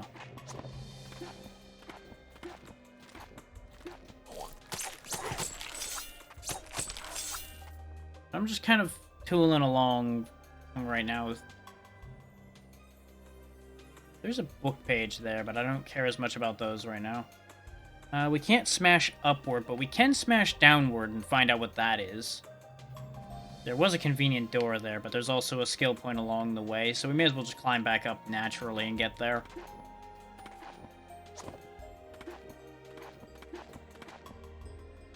I suppose something I really need to work on in content creation is I need to stop rushing myself out of interest of making it more dynamic and faster for you guys to watch. Because I feel like I'm also shooting myself in the foot a lot doing that. And I know people have yelled at me for that already, being like, you don't need to do that. Self-doubt's a motherfucker.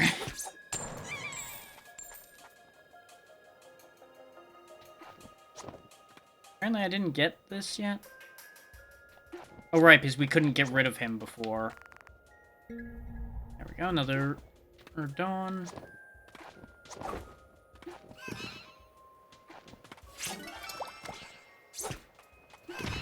God damn it, I moved too quickly.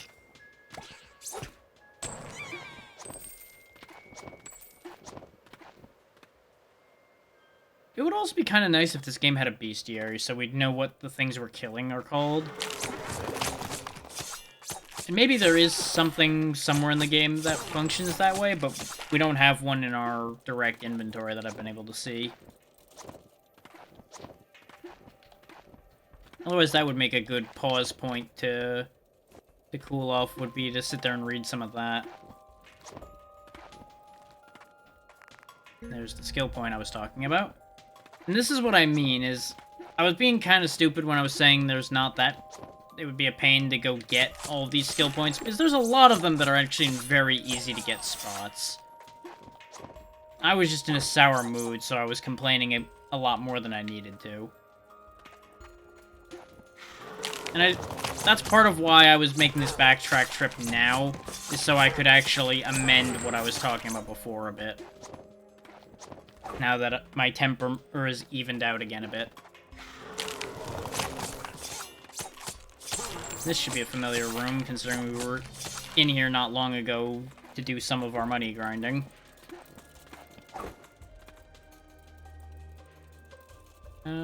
There's nothing else immediately around this door that we know about. So we could always go over to this door and... Oh wait, no, we wanted to hit that one floor spot. Because that's not marked that well on the map. At least not specifically that one. Yeah, I feel like we're in a better spot for health now. We've hit that threshold where I don't feel like I'm threatened the second I get hit more than once. So that's already an improvement. Where's that breakable floor? Nice. Oh, I passed it. It's right back here.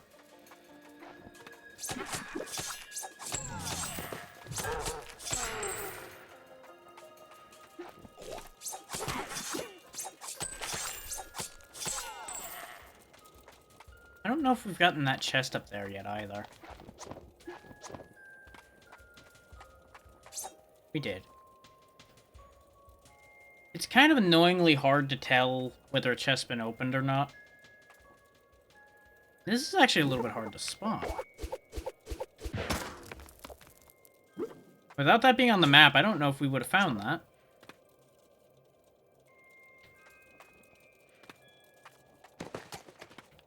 I am now wondering what the hell the point of this was, because all it's done is hurt me. Okay, there's a chest up here. A chest with very minimal amount of money in it, but I guess it existed.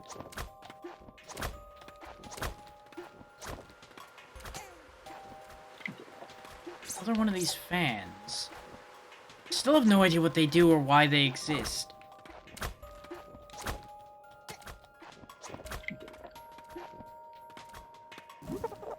Okay, now we just punch down through here, and now there's a shortcut, I guess? Not really sure why I would ever want a shortcut through there in particular.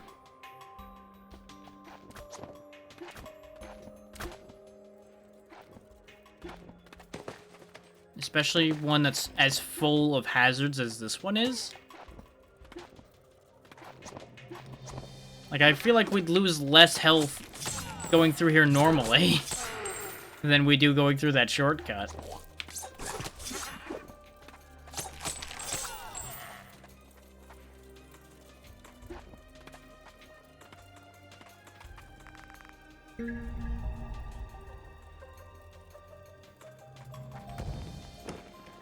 Okay, so now that's all cleaned out. There's a breakable wall up there I can break through. I thought there were a couple souls over here in the barren ground, but I think I might have been looking at Stone Mountain thinking that was barren ground. And let's look at the actual map again so I can pan a little better. Yeah, no, there is a soul there. Just the panning position for the map was bad.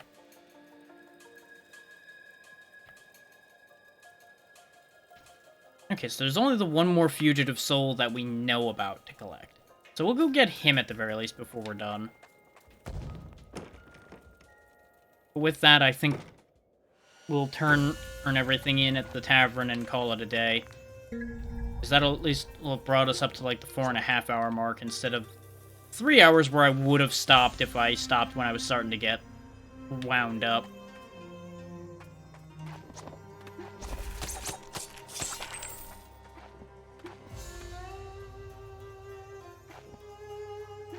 And it helps us make better progress next time. The way that enemy died, I wonder if it was because I hit him with a bunch of his own projectiles, or if that dash attack actually does more damage.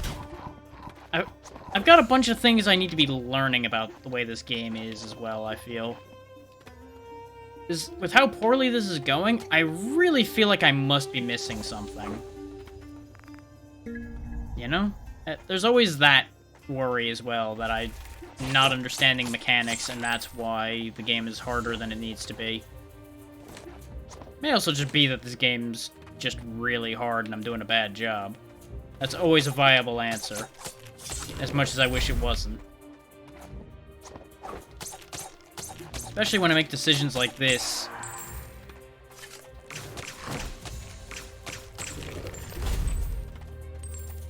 Because I should have shot that, but brain just went through. Get in the bucket.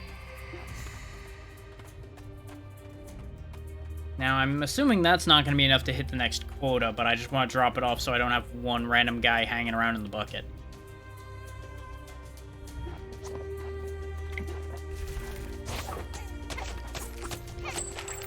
And you all don't technically need to come along for the ride on that, but I may as well finish it off before I finish the stream, you know? Because it would just be a matter of a few minutes. So it'd be silly to cut it off and then do that.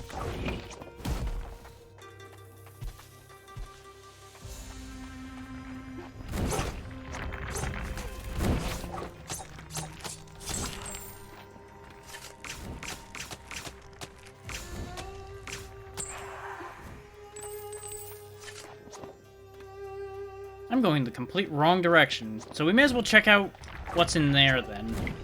Since we're going this way anyway, because I apparently have lost my sense of goddamn direction today.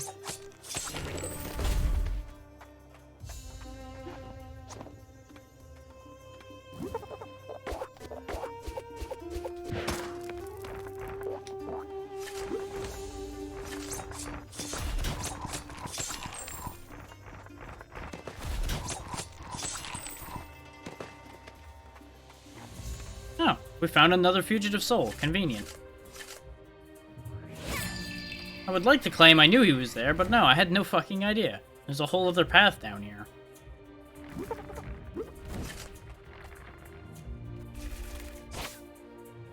Can't see. Okay.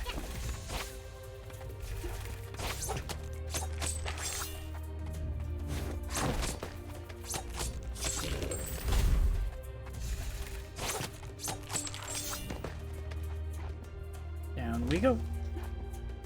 Boy. It's a deep goddamn hole.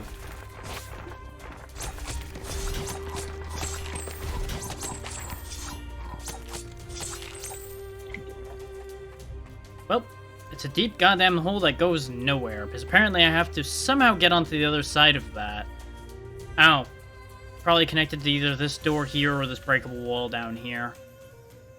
We came in from the wrong end. Which we needed to break from that end anyway, unless we gain the ability to punch upward. Which is a hell of a thing not to be able to do, honestly. I guess punching straight up isn't that easy either, if you think about it. Not in getting any actual power behind it.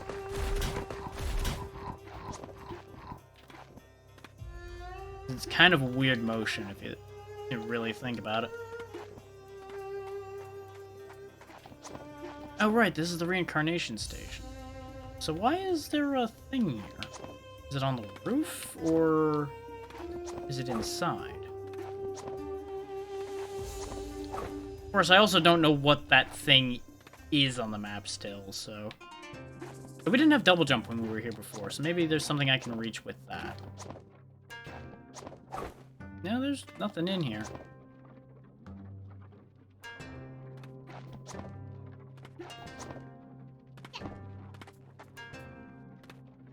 Oh, maybe that's marking memory fragments, and we picked that memory fragment up already.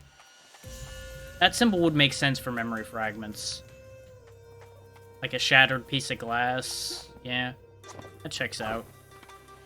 That's good enough logic for me for now. Oh, so I won't sit there and fiddle about with it endlessly.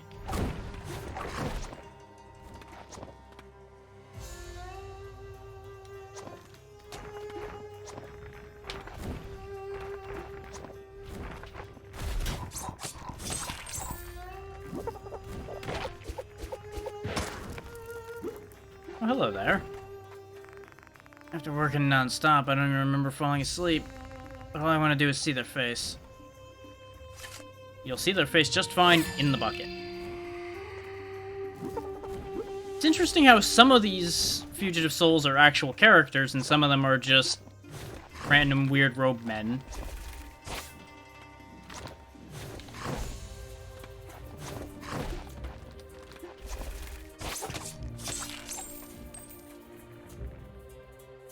I'm making this so much more difficult on myself than it needs to be. Nothing new there, really, but, you know. There's a checkpoint just over there if I don't break my legs. There we go. It's the same one we've been to a couple times over here. But we've actually picked up a few lost souls now. So I wonder... Okay, this is a skill point that we got already. So I seem to recall that one of these holes we didn't actually go in properly and go look around and make sure that...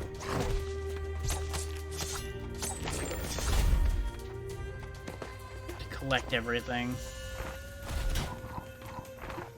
Or did we? I guess we did, because that was all of them, and there was nothing to be had.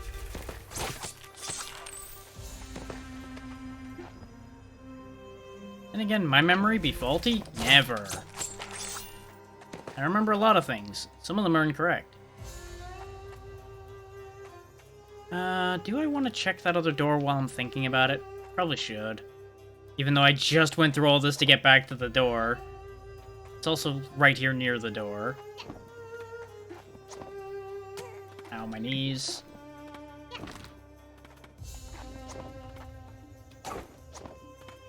Ouch. I think this is why we never checked this door, is because of the awkward angle it was at. And the fact that we were in constant danger when we were here initially. So overextending ourselves would have been a terrible idea. And we found another fugitive. Perfect. Now our pot's full.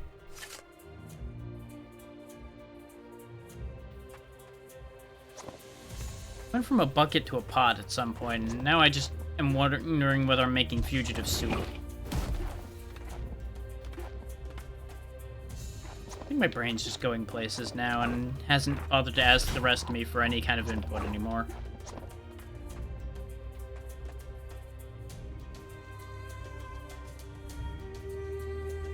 What the hell is that? Hold up. What the fuck is that?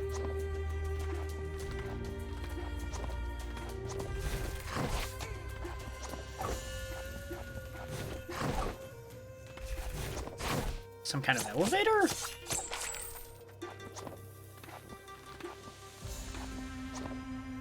Yeah, it's an elevator. Oh, this takes us to another new area.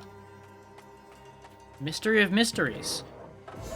We shouldn't be going here, probably, but let's go stick our head in there and find out what happens.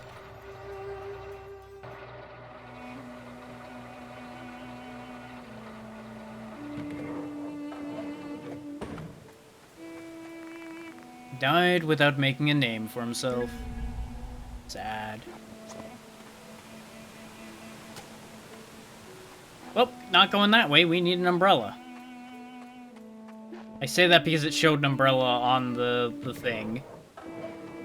Which is probably also what gets us past that other waterfall that we couldn't walk through. Just the ones here happened to hurt. Because, you know, death by cold.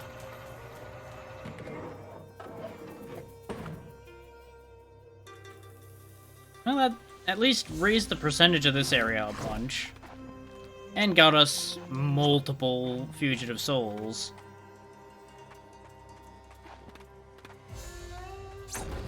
And that gets us back to where we got in here from the other end. Okay. I think I'm gonna go through the rest of this path over here, though. Because the other path was a lot more dangerous. Because these explodey boys aren't actually that bad. As long as I'm not stupid and forget to get out of the way of their explosion. And the tunnelers are also similarly not bad unless I'm stupid.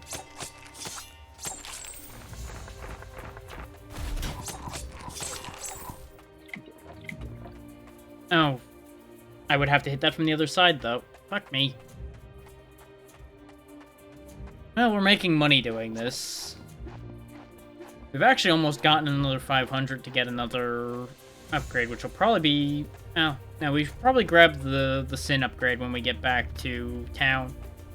One way or the other. Unless we do actually reach 500 before we make it back to the gate.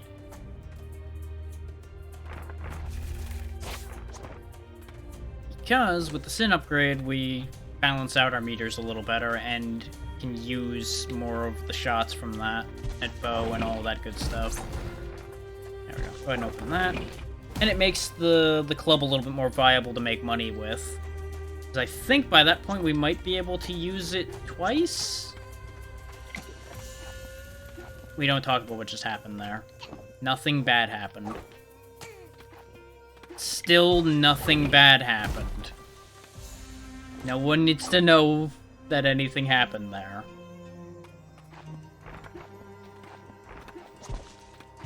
It's on a need-to-know basis, and no one else other than me, or even me, really, needs to know. Even I don't need to know that that happened.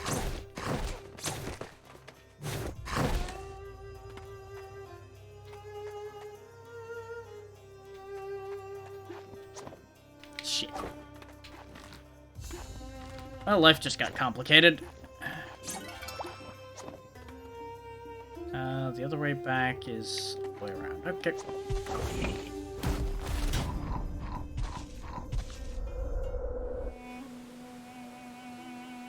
Well, that's upsetting.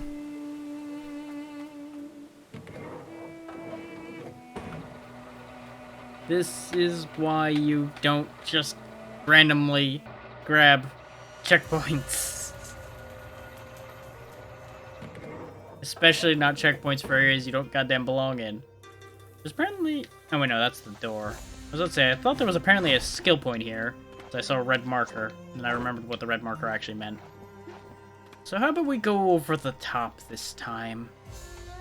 Because I forgot how awkward the jump to get back out of there was from the other side. At least we still have enough money to buy what I was actually going to buy when we get back, so... Nothing bad happened, really. Just inconveniences.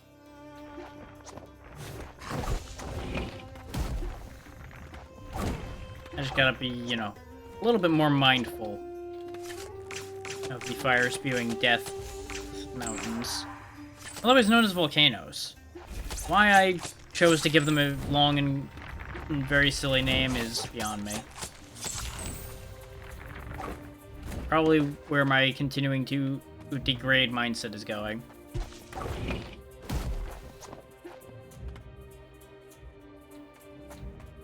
See if I go this way to go down? Yes.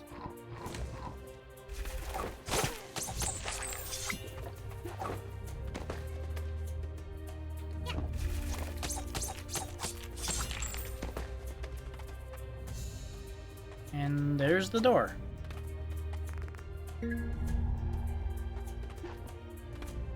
So we turned a nightmare into a decent bit of productivity. We will hopefully get further more skill points and such from turning these boys in.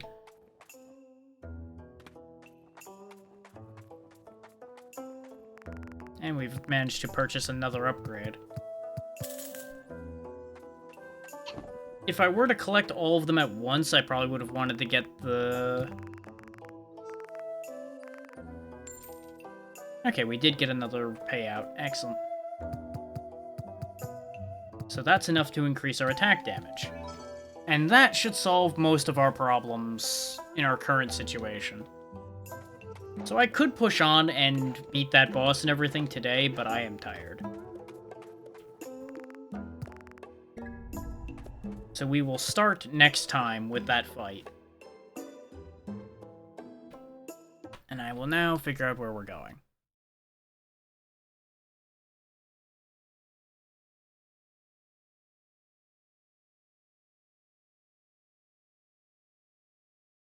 Most importantly, whether we're actually going anywhere at all.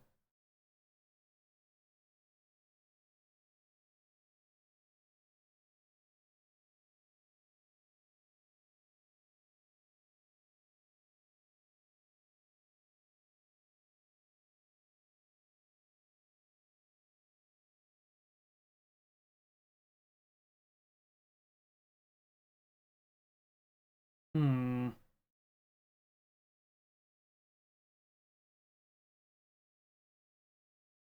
I'm gonna wait to return the favor to them for a day where we've got more people.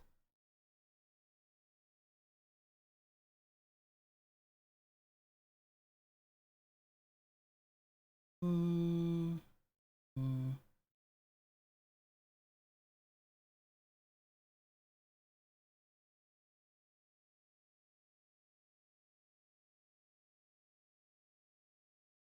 Nah, I'm not in the mindset to interact with other people after this. Because I think I'm getting over the frustration I had, but I don't want to end up having it rear its ugly head when I'm talking to people I should be being friendly with. So, we'll skip that for today. Thank you all for taking the time to be here for this shenanigan.